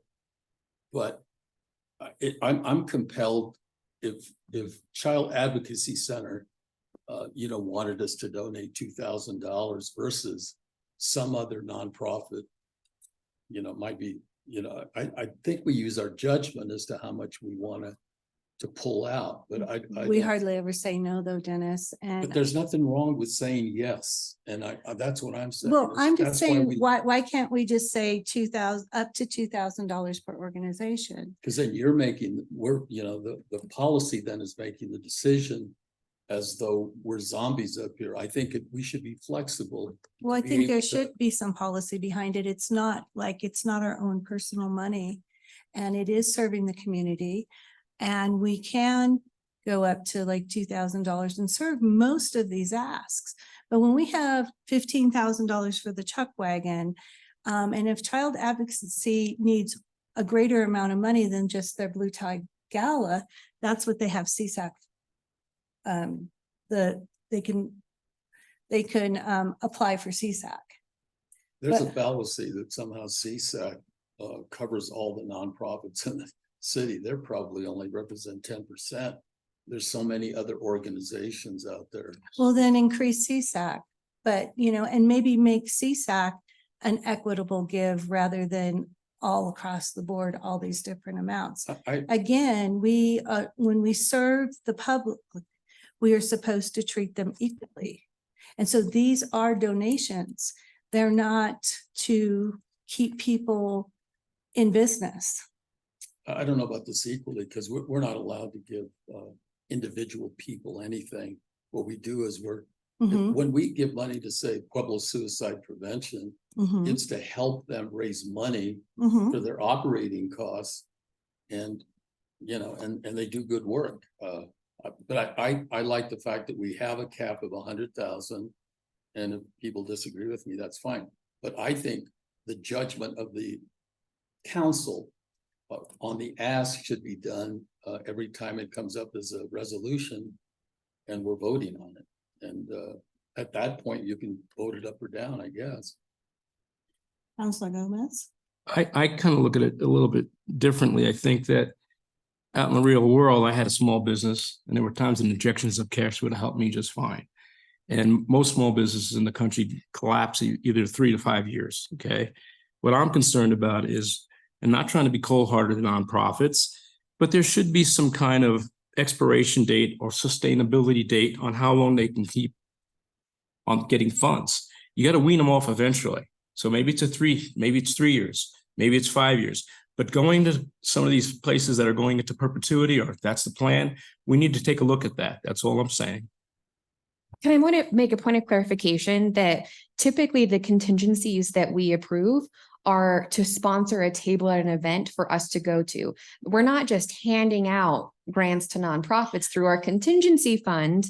When we're approving these funds, it's typically to have to go to a table, to have a table at an event, or to help them put on their fundraising event at a very minimal cost. And so I completely agree with Councilor Flores. It's my prerogative as a counselor to, if an agency like La Gente or Boys and Girls Club is asking us to go, it's my prerogative as a council member to put it, say like, yeah, I'm happy to support this. Let's have a table here. And then if you, Councilor Maestri, or whoever wants to vote it down, that's your prerogative. But at least we're doing it in a way that's equitable. I understand that you're saying let's put a cap on it. Well, but I'm saying let's put a I'm cap not on finished. it. Okay, go ahead. What I'm saying is, I understand that you're saying let's put a cap on it. I don't feel comfortable with putting a cap on it, given that we've never run out of council contingency funds in the 2 years that I've been on council, and that the average ask is around $1,500 to $2,000. The $15,000 example that Councilor Maestri spoke about was, according to Councilor Atencio at the time, a one and done thing to help the Chuck Wagon event bloom and foster that one time. We never approved something like that again. No, we did. It came twice. It came the first year and then the year Then after. vote it down, Councilor Maestri. And I did. But and I'm going to and I voted differently. Yeah, exactly. What I'm saying So- is I don't feel comfortable with putting a cap on it. I'm just saying Point we blank. could serve more of the community if we really sponsor their events. I'm talking about $8,000 for this event and $6,000 for that event. I mean, that eats up two other possibilities that could come here and ask for us to sponsor their events. But that's just it's not my money, really. It's none of our monies. It's taxpayer dollars. And I listen to the constituency and they wonder why this person got this and this person got that. It's their money. They should wonder why, and they should have the right to ask why, and they should have the right to ask us if we would like to consider making sure that if we are donating, that we're doing it equally.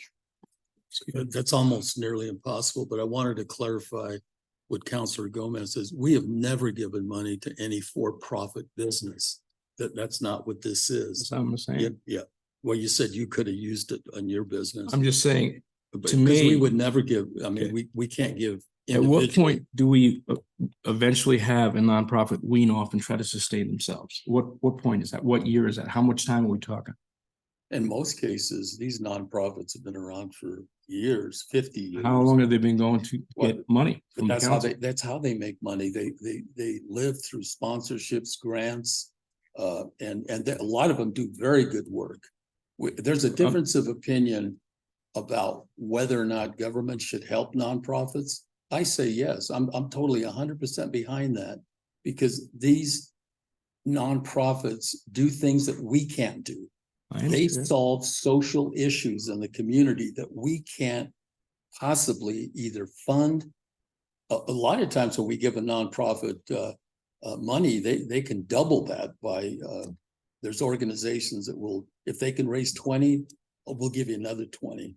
It's really a philosophy of this community that we should be solving all of these social issues, like Cooperative Care Center or the soup kitchen. I mean, they're just there to try to solve a social issue that the city just doesn't have enough employees to do that. And I And want to that- make sure and that we're staying on track, because we're talking about council contingency funds versus a whole other line item in the budget around like non-departmental costs, which I'm sure that we'll speak about later, given that Alex has been up here for quite a while. So I want to make sure that we're Yeah, differentiating we're between those two we're at a line items. retreat. We're at a retreat where these discussions sometimes lead into some different topics. And that's why we're having the retreat, is this so we can have an open discussion. And then also let's be aware that nonprofits, we contribute right out the door when they go to fill out their tax exemption form, so that they don't have to pay taxes on any monies that they receive, where they say, and they do that, and their reasoning for that is to their alleviating the burden from the government. So they get quite a bit of break in the beginning because they don't have to pay taxes on anything. I have a suggestion. Go ahead. I think as I understand it, we don't charge an excise tax on marijuana in the city and county of Pueblo. Is that correct? Correct. Okay. The county does. Pardon me? The county does. Yeah, but we're talking. But the city doesn't. So I think it's time I'm sorry. We did away with the excise tax like 2 Okay. months ago. Yeah. Okay. So I think it's time we bring it back. I mean, they're charging 18% in Denver, 18% in Colorado Springs, and Pueblo's charging nothing. Just come to Pueblo. Come with the heroes, and please, I love this place, or I wouldn't have come back. And I know you all do too, or you wouldn't be here. But it's time that we start doing some things that we can get some funds this way, and maybe curtail some of the things that are going on that are not good in this community. Okay, so I'm proposing that we reinitiate a 15% city tax, as they do in Colorado Springs and Denver, on marijuana. Okay. And so, thank you, Joe. We're gonna go ahead and finish with this subject. We're wanting to get the change for the expenses. We've already covered what we need for offices, and we're gonna come back to council goals here at the end. And we'll talk about some of those changes then also. Ms. Romero, you're on. All right. 2024 budget and finance update. So here is an agenda of the presentation I'm going to go through today. We'll first look at the 2024 general fund budget summary. Then the summary reports explanation within your budget book. Online budget and city council department walkthrough. Can you tell us where you're at on the budget? So I'm not in the budget at all. Okay. I'm just describing what's on the agenda. These are just my notes. Oh, okay. Because that's. Thank you. Yes, so that presentation is included in your packet. Okay. And then next, I'll walk through the monthly and quarterly deliverables that will be provided to council, which include the sales tax report and the general fund budget to actual quarterly update. And then I will turn it over to Mayor Graham for some finance notes. Okay. So you all received your 2024 budget book this morning. And the first thing that I want to go through is the page called B1. And so this is where you will see the general fund revenue, expenditures, and fund balance. And so it is within your budget book underneath the summary reports, which is the second section in that very first page, B1. So what this is showing is the actual results as of 2021 and 2022, the estimated projected amounts for 2023. And these were as of October 2023 when we completed this budget, and then the adopted budget for 2024. We start off at the top with the beginning fund balance. We add in the revenue, subtract out our expenditures, and that brings us to the ending fund balance. From there, the last portion is the reserves held in fund balance, which includes 3% of revenue for Tabor and 10% for 2024 council designated reserves. So that far right column is what was adopted this year with a beginning balance, fund balance of just over 47 million. And then we have the different categories of revenue going down. That brings us to a total revenue of 122 million. Expenditures by category to 133 million. So we will be using 10.7 million from fund balance, which will take us to an ending fund balance of just over 37 million. You take out the designations and the reserves, and it would leave just over 20 million for funding and spending for future years.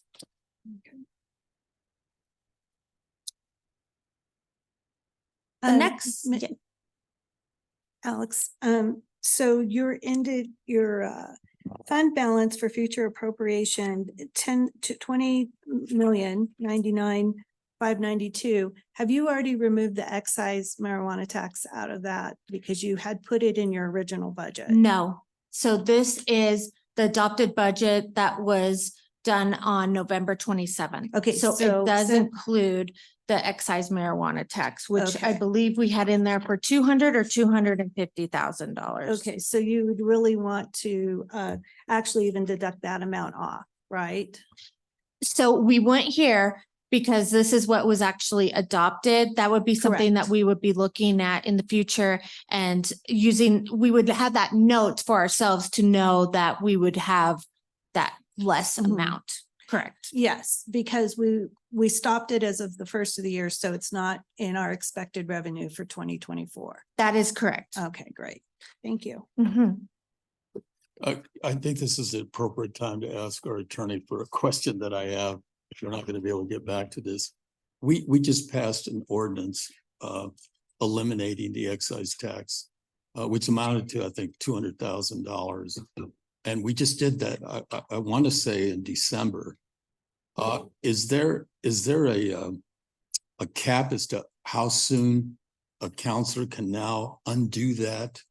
Or does this council have the right now to go ahead and add 15% excise tax? Well, I was just writing that down. Because I was asking Marissa, when you passed it was just in December. My recollection in reviewing, and I have reviewed the charter and the code these last couple of days, but I cannot remember specifically if there is a limit. I would say right now, I can't remember one, but I'm going to take a closer look at that. And if you ask me that question again, I'll try and have an answer for you Monday night. Because But isn't there at least a period of a year? I don't know if there's a before it can- waiting time after you pass an ordinance. I don't believe so, but I want to confirm that before Okay. I give you a definite answer. Okay, just to clarify.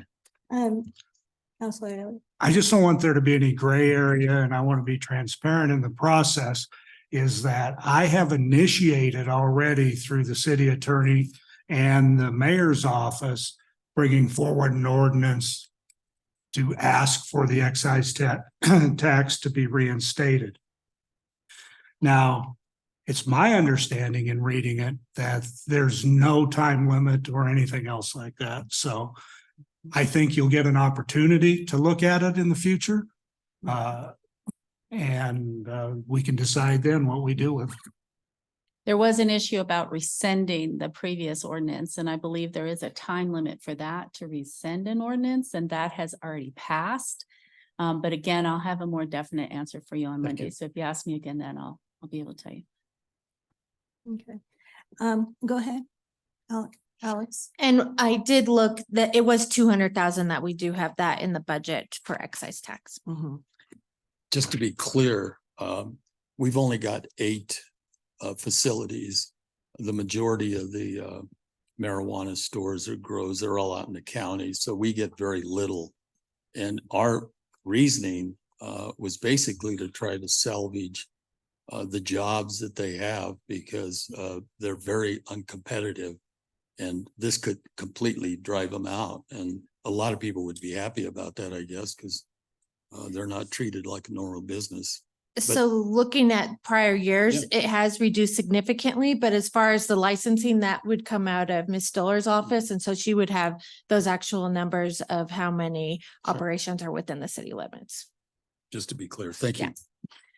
So the next slide I have here is looking at the summary reports, which are within your budget book. So this is the entire section of B, and this is where you can go to get a real quick snapshot of the whole general fund and the budget book. So the first one that we have here is the B1, which is what I just went through, the general fund revenue, expenditures, and fund balance.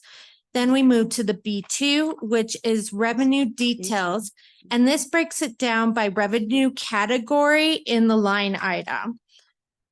So it has listed out, and this is where I went to look for that excise tax amount. It is about the 8th line item there under general taxes. So you're able to go through and see every single revenue line item, which is in the general fund. The next report is on B6, and this is the general fund expenditures that are shown by category. So you have the departments on there, and then you also have the non-departmental with operational charges, contractual payments, health and welfare, and contributions and donations. The next page, B7, is just a little bit different categorization of the expenditures. This is by department.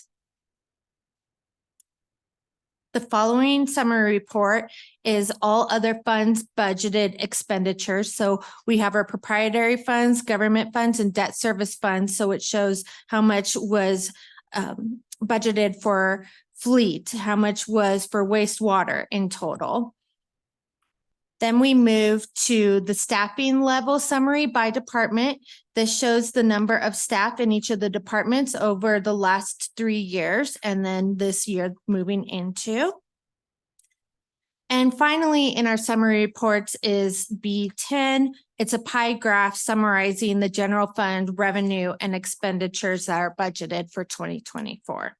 So that's a really good spot to go and just see high level. And then if you need more detailed information, it's going to be further within your book here.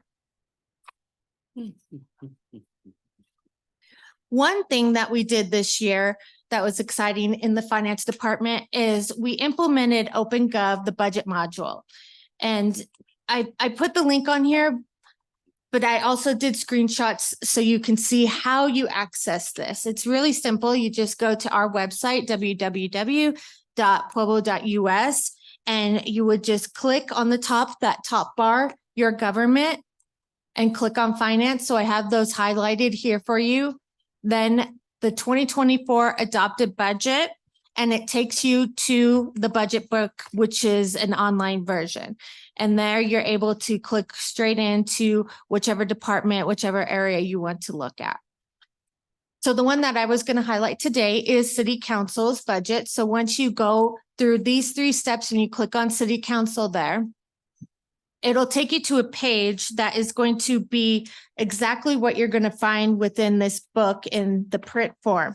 It'll walk through the mission, the vision, and then it'll bring you down to the budget details, which here show the wages, the benefits for the city council budget, operating expenses, and the total amount.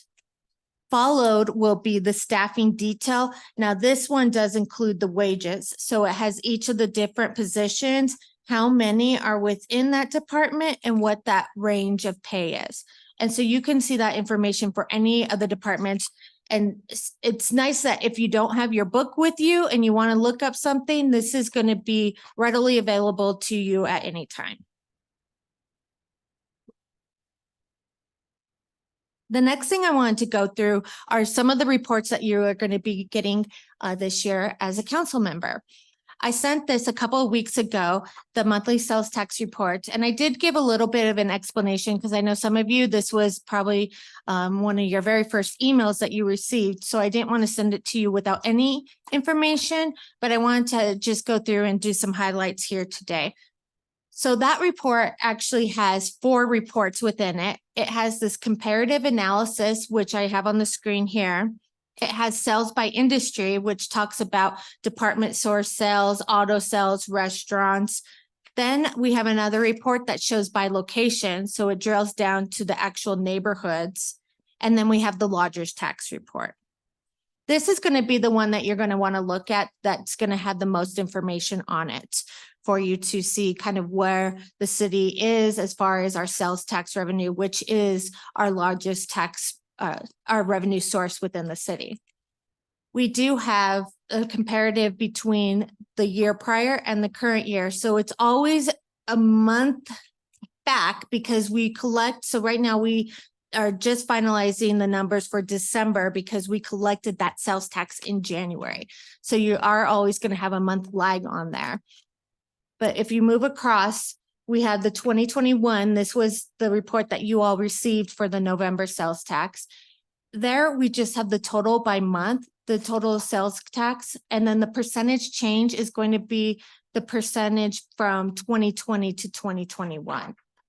And then at the bottom, your year-to-date totals will be through that month on the current year. So in the years that we have been all the way through, that is going to be the total amount for that year and what the year-to-date percentage increase or decrease was.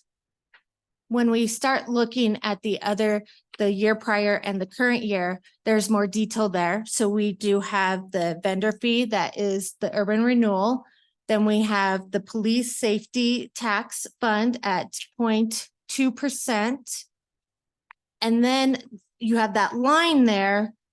And then we talk about the 0.5-cent sales tax, economic development tax money, the general sales tax, and the use tax.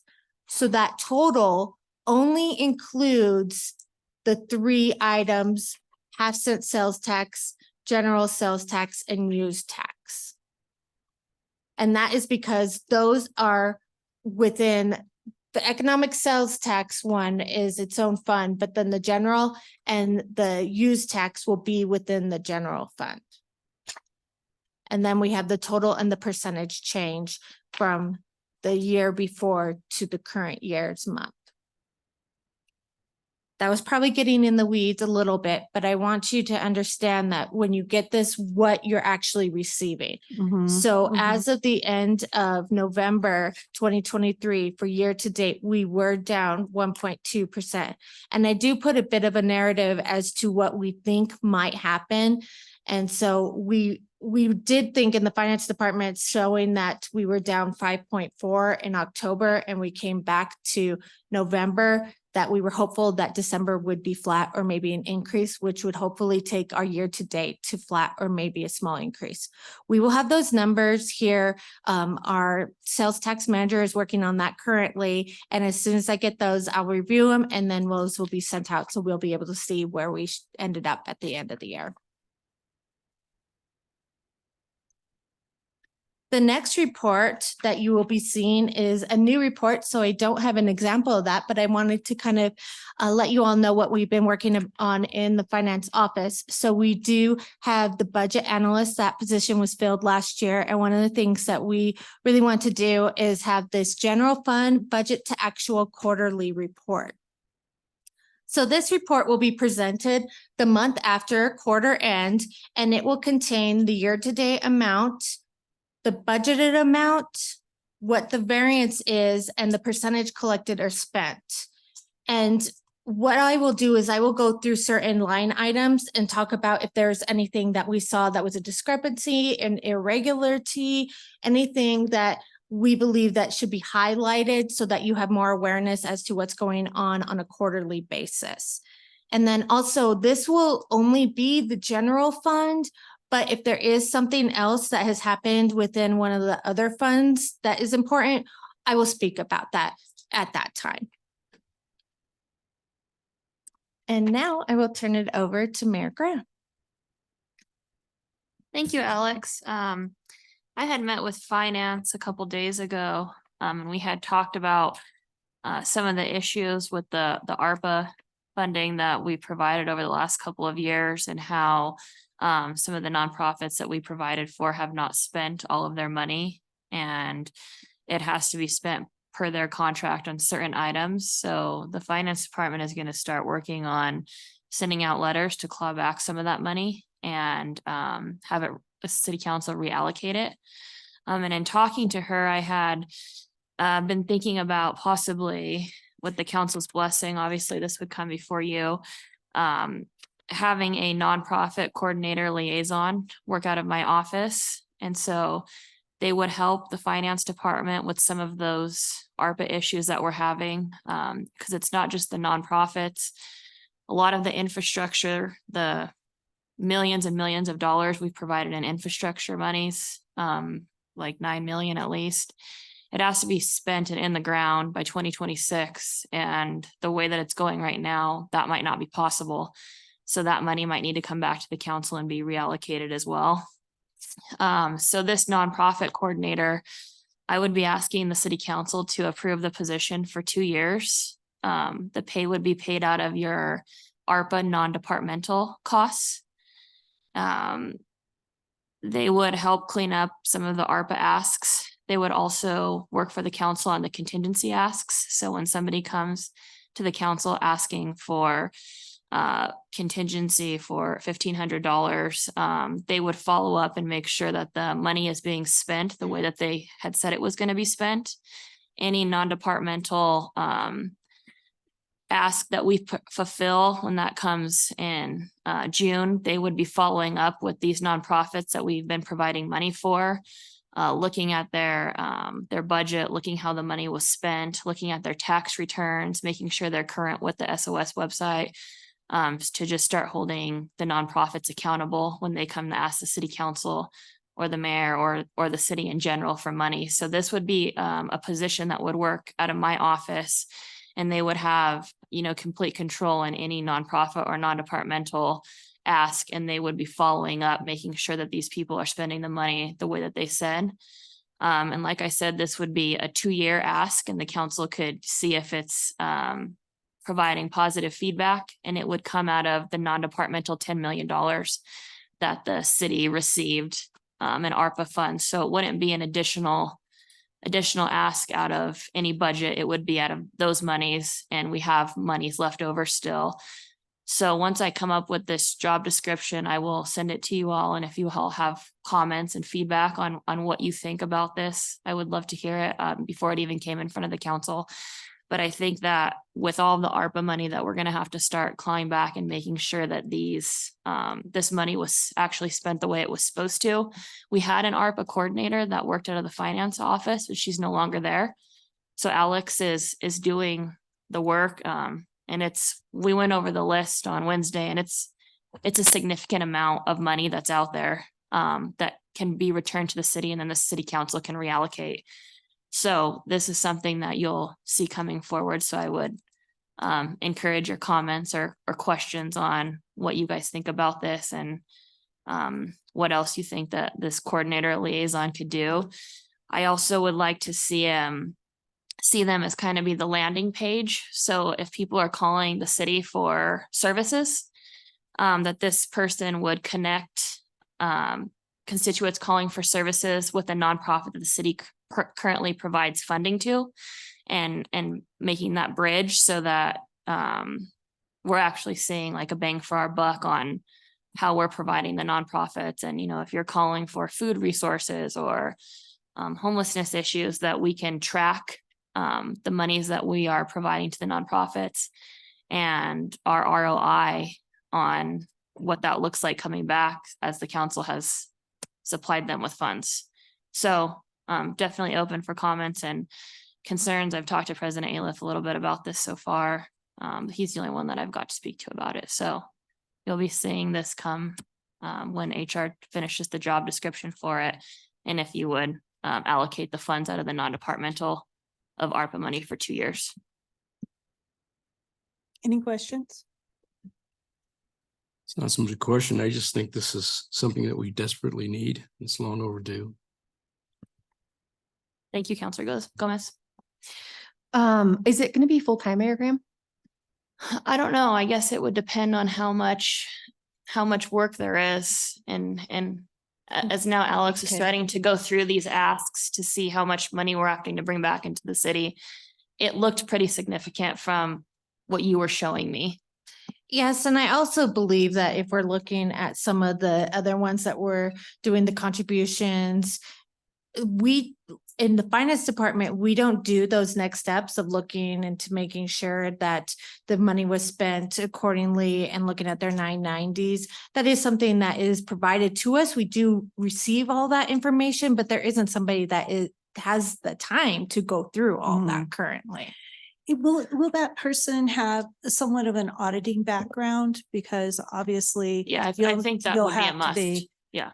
a must on that. And then also, yeah, that's one of the easy things about getting funds from the city is that we don't have a follow-up. Regulation. Right. It's not regulated. Right. And so, there's all kinds of books and This would and also, opinion written they on would it. also play a part, when you receive the budget books for the non-departmentals the Mhm. first time, and when we're flipping through, not every nonprofit provides the Mhm. same. You see all kinds of different budgets, all Yeah. kinds of different asks. Excel Some of them are worksheets. 5 to 10 pages, very detailed. Some of them are 1 page and ask for $1 million. So Mhm. they would also, create and form Mhm. and make sure that the council and the mayor and the city are getting the information that we need before we start providing hundreds of thousands of dollars to these non-departmental asks. Mhm. And also making sure that last year, essentially, they spent the money how they said they were going to spend it. And we have something tangible to see. Yeah. Whether it was employees or whether it was a capital improvement projects, Mhm. because the city shouldn't continue to fund this if they're not spending the money the way they said they were going to be spending it previously. So I know a lot of the asks increased this year. And I think that this is just a one-person job to fulfill these kinds of questions. I know there was a lot of questions about non-departmental earlier. And I Mhm. think that this could really help with the accountability aspect and making sure the money is being spent the way that they say it's going to be spent in their ask. And also when they come to city council and ask for, $1,500 for a table or $8,000 for a grant match or $9,000 for the river walk for the light show, so I think it's needed. And I hear the council continuously saying, yes, we want to give, but we also want it to be transparent and accountable. Mhm. So I think that this person could help with that. And I think because we have the non-departmental money still left over from ARPA, this is something that this job position could fit under those dollars. The council could re-evaluate in 2 years and see if it's making the differences that you want to see. Yes, because even sign financials by their accountant that way, You know, that's an accountant's not going to certify an Excel worksheet unless it's accurate. Counselor Flores? You know, we're not at the point where we're going to go over our goals, but I think this is an appropriate time to bring this up. In the retreat of 2021, and I've been harping about this for the last 3 retreats, I thought we really needed to hire an internal auditor. Any large organization has a person like that. It seems to me that the functions that you're citing could fall within the definition of an internal auditor. But these are some of the things that an internal auditor does. They do deal with numbers every once in a while, but not always. And this is, they would be the resources they would provide to the mayor and to the city council is fraud examination, performance standards, corrective actions, operational planning, compliance issues, risk management, contracts, special contracts is, to me, has always been interesting. We have people all over signing contracts with the city. Nobody goes back and sees if they meet the promises that they told us they were going to do. Special investigations, looking at budgets of each department separately, program improvements, strategic planning. I don't, you know, we've talked about an internal auditor, you and I, in the past, but it just seems like, to me, this is not a 2-year person. This is somebody that we should have, you know, on board because they do so much more than just a financial audit.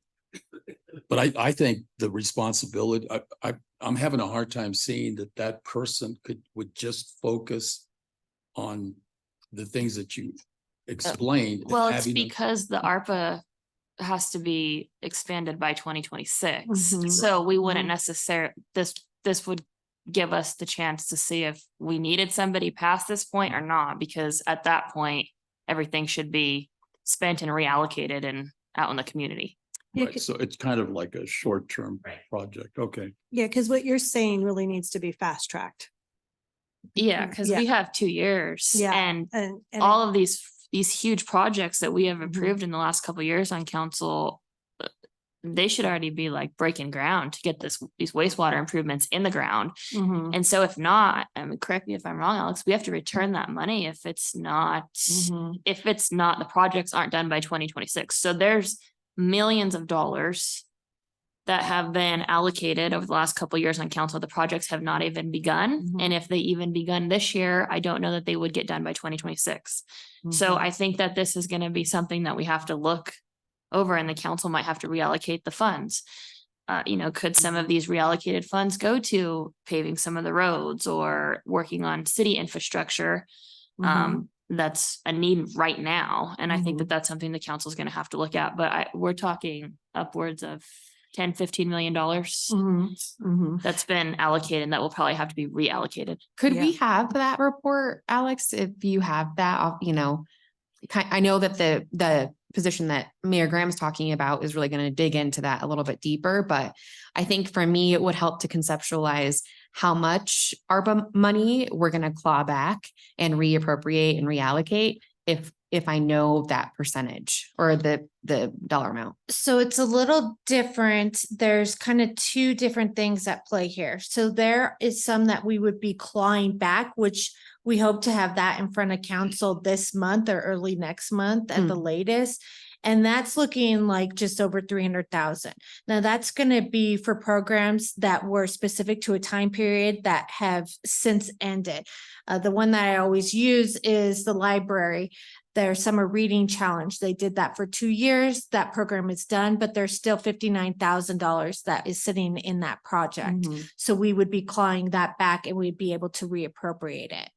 The other item, talking about like these large wastewater, those are dollars that have been obligated to these projects that we wouldn't necessarily need to claw back because it's within our own departments. We just need to make sure that we're going to be able to encumber by the end of this year and spend everything and have the projects done by 26. The 2 million that you're talking about that we approved for wastewater, I'm hearing you say that there's no way it's going to be encumbered Is that what I'm hearing? Well, not necessarily. So there's 7 million altogether in 3 different projects. For wastewater? Correct, Okay. for the wastewater infrastructure. We have set an internal deadline that we are asking our department directors to have things encumbered by, so that we at least have 6 months left to re-obligate those funds. It is concerning because it is a large dollar amount. 7 million's a lot. Right. And there hasn't been much movement there. I mean, So- if 7 million is redistributed in turn, you know, if that's that part of the internal, if it's 7 million that can be reappropriated to something like streets, that's like 75% of the $10 million budget that we utilized. So. The only thing that it would be difficult with that is that this is regular ARPA money, so it has more rules and regulations about the way it can be spent versus the revenue replacement portion. How much of the 7 million is revenue replacement versus regular ARPA? So I know 2 million, I think, was revenue replacement. no, all the wastewater Oh. projects are all regular Regular ARPA. ARPA. Correct. Okay. Because they qualify. And that was one of the things that we did as the task force. Anything that would actually qualify as regular ARPA, we are putting it there because the revenue replacement, we don't have as many stipulations, so we could use it on different projects. Internal projects. Correct. Well, that might be your Joplin Street there, Counselor Latino. Yeah, and Ms. Solano has. Madam Chair, Yes. my recollection, and please, I'll have to rely on the new city attorney, is that roads were not an approved ARPA expenditure. We're not. We're not. That's, yeah. And then I do want to share one other, and that's the internal audit position. Council approved that position and it resides on the budget. It was funded again. It resides on page number D4 in the mayor's office, as it should be outside of the finance department. It has not been filled since 2023 because of space in the building. You know, we would have to hire an internal auditor that would be at home or a traveling person. And so I think Mayor Graham and I talked about it just briefly. I don't know, just yesterday or day before, that she has some ideas about that. And I think it's budgeted at about $90,000. And so that's at your discretion, Mayor, for what you want to do with that position. I forgot about that. It's my understanding that per the charter, we have a right to an independent internal auditor that's totally separate from the city's auditor. So I find it interesting that we had one in 2023, but it wasn't the council's auditor. It was the city's auditor. No, you're talking about it being included in the budget, right? It was included in the budget. And it was my understanding from the 2 previous city attorneys that an internal auditor council you can call for an independent outside audit, but not to hire an independent auditor. I think we need to look at the charter and see what it says specifically. What it says on that, but I think when we've talked about this before and we've gotten pushback every time, city council literally can hire our own full-time auditor to handle, and I think the charter calls it a forensic auditor. Well, because you have a separation of executive and legislative branches. And well, I think we're mixing apples and oranges here. The audit company that we utilize is independent and they provide a final audit for us. And who is that? Not us, them. Right. But internal auditor is completely a different occupation. Correct. And the reason an internal auditor is different is that they would answer to the city council. They wouldn't answer to the mayor. And that's because we're the ones that are hiring her or him. And asking, the duties are so much different. Okay. And I worked under this system with the CSU Board of Governors in Fort Collins, and it was amazing. That person paid for themselves in spades because she would find so many mistakes, not so much in the number game, but in the fact that people weren't doing what they were supposed to be doing. And so I mean, it was such an important position. She had a staff of 5 other people. And they paid for themselves in finding mistakes, especially in athletics. But we could find, imagine all the contracts that we've entered into, you know, with all the promises people make when we give them half-cent sales tax money. And they say they'd bring 100 people, but they've only brought in 70. Okay, we want our money back for 30. I mean, it's such an important position. But I don't want to mix it with what Mayor Graham was talking about. That's completely different. So we could, it sounds like we could hire an internal auditor. And the, Yes, they would not be independent though, because they would be a city employee. And but she could report to us, kind of like the other. Correct. Well, I know that our independent auditor right now really only goes over the accounting the principles of accounting. That's what they audit. They don't actually audit numbers. Oh, yes, they audit numbers. So right now we are in the middle of the audit and we're involved in the single audit currently. And so ARPA is our largest federal expenditure every year. And so they go through and they audit ARPA. And so what we're doing right now is there's a few of the agreements that we have to send them. We have to send them all the backup, all the invoices, all the reports. They absolutely go through and look at all the dollar amounts. And we had to supply them also. So on a quarterly basis for ARPA, we had to submit a treasury report that has every single project. And we talk about how it qualifies for ARPA. And those are all sent to the independent auditors as well to be reviewed. Can I ask you a question? Absolutely. Are they auditing the number that we placed in the slot compared to the number that they gave us? Is that just the audit, or are they auditing deeper into that? If it was spent, if it was, you know, allocated per this, that, and the other. They are looking at all that. So we only have the information that is provided to us by our subrecipients. So if we have reimbursed one of the subrecipients for something, and then they provide us the invoices and a report saying, this is what we spent it on. Here is the report documenting that, yes, we did spend it in accordance to the agreement. That is what the auditor is looking at to see, is the dollar amount that they're saying from their invoice tied to the report that they sent us to the amount that we reimbursed to our treasury report that we submitted to the federal government. Yes, it goes all the way through the entire process. Okay. Can I clarify one thing?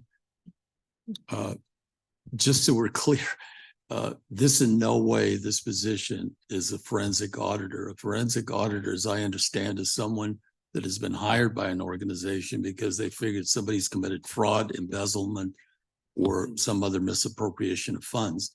So I don't want to say that this person is that kind of auditor, because that's not the case. And just to go back, I wonder to the streets paying with ARPA funds, if we can have our new city attorney, because sometimes we'll get inconsistent advice depending on the attorney at the time. It would be great, Carla, if you could give your legal opinion on if streets, or if ARPA qualifies for street. If streets qualify for ARPA. Whatever.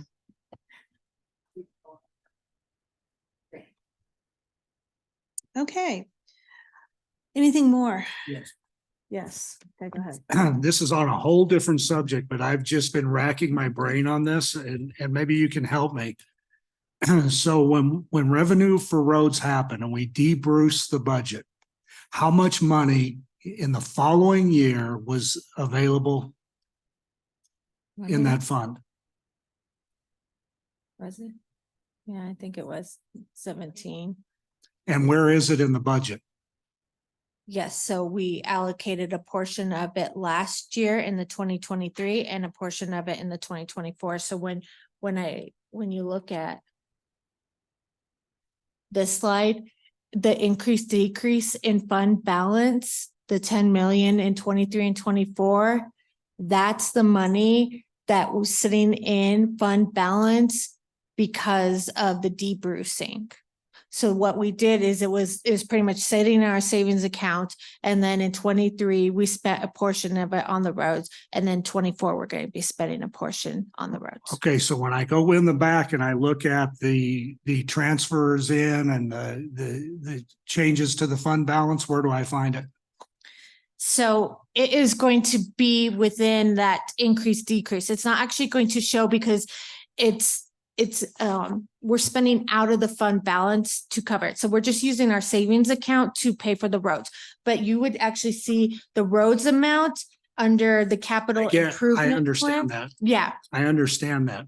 But can you give me a total dollar amount that was created through the debrucing for 2023 that was budgeted in 2024? There wasn't any. Okay. There wasn't it. Yeah. So There wasn't any. In 2023, there was zero money. $0. So In between 22. 2021 and 2022, there was 17 million. Okay, where's it at? We spent it on roads. Okay, how do we know that? because that's the money that we are pulling from fund balance. That's how we are able to balance the budget with the transfers out to other funds. That portion is within that figure. So it goes. Here, let me finish. Yeah, I'm sorry. So I don't lose my train of thought.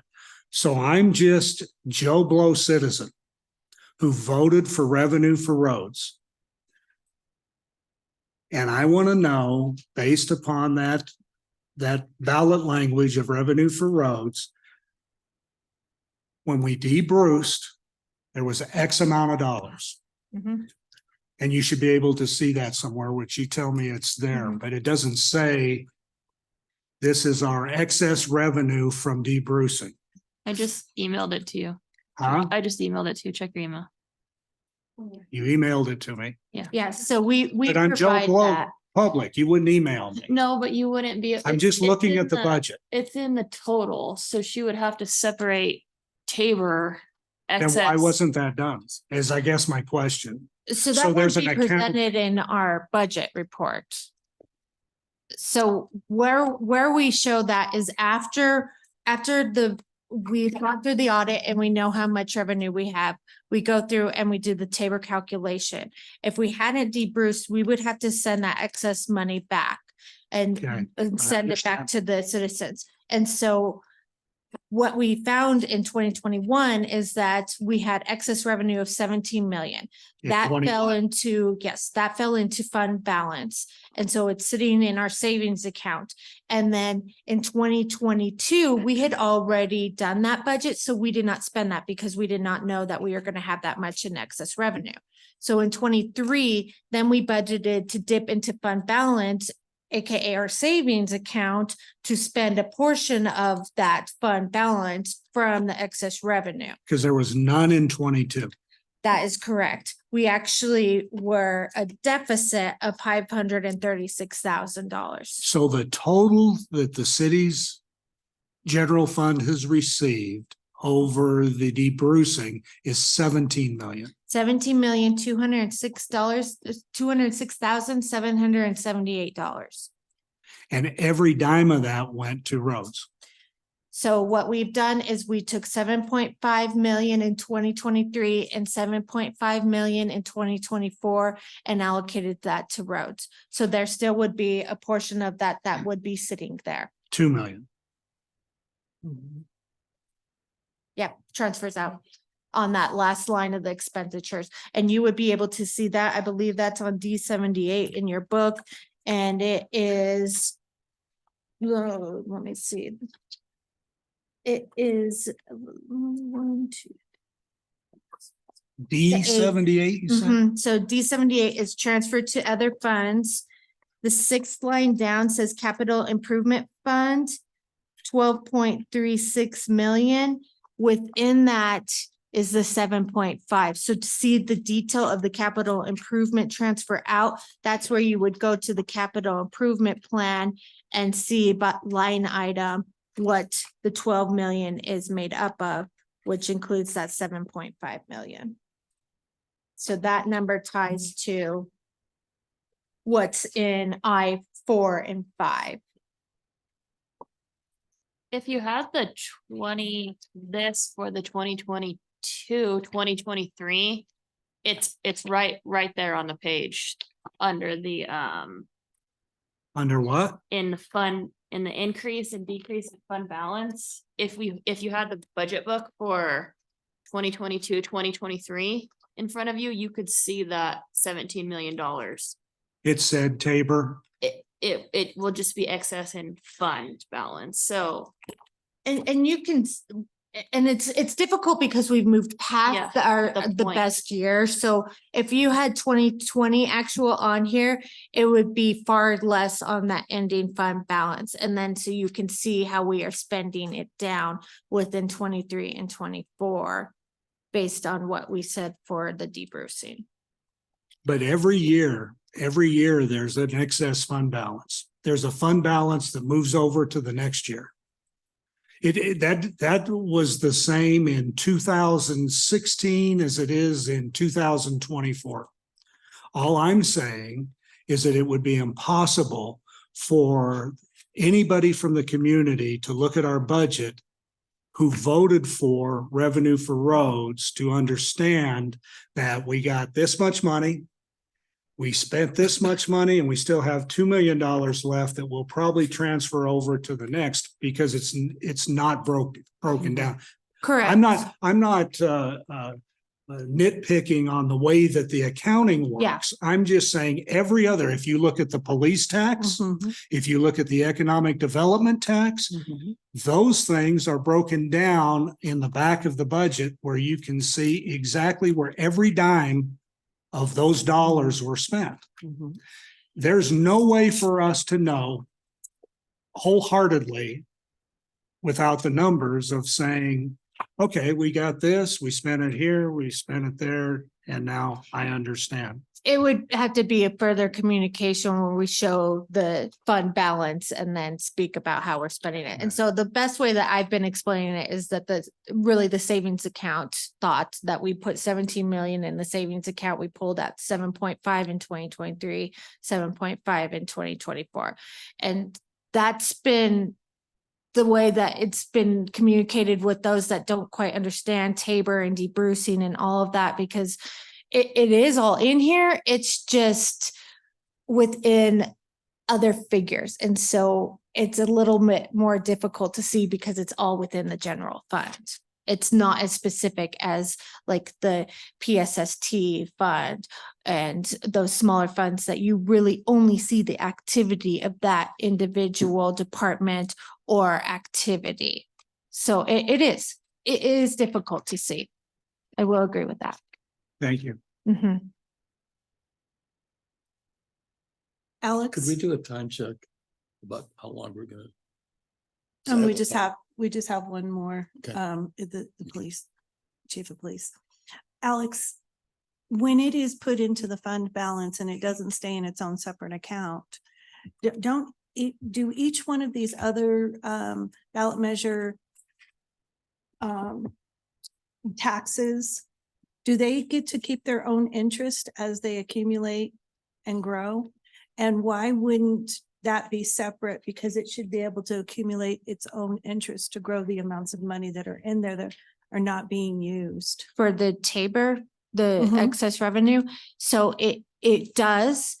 What we do is we have investment allocations. So it's a pooled investment. We take, because we don't invest our dollars based on this money came from the excess revenue, this money came from this. We invest our money in total amounts. So then we look at what the fund balance is in each of those different funds, and we allocate the interest based on that. So technically it is receiving interest. It's just going to be within the general fund interest income. Okay. And so then we have more than 17, we should have more than 17 point so-and-so million dollars, right? Yeah, I mean, it would take. Well, I mean, we'd But have to yes. know, right? Because that's what we have left, the balance that we're going to be allocating towards 2025. So we would only be using the amount that we can show as the excess revenue. We would not be using the interest income that we receive. So the interest income is within our department budgets for the general fund, we do have a line item that has the full amount that would be allocated, but we do not go through and say, okay, this piece is that piece. We only do it based on the fund. All right, okay.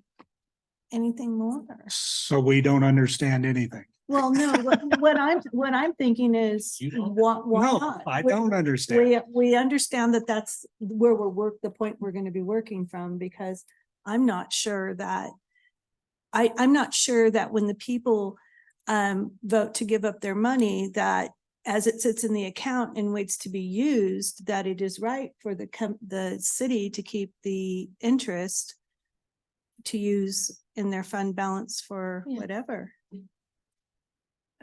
And please stop me if I'm just muddying it worse. There's no account called Tabor. It is simply a calculation. And Alex brought that calculation to present the 2024 budget. And I think you could probably bring that back again. So it is a calculation of general fund modified for different items.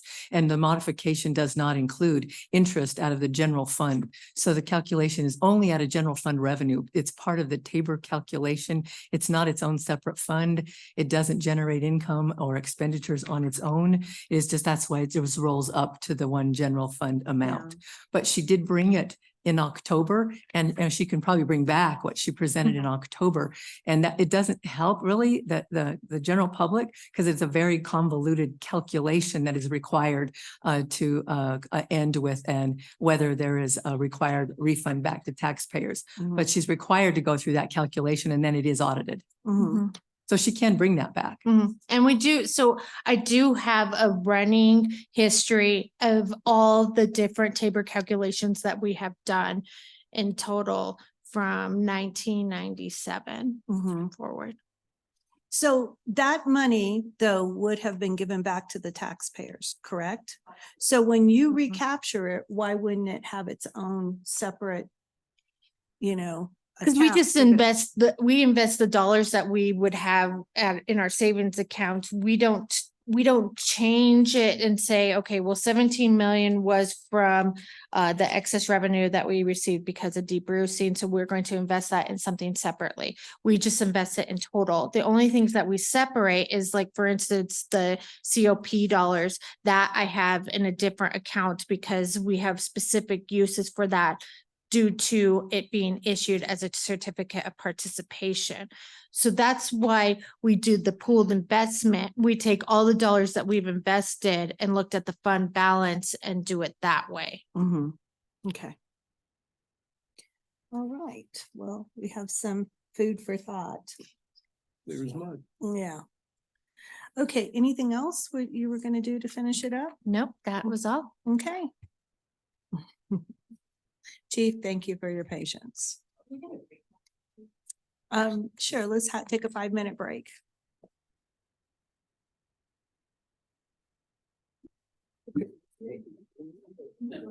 There's 3 left-handers on the left side. 3 left-handers. I'm sure you would. Yeah, he's left-handed too.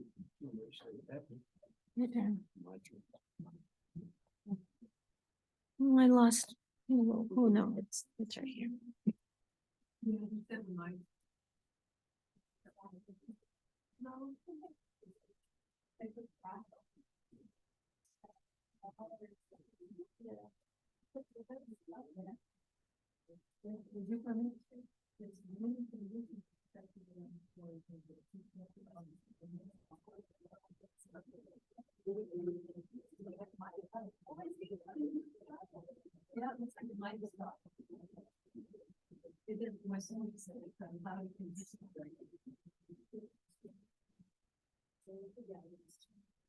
But it says rain startup we did about 4.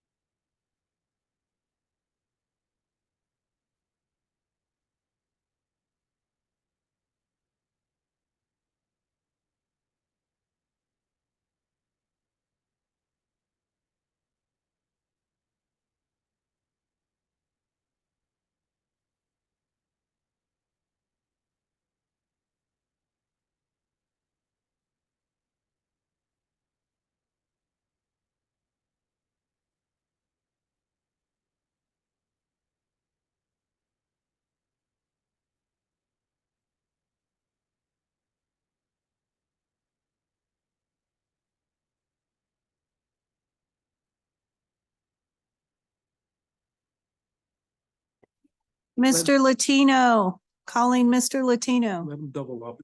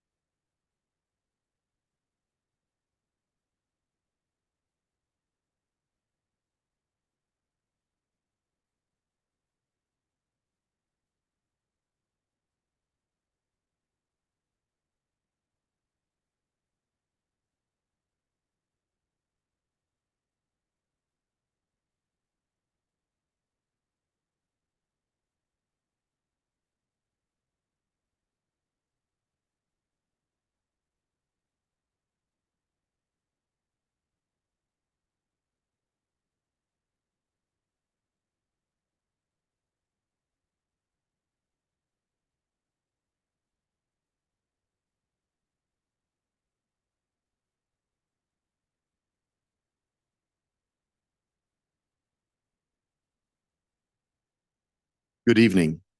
How are you guys? You have to excuse me. I have to use my reading glasses to see this.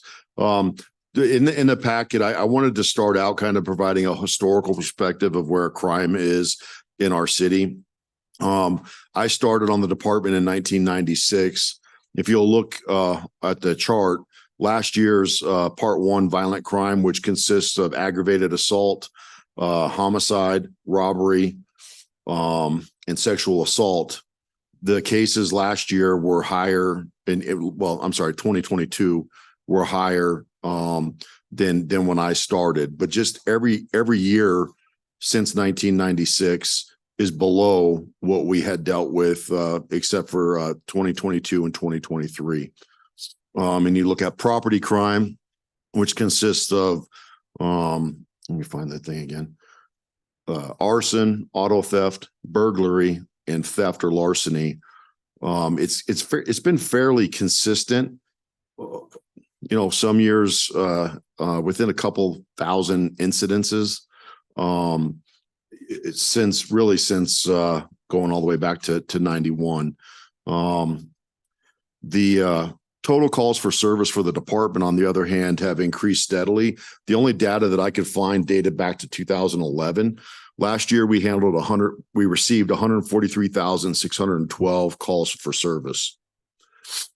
If you look at slide 6, patrol calls for service have been going down the last several years because of some initiatives that we're doing. We are pushing more police reports to online reporting. We have started the community service officer program, which takes calls away from patrol. We also now have the DICE team, which also diverts calls from the patrol officers. So last year they handled only 81,919 calls for service in patrol. And I say only with being a little bit sarcastic. It's still quite a bit of work. If you look at slide 7, And you'll see how many calls are being diverted away from patrol based on initiatives that we've started since I became chief in 2021. So far, since that time, we've diverted about 75,955 calls for service away from patrol officers to other areas of the department, to include our records clerks, CSOs, DICE, the SOS team, which just started, and other detective units. Slide 8 talks about patrol self-initiated activity. And as a cop, I began my 30th year as a police officer on the 18th of January. And in my opinion, what a cop ought to be doing is out there being proactive. That's what we get paid to do, is to find crime before it happens. What we have to do a lot of times in this current state, what we're required to do is spend a lot of our time handling crime that has already occurred. So the one category is proactive, the other category is reactive. And if you'll look in 2017, 18, and 19, we had a pretty steady increase in the number of self-initiated calls that patrol officers conducted. COVID happened. A lot of things happened around that affected everybody in our community. It also affected, or maybe infected too, but affected our patrol and how we patrol, staffing. A bunch of different areas were impacted by that. And as you can see, in 2020, our self-initiated activity went down, and it continued a downward trend in 21 and 22. So far in 23, we've started seeing an increase in patrol self-initiated activity. And I hope that it's my intention that increase continues into 2024. The next slide shows our personnel as a department since 1993, excuse me. So you can see right now, we are not at the lowest point we've ever been, but we are lower than we've been in a while. We have 175 officers at the end of 2023. Some things that are kind of interesting is if you look at the violent crime timeline, the blue line is our crime over the years and what we've dealt with. And that it coincides with that first chart that I showed you on violent crime. And you can see where the uptick started in 2019 and some of the legislation that's been passed since that time that's had, I believe, a detrimental impact on crime in our community in particular and across the state. The next slide shows some of the changes in property crimes and what's happened and some of the legislation and when it was passed that I think has had a negative impact on property crimes. So manpower, slide 13. This one talks about reasons why people left in 2023. We had 7 retirements, 6 medical retirements, 9 officers left to go work in other agencies, 2 that left the state. 2 of those 9 left the state. 10 have left the profession altogether. 4 were terminated and 8 resigned for a variety of reasons. A lot of those are going to be recruits who decided in the training process out on the street that the job wasn't what they thought it was, and they didn't want to be in the profession anymore. Or the workload was too intense and they needed to go to a smaller agency to learn how to handle the workload. So the next slide shows you kind of manpower and recruiting efforts, hiring efforts that have been done going back to 2019. In 2019, we hired 36 people, and 25 of those 36 completed the PTO program. The PTO program is really where the rubber meets the road. We have our academy, which is 26 weeks. And then we have a 16-week PTO program where they ride with an experienced officer who shows them the ropes and teaches them how to do things. 2020, we hired 12 and 8 of those completed the PTO program. In 2021, we hired 9. 6 of those completed the program. In 2022, we hired 29. 19 of those completed it. And in 23, we hired 13 and only 3 completed the program. Currently we have 6 people in training at PCC, and we have another 6 in the PTO program. So we have 6 of them that were hired in 24, but we also have 6 that are still in the PTO program in addition to that. So, and if you have questions, let me know. Yes, ma'am. Why are people dropping out of the PTO program if they're just riding along with an experienced officer? Well, they're doing the work. The experienced officer is there to train them. And a lot of times they can't do the work in the manner in which we need them to do it. They don't meet our standard, or they don't want the job after they get out on the street and see what it's like, which is more common. It isn't uncommon to have 1 or 2 a year that just can't do the work the way we need them to do it. So What do you mean by that? When you say that, what do you mean? Well, they can't talk to people. Okay. They can't make decisions. They use poor judgment. It takes them 6 hours to write a 3-line report. So, I mean, there's a lot of different things. They can't drive a car. There's a number of reasons that would fit into that category. In regards to that, Chief, Mhm. is it because we have kind of lightened the requirements? No, that's historically the case. I don't think our failure rate once they're hired is any higher now than it has been historically. There are times where you get weird bumps. I'll give you 2 perfect examples. When I was a captain, so this would have been somewhere between 2014 to 2017, I oversaw the PTO program. I was the commander of the PTO program. We had an entire group of cadets, recruits that quit. Not all at the same time. None of them made it through the PTO program. We just had a situation earlier this year where and that was a recruit class of 7. The one I'm talking about previously. We had a situation this year where we had a recruit class of 3, and all 3 quit within the first 3 weeks of the PTO program. So, I mean, you get these blips where you get weird stuff like that happens, but traditionally, I don't think that portion of the dropout rate, so to speak, is any different than it has been historically.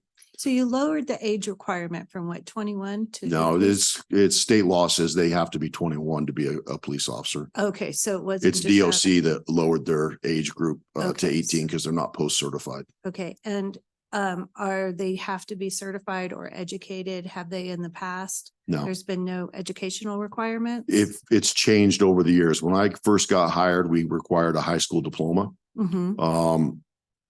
Under Chief Billings, they changed that to a 4-year degree. Mhm. When I got hired, we had 800 people apply. Mhm. When we changed it to the 4-year degree requirement, that number dropped significantly. Mhm. And then we Was the just, fallout rate though less? no, it really wasn't. Mhm. I mean, we're not, what we do is difficult. It Mhm. takes a lot of judgment. It takes a lot of being able to think, but we're not rocket scientists. Mhm. So, a 4-year degree, in my opinion, it may look good. Mhm. I actually think, believe it or not, our report writing results were worse from some of the people that have 4-year degrees than the people that didn't. Mhm.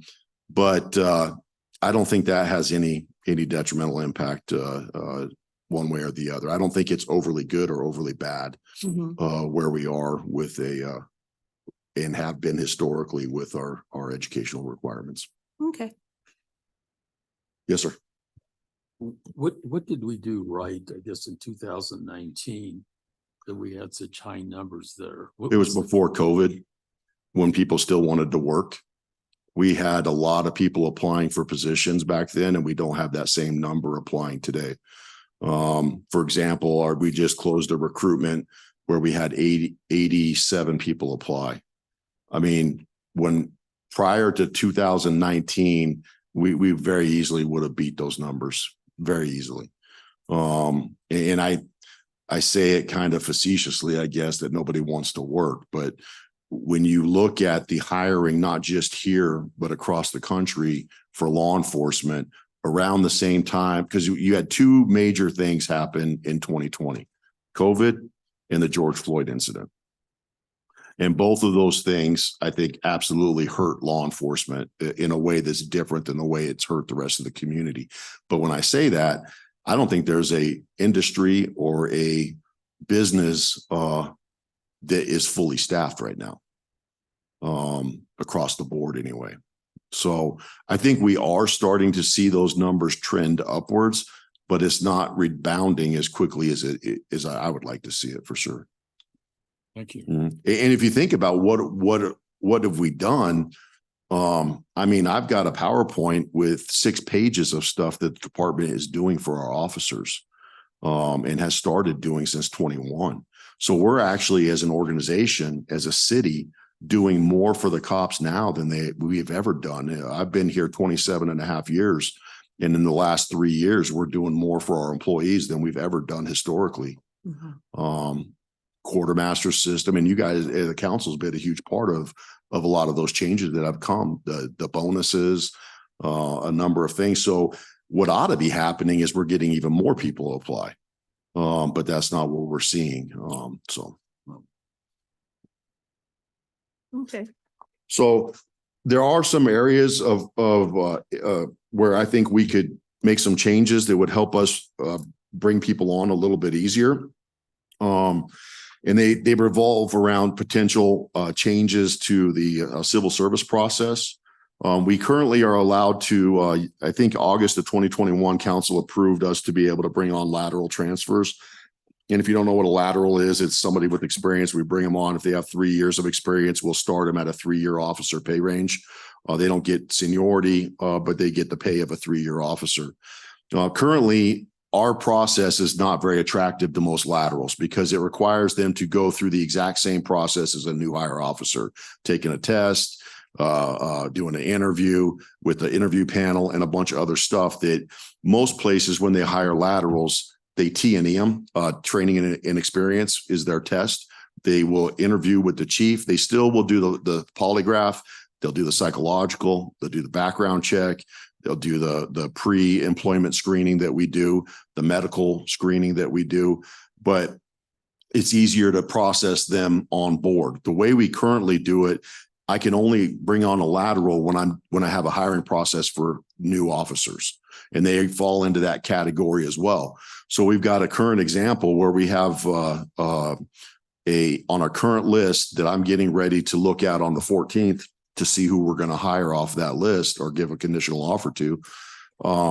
We have a lateral officer on that list that if we ran that process differently, I could already have him about halfway through a job specific academy and getting ready to go out onto the street. As it stands now, I've got to wait till the 14th to even give him a conditional offer. And then I will have to wait till May to bring him on. Yes, sir. Why? Because we can only have one list active at a time because Why? it's a civil service rule. Okay, so how do we fix that? Well, I don't know that I'm the one with the answer for that. I think How there's do we some fix ordinance that? changes. I think we have a couple ordinances that you're gonna be seeing that'll help address some of these issues with lateral hiring and the list process. That'll make it easier for the chief to run a couple lists at a time. And Okay, because what's frustrating is that you hear these same issues come over every year. Yeah.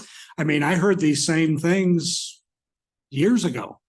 So why are we still talking about it? What we literally have to do, I think that on those issues, there's not a person up here that knows anything about law enforcement, except Roger.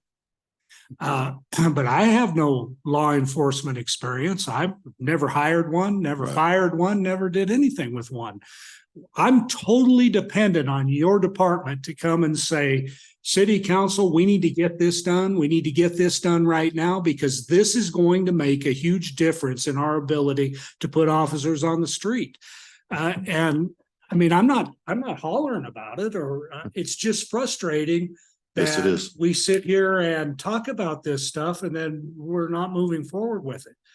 I mean, I don't think it was necessarily a priority before, but it's top priority now. So Okay. whatever they need, the ordinances have already been drafted. You'll be seeing them in the next couple of weeks. That's And what this we need is then. what they are. So this Okay. will help significantly with the hiring process. So that kind of dovetails with the other quote unquote list we would want to see and is covered in one of these ordinances is the ability to, so right now there's really two main ways you can become a police officer, a post-certified police officer. You can get hired by a department that sends you to their academy and helps you meet the post standards to take the post test and become a certified police officer, or you can go to a community college or another school that has a post-certified academy. So we do run our own academy, and we've run, I don't even know how many academies in the last 3 years. But we just started partnering with PCC to take some of that burden off of our staff, because I'm killing my staff running that many academies. It's very labor intensive. So one of the other things that has shown itself as a potential recruitment pool is like a department like us will hire an officer, and we've got 6 of them in the academy now at PCC, and we're paying them to go to the academy. They're a full-time employee while they're in the academy. When they graduate, if they pass the post test, they'll go into PTO training, and then they'll be out on the street. Also in that class are people from other agencies that are doing the same thing. I think Pueblo County Sheriff's Office has several people in the academy, but there are also people that are paying their own way through the police academy.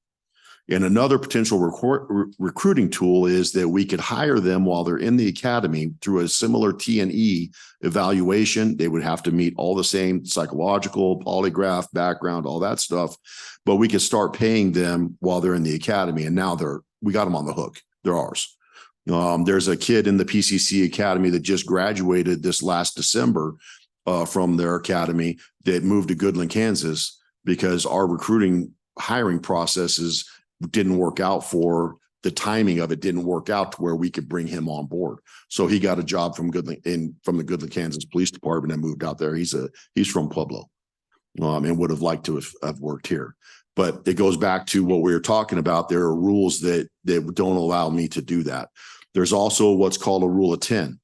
So that one of the main issues with this current lateral that I was telling the story about is that I have to interview 10 candidates for every one position.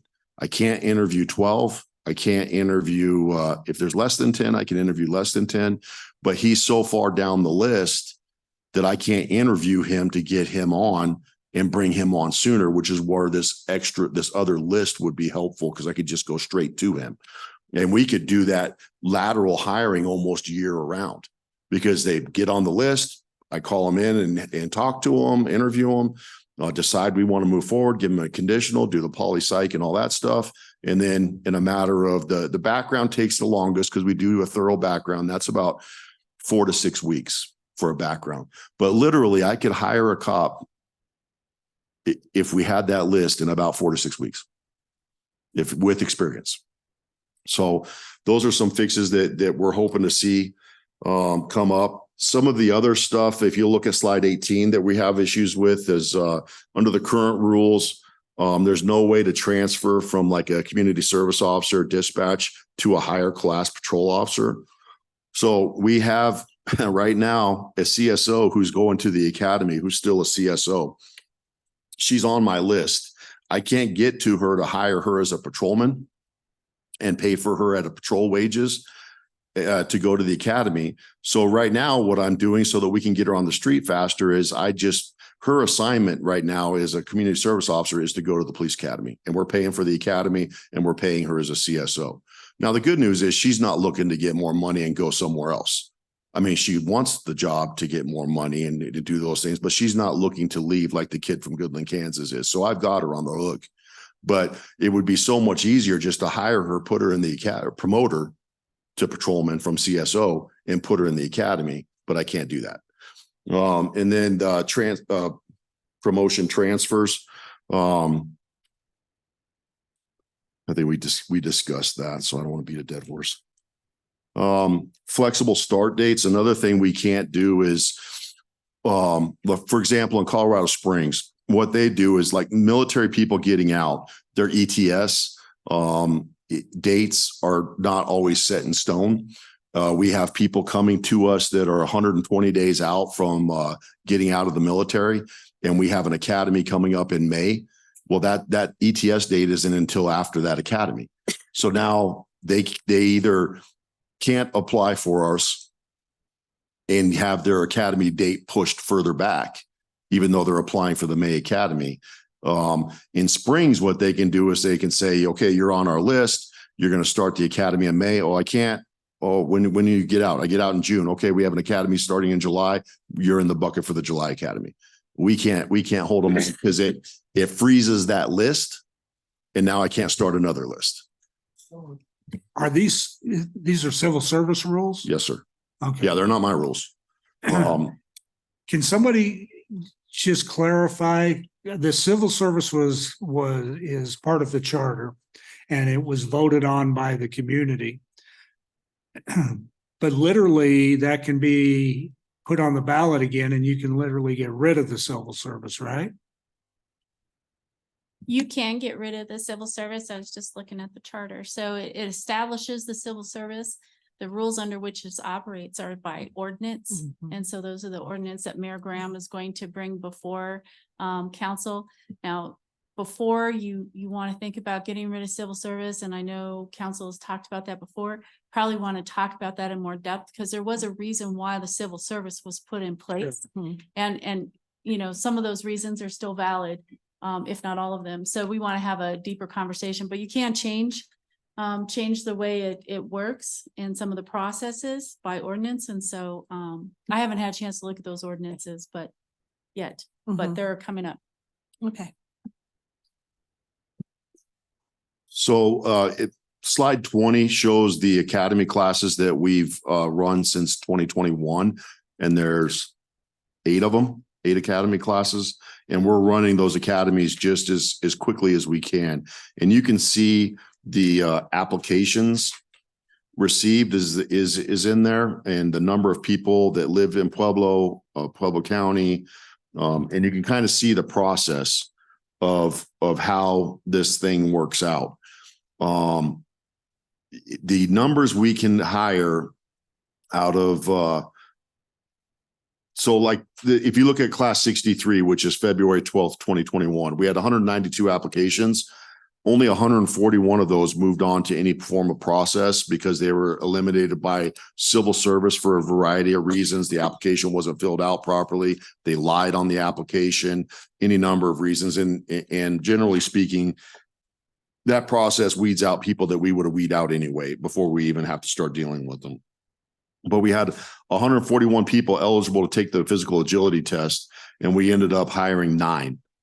It's not because I don't want to hire more than 9, but that's how the process kind of works itself out. So when I applied, there was over 800 people to apply for 4 positions. You can see that the process worked a lot better back in those days because we had way more people than we had positions, and it helped us fill our positions and keep them full.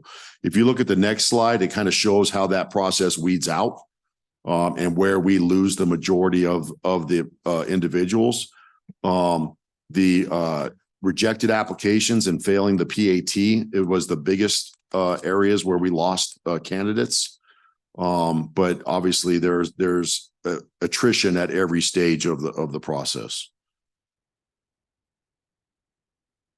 So the next thing I wanted to kind of talk about, it's a change of topic, is what we're doing at the Pueblo Police Department right now to try to address the crime that I showed you earlier. One of the things that I instituted in September of 2022 was a process called CompStat. It was started by Bill Bratton and his command leadership team in the New York Police Department a long time ago. I can't remember how far back, but it's a process that uses a data-driven approach to allocate resources and assign officers to a variety of different areas to address different crime problems. And you can kind of see how our last year, our crime has gone down. And I think this CompStat, it hasn't gone down a lot. I'm not ready to jump up and down for joy, but we did have a positive impact on crime last year. The only exception was auto theft. Every other category we had a reduction in. So if you look at the next page, it kind of gives you a snapshot of what we're talking about. So this would be the, we do these maps for every 5-hour window. We work 10-hour shifts and they overlap. So we do it every 5 hours. There's a different map for where crime is happening. And it does It does stay the same in some places and it does move around a little bit, but you'll see there, like if you look along the Highway 50 and North Elizabeth corridor, no surprise, there's issues there. So what we do with this data is we give this to our command staff and our sergeants and officers and try to get them to be proactive in those areas when they have time between calls. My new thing, Chief, is whenever I see them, your officers writing a report in an area, that's how I know that it's pretty high for CompStat right there. So I'm more aware. Yeah. But that's not always true, but yeah, I think they're doing that a lot more often now that they have this data. I've definitely noticed that before CompStat and then now after CompStat, Right. I've noticed that a lot more. Thank you. Good. I'm glad to hear that. So the next slide kind of shows some of the results on community oriented policing in those areas and how we're seeing an increase. You can see the difference. 2022, we had about 3,000 what we call community oriented policing calls. After we initiated CompStat the following year in 23, that almost doubled. So we're getting out in those areas a little bit more, being a little bit more proactive. Another area where we're trying to be more proactive is in dealing with the quality of life issues, which is why we created the DICE team in 2020. Last year, these are the numbers for what they did in 23. It's pretty incredible, and it's getting some recognition throughout the country, at least in the retail theft area, with different stores commenting and thanking us for the work that the guys are doing to reduce theft and catch people who are stealing items. Another area that we've spread out to last year was the Solutions Outreach Services. Last year, that team was formed, actually started working in September. They work 3 days a week right now, and it's only one team. They handled 157 calls for service, and those are calls that generally speaking, my officers didn't have to respond to. There are every now and then, I think there's been a handful of times where the SOS team has called an officer and asked them to respond to help them. This is modeled after the Denver Star team and is run through Health Solutions. The workers are employees of Health Solutions, but they have access to our radios and are dispatched by our dispatchers. Some success stories that they had are on the slide 27. I don't want to read those to you, but there's a couple good success stories that they had. And then the next big initiative that we have, there's two big initiatives that we're working in 2024. One of them started in 23. We're in the process of switching over our CAD RMS system. That's the computer aided dispatch and a report management system to another piece of software that is ongoing right now. And we're hoping to go live with it in October. It's a major undertaking to switch over all that data from one CAD RMS system to another. So it takes a huge amount of work, and IT is a huge help in making that happen.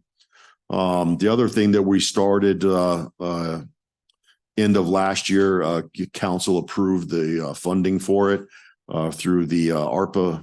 I don't know which ARPA bunch it is, but the revenue, regular ARPA was the Real-Time Crime Center. It's as we speak. And I think even today, the ShotSpotter system is being installed. We're going to go live with ShotSpotter on the 15th of February at noon. They're going to come out on the 8th and train everybody on how to use their app. They are in the process of setting up the Real-Time Crime Center, which will also be in the dispatch area, and installing the software or the hardware and different things that we need to have that running. We were able to buy 2 trailers with cameras that we move strategically throughout the city. We used those during the operation at the Roadway Inn over what was that, Thursday? Yeah. So we use those then to do that. And we're also going to be setting up advanced license plate readers in the areas where we have the ShotSpotter. So we're in the process now of hiring 4 real-time crime technicians who will operate the Real-Time Crime Center. and be able to work there. It won't be a 24-hour operation, but it'll be about 20 hours a day. We'll have people in there running that system. Hey, Chief. Yes, ma'am. Speaking of license plate readers, how is that going in City Park? We just put those in maybe a month ago at City Park. We had some issues getting the poles delivered to put them in.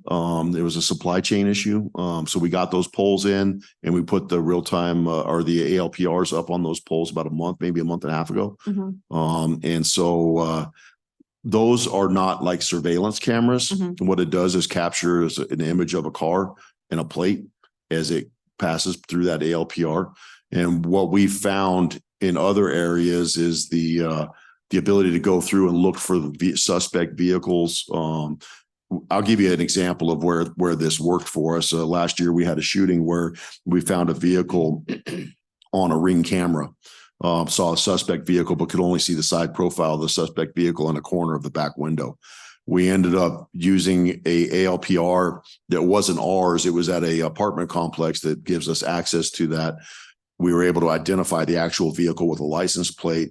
We tracked down the owner of the car who ended up being the suspect, went out to his house and got an arrest on that.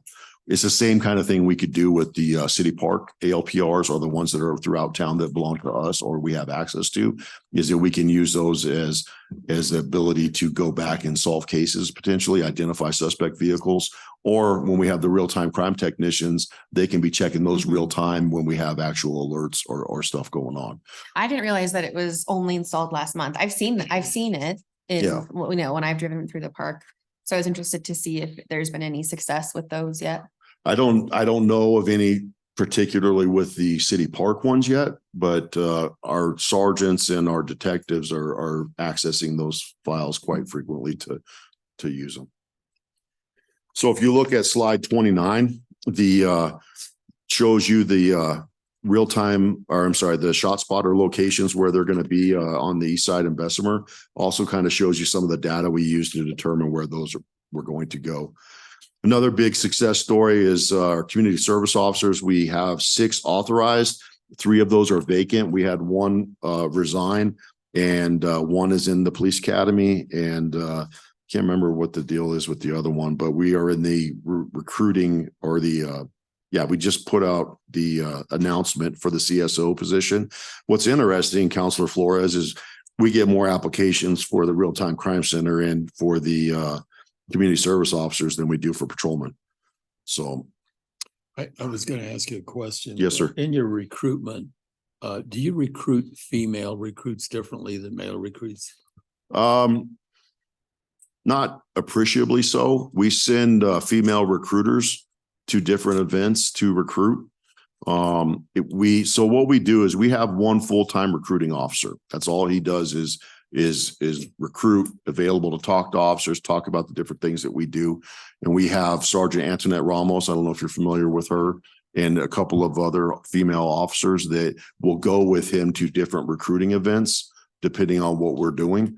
We have, we are limited in the ways in which we can recruit as far as like filming videos to try to attract certain people. We have to kind of just do a generic video for recruiting rather than having one for different. I just read in the paper yesterday that Colorado Springs is wanting to be, they want half of their police force to be 50% female, 50% male, which it kind of set me back, but that's their goal. Obviously they haven't reached it, but that's their goal. And I don't know, do you know what percentage of our work? Not off the top of my head. Yeah. I could get those numbers for you. I just want 55 cops. I don't care. Yeah, I know, and I'm thinking if Springs thinks they could hit that goal, there's an opportunity that we should go after. Right. Yeah. Yep. We can look into that. The next slide shows the number of calls that the CSOs have handled in 2023.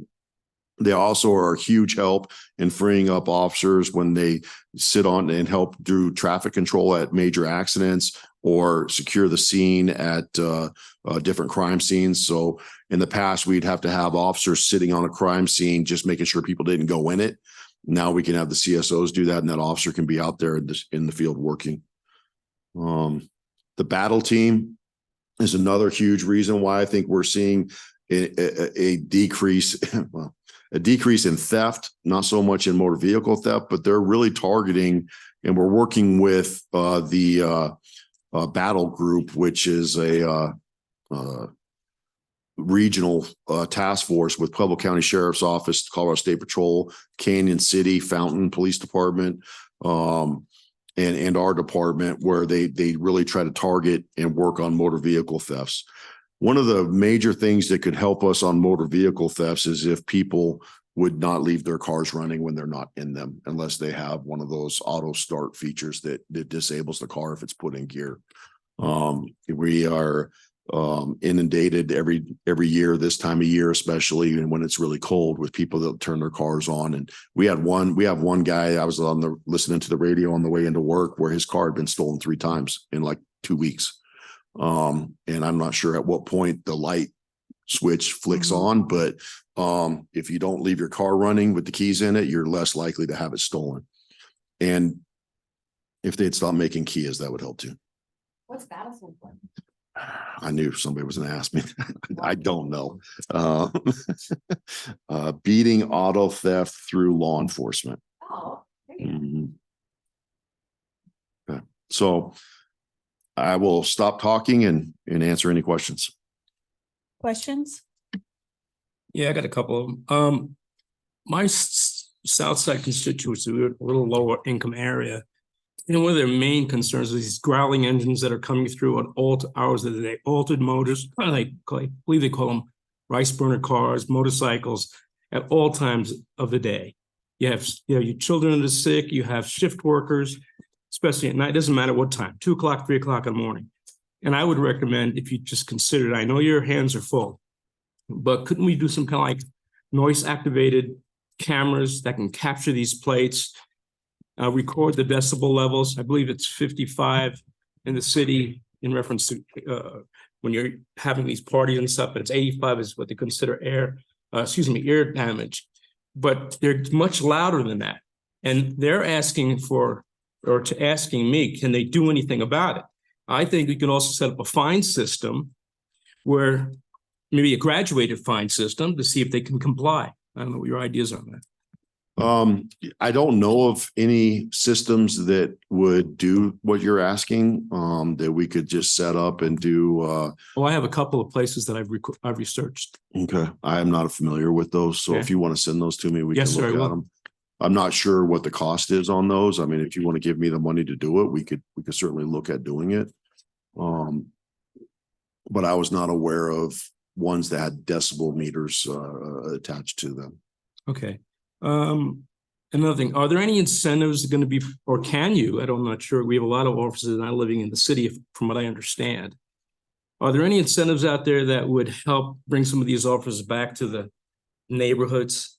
And maybe an incentive, whether it's for taxes or home incentives, whatever it is that in the plans at all? Or is that, I think it's been tried a long time ago, but I'm not sure. Do you know anything about that? There's no city incentives to do that, but I think there are some low cost loans that officers could get for housing that have been available for decades that don't often get taken advantage of.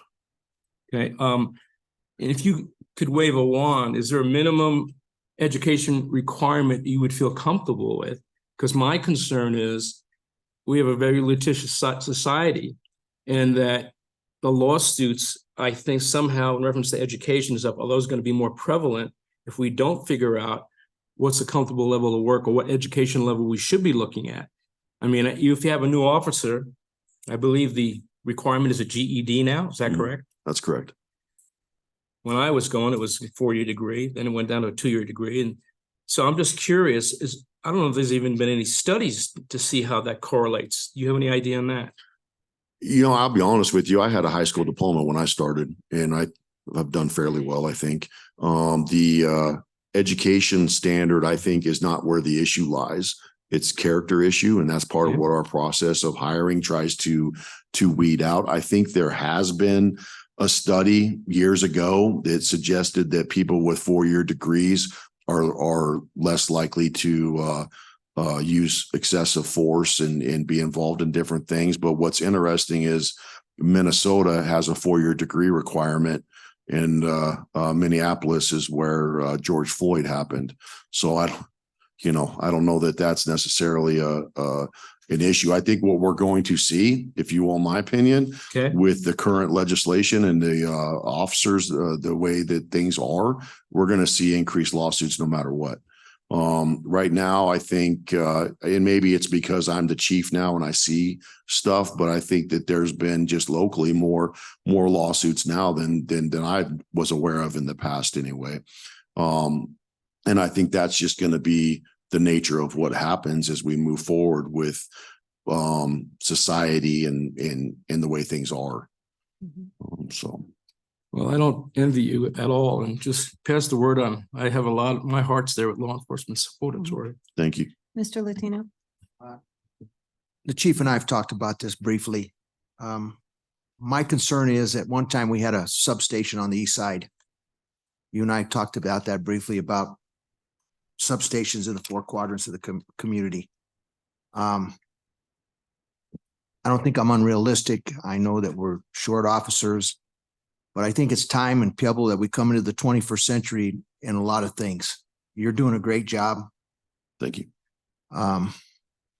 But we had a number of killings in this community last year.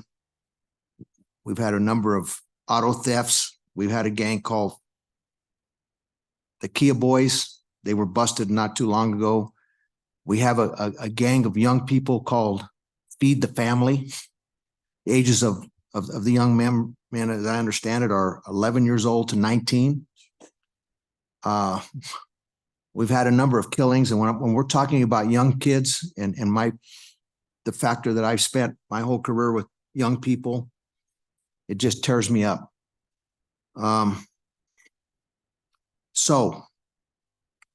Again, with the things that have gone on in District 2 on the east side, and I think it's time that we take a long, hard look. I know we're police officers short at a strategic plan to put some substations together in this community. If I could respond, I think it's my opinion that we are not a big enough city to justify substations. And the reason is my officers can get anywhere in town from our police station in less than 10 minutes. The idea behind substations, and maybe you're talking about something different and we need to call it something different, but a substation is where we put officers, they report to that substation, they work out of that substation. We have a commander over that substation like they do in Colorado Springs, Denver, any other place that uses the substation model. My recommendation would be, as the city starts to expand, and I think we've talked about this, you take the furthest point north, and if we want to go out east, northeast of town, and you put it on the very corner of the city property or city limits out there, or south and west or whatever, because as the city continues to build up past those locations, then it makes more sense to have that substation out there. Right now, in order to operate a substation, you're going to have building, you're going to have equipment in that building, the ability to process and store evidence in that building, perhaps a holding cell in that building. You're going to have office space for a watch commander, some sergeants, and other things like that. And then I've got to have those individuals to put in there. What ends up happening when you have a office on the east side is the cops don't go there. The citizens get upset because there's nobody there unless I assign somebody to be there, because they're going to be handling calls for service all day long. And then I think personally, right now, that's going to cause even more frustration in those communities, because now we've got this office space that nobody's ever in. Well, they were talking about, we have fire stations all over the city, right? Yes, sir. Okay. Do they respond as often as you do in terms of calls? Probably not. No. So I guess there's comparison to that. The other thing is, a couple years ago, we had a Zoom meeting with Brian Carnegie, the detective in charge of the Phoenix Police Department, Phoenix being the 4th largest city in the country now, or 5th. They got a program there called Neighborhood Patrol. The Neighborhood Watch program here gets nothing done. It gets nothing done. People aren't going to leave their couch to look out the window. But when you have a Neighborhood Patrol program, and Brian Carnegie did a Zoom meeting with us, and it was shot down by, at the time, the Neighborhood Watch program coordinator. I forget the name. Again, we have to be visionaries. We have to be practical. And if they can do it in one place, we can do it here. I know I'm part of that program. I was part of that program in that community. And it's a great program. We have crime here, and especially in District 2 and in other places. And that's a concern that I have. We had a meeting on the east side not too long ago, which you attended, and I appreciate that. We had one person there or two people from the community, and the rest were police officers and members of the city council, and that was pretty much it. But I get complaints, not complaints, but I get concerns addressed to me now, and even before I got involved in the politics. And especially when we had that neighborhood program on a Zoom with Brian Carnegie. In fact, the Phoenix Police Department's been willing to come to Pueblo to help with that program. They were shot down, not by you, not by Troy, but prior to that. I know because the files were in the file cabinet. It's concerning to me. We have killings. We have juvenile gangs. I spent 2 years at the Lookout Mountain School for Boys. And so I have concerns as it relates to the safety and security of this community. I'm sure everybody here does. But that's something that we need to address. We need to become visionaries. We need to move into the 21st century, and we need to look at the Neighborhood Watch program and consider some of the things that are being done in other places. That's my thoughts. Okay. Mr. Flores? Counselor Martinez? Nothing. Chief, I had a gentleman in his 80s call me just on Thursday. And he's out on the East Coast visiting his daughter, and she won't allow him to come home. He's lived on the West Side his whole life because of, the national crime rates across America his daughter's picking up on, and he just wants to come home. He's lived there his whole life. And so, we are a city, but yet we're a town because we're not that big. And I see improvements. I see your improvements on your charts and so forth, but the community is just still not feeling it. And you have a lot of challenges. We would like to help you ordinance wise, whatever we can do to get things in place to help you operate. Is there a possibility of, since we're in such a need here, is there a possibility of both agencies, sheriff and the police, working together to cover the entire Pueblo County to help with this? Can you bring in a third-party agency to help you with gangs? I mean, I know that a lot of the larger cities have Homeland Security working with them. They have their U.S. Marshals. Are you able to invite anyone in the meantime to help you cover a lot of this? Because, I see people all the time walking around with backpacks and masks, and they got bags full of stuff and walking through the neighborhoods. We've never seen that before. I mean, occasionally, but with a mask on, and they're carrying a bike, they're carrying big wheels, they're carrying whatever. And for me to call you and to call the police department, it's not a priority because there's so much going on. So I guess, what is it? And then also, home rule is really important for me right now because I'd like to see how from state legislative, with the state legislation has put like on you, is there anything that we can do to reverse some of that so we can alleviate what's going on here? I mean, we're here to help you. But we take a big brunt of it because we get the calls. Oh, I get them too. Yeah, no, I know. Yeah. I know. We get the calls and you get the calls. Unfortunately, all we could do is give you the tools. Right. We're not So officers. a couple of things, the sheriff's office has their responsibilities, and I don't know that we would be able, and they also have their staffing issues. So I don't know, whether they would be in favor of patrolling the city. Mhm.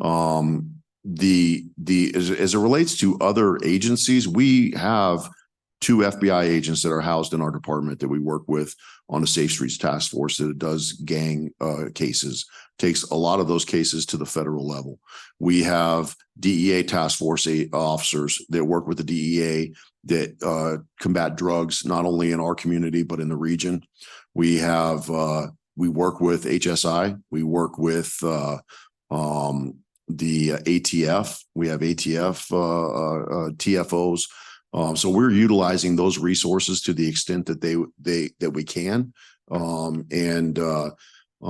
As far as bringing in a third party to patrol the city, I don't know of anything like that that exists. The issue that we have is it's a hiring process and it's a retention process.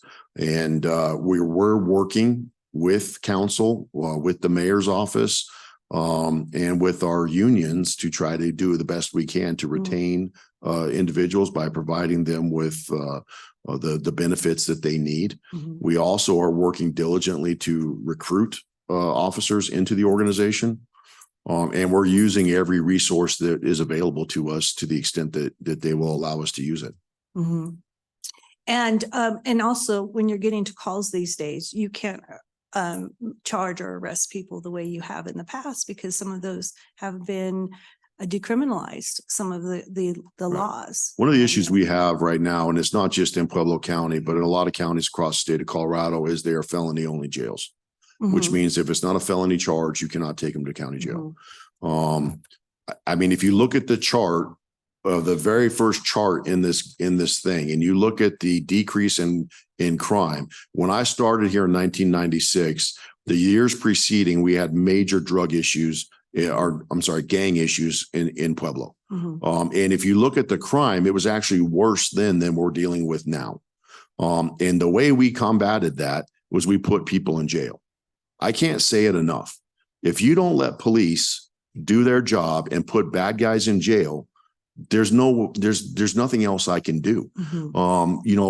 Giving them tickets, playing patty cake with them, giving them a PR bond, all these things, letting them out of DOC. There's only so much I can do. We do what we can do. And what I mean by that is if you commit a misdemeanor, we write up the paperwork, we write up the warrant, we send it to the DA's office. The DA will sign off on a warrant or they will charge them, and then we can get them into the court. What used to happen is you committed a misdemeanor, you went to county jail and you got booked in and you had to wait over the weekend to go see a judge. You don't even have to sit in jail over the weekend anymore. They have to have hearings every day to let people out within 48 hours. They have to have a bond hearing within 48 hours. And most of the time they bond out of jail, even on felonies. And that's because it's only a felony jail, or because is there a chain that actually, is it a domino effect? Does it start with the charge and go from there? Because here's the thing is, Pueblo County is city of Pueblo. And probably a big tax, the revenue for their jail comes from the city of Pueblo, because the county of Pueblo isn't as large as the city of Pueblo population wise, doesn't have the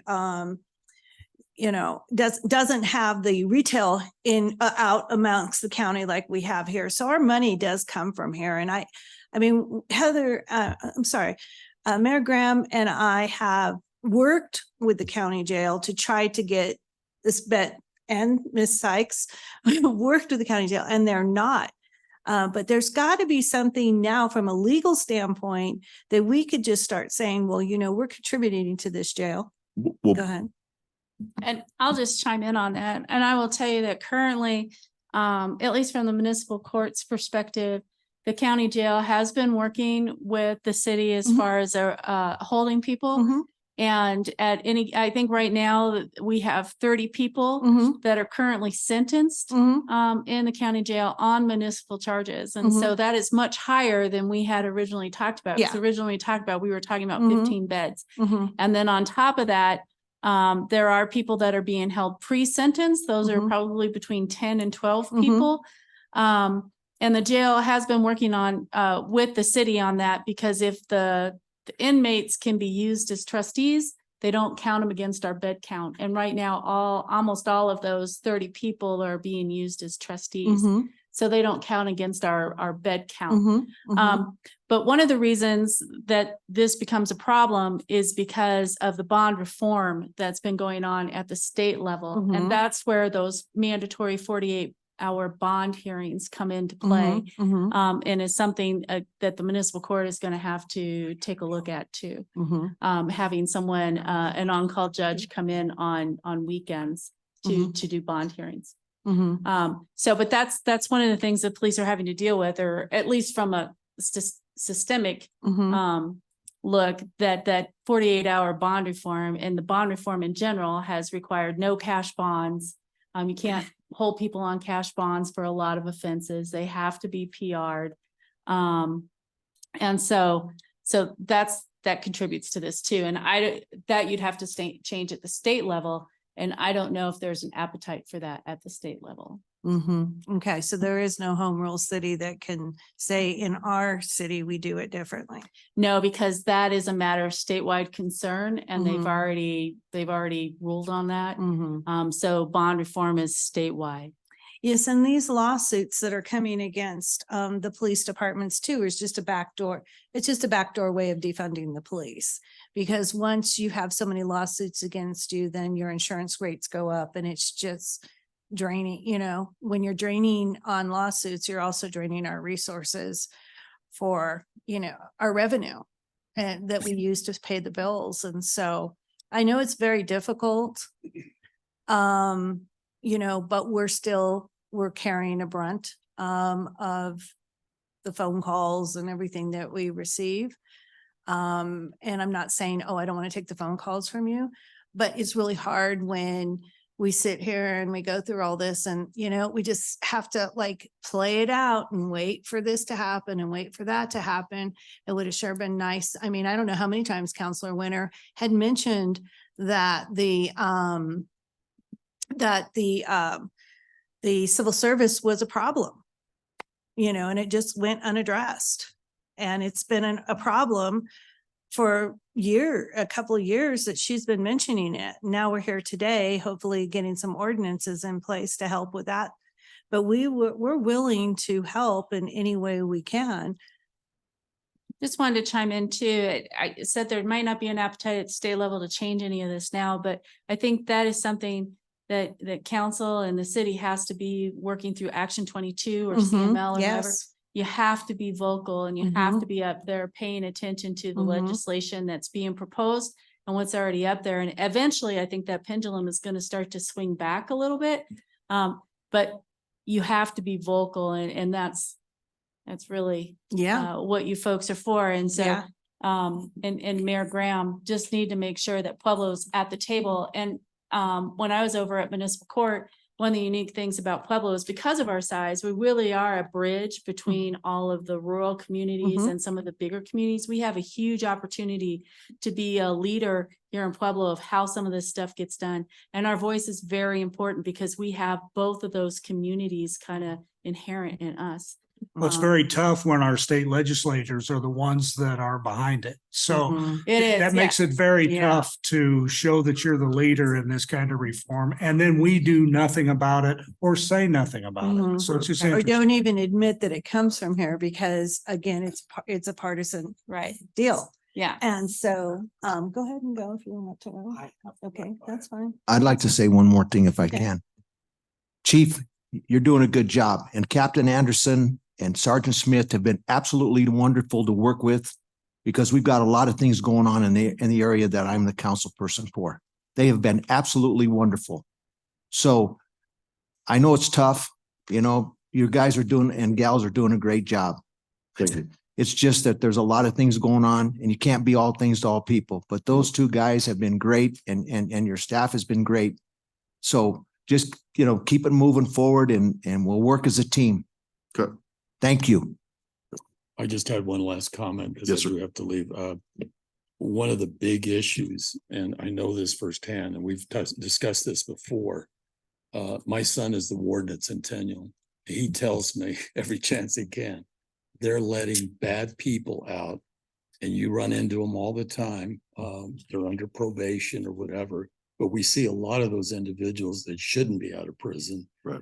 And you know, the current environment right now is to let them out early to kind of solve, I think, the employment issue and the issue of space and that you have to deal with because it's almost like preordained. My son says if these guys are going to come back and reoffend. I think there's also a philosophical issue in that decision, to be honest with you, on whether or not certain people should be incarcerated. Well, Thank you. thank you, Dennis. Yeah, I mean, our correctional officers can test hot for marijuana. I've gone in there and they're putting privacy panels up for them, spending millions of dollars for that. In the meantime, they have a rope with a drape over it. And I'm like, isn't that a ligature? And they're like, just don't look. Just don't see what's going on. I mean, it has been so everybody's, you know, there's no accountability. There's no accountability anymore. And then they let them out. Our governor's letting them out. I mean, he's the chief on all of that, on releasing prisoners early. So, and it's dumped out onto the streets and we're just suffering from the repercussions from all of that. And I would like to try to utilize everything within our power. I'm thankful for Mayor Graham to come forward and make these changes and we're willing to help with those changes. And we run through the money thing. We've put raises and we've done those things. And so we have to move on. But what about the morale and administration issues that were part of your own survey? How are you addressing those?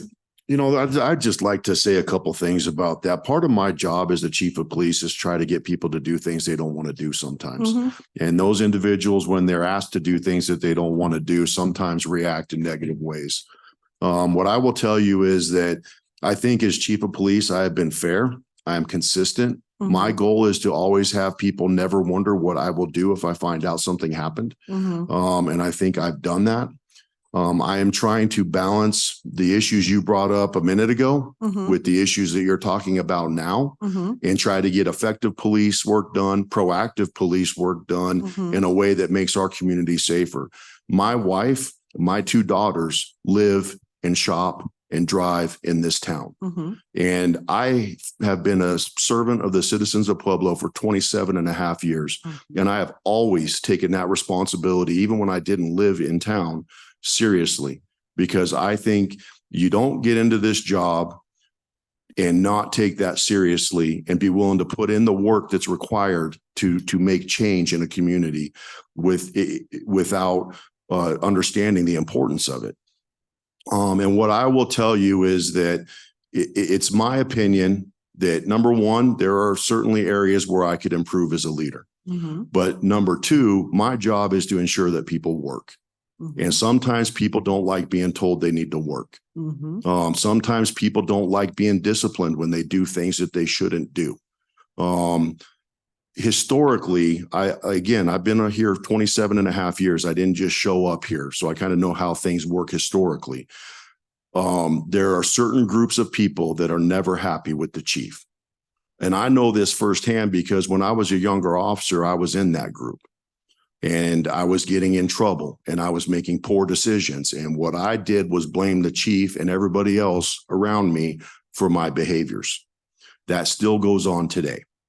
What I will tell you is that our department right now is in a better place than it has ever been. Not because of me, but because of the things that we are doing. And yet still, people are upset with being held accountable. They're upset with being asked to work. One of the big blowbacks that has happened internally is that I've asked people to work 9.5 hours for 10 hours of pay. They get a half-hour paid lunch break.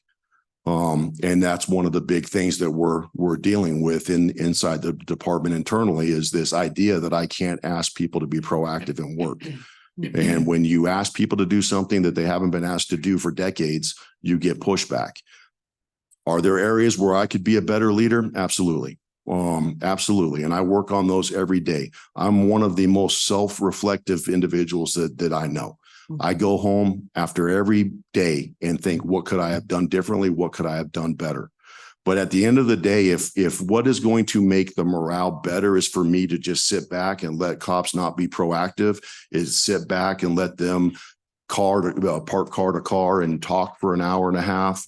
If it's going to be to let them not have any expectation that they're out there writing tickets, contacting people with bags and masks over their faces, then if that's what's going to make them happy, I cannot do that.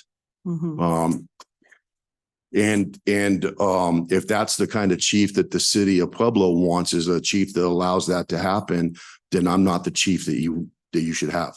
Because what I believe should happen is that employees come to work and they work. They do what's expected of them. We are busy. They can't do it as much as I would like them to be able to do it. But when I look at we have obligated time and non-obligated time. So just to explain that, obligated time is when employees are on or officers are on a call for service. They're writing a report.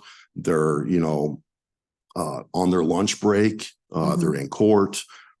Excuse me. That's obligated time.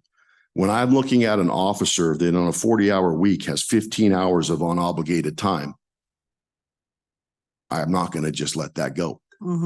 And so what I will say in my defense is that a lot of this grumbling about the leadership of this department is about accountability. It's about being asked to do your job. And that's what I think I get paid to do. Okay. And like I said, when the survey comes out and it becomes public knowledge, then the people are always asking the question. It's a fair question. And I'm accountable. I'm accountable. I hold myself accountable and I accept accountability for the things that I don't do right. And throughout my career, after about 10 years, when I realized that all the trouble I was getting in wasn't the chief's fault, it was mine. I have accepted accountability for anything I've ever done. And I will continue to do so. And if there's issues that show that I am wrong, and the mayor or council wants to admonish me in whatever way they find appropriate, I will accept that accountability and I will not look back. I am a man that believes in standards. I'm a man that believes that accountability starts at the top. And if I can't accept accountability where I'm wrong, then how can I expect my officers to? There are areas, despite what I've said, where I could be a better leader, where I could maybe not curse, where I could maybe not raise my voice, and do those things. And I am working to make myself a better leader in that regard. And anything that comes out of those kinds of things that I'm doing wrong, I will accept. I will accept. I ask my officers to do the same. And if you're not working and I get on you about not working, then just work. It's really simple. I have a 5-year-old grandson that tells me when he comes and spends the weekend, Grandma, why do you ask me to do everything when I don't know how to do nothing? And I say, well, you've been doing it all and you've been doing a good job. And so just keep it up because they're going to, right? That's what we're dealing with. If people that are not wanting to be accountable or not wanting to do things, when they gripe about it, yes, you have to have a response. Chris, you have the most difficult job in the city. There's no question about it. I say I've got the only job in town that 112,000 other people know how to do better than me. Well, again, it's obviously not easy, and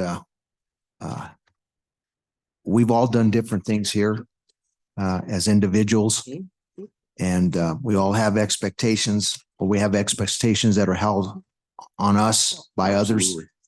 and we do the best that we can. And so you just keep on keeping on, and we're a team, and we can agree to disagree, and we can still be a team, and we get things done. Right on. Life's a garden. Dig it. Thank you, Chief. Thanks for coming. Thank you, everybody, for giving up your Saturdays to come in and help us have a discussion and allow us to communicate, and hopefully that's all we're doing is we're working with the new administration so that we can all move forward. Thank you.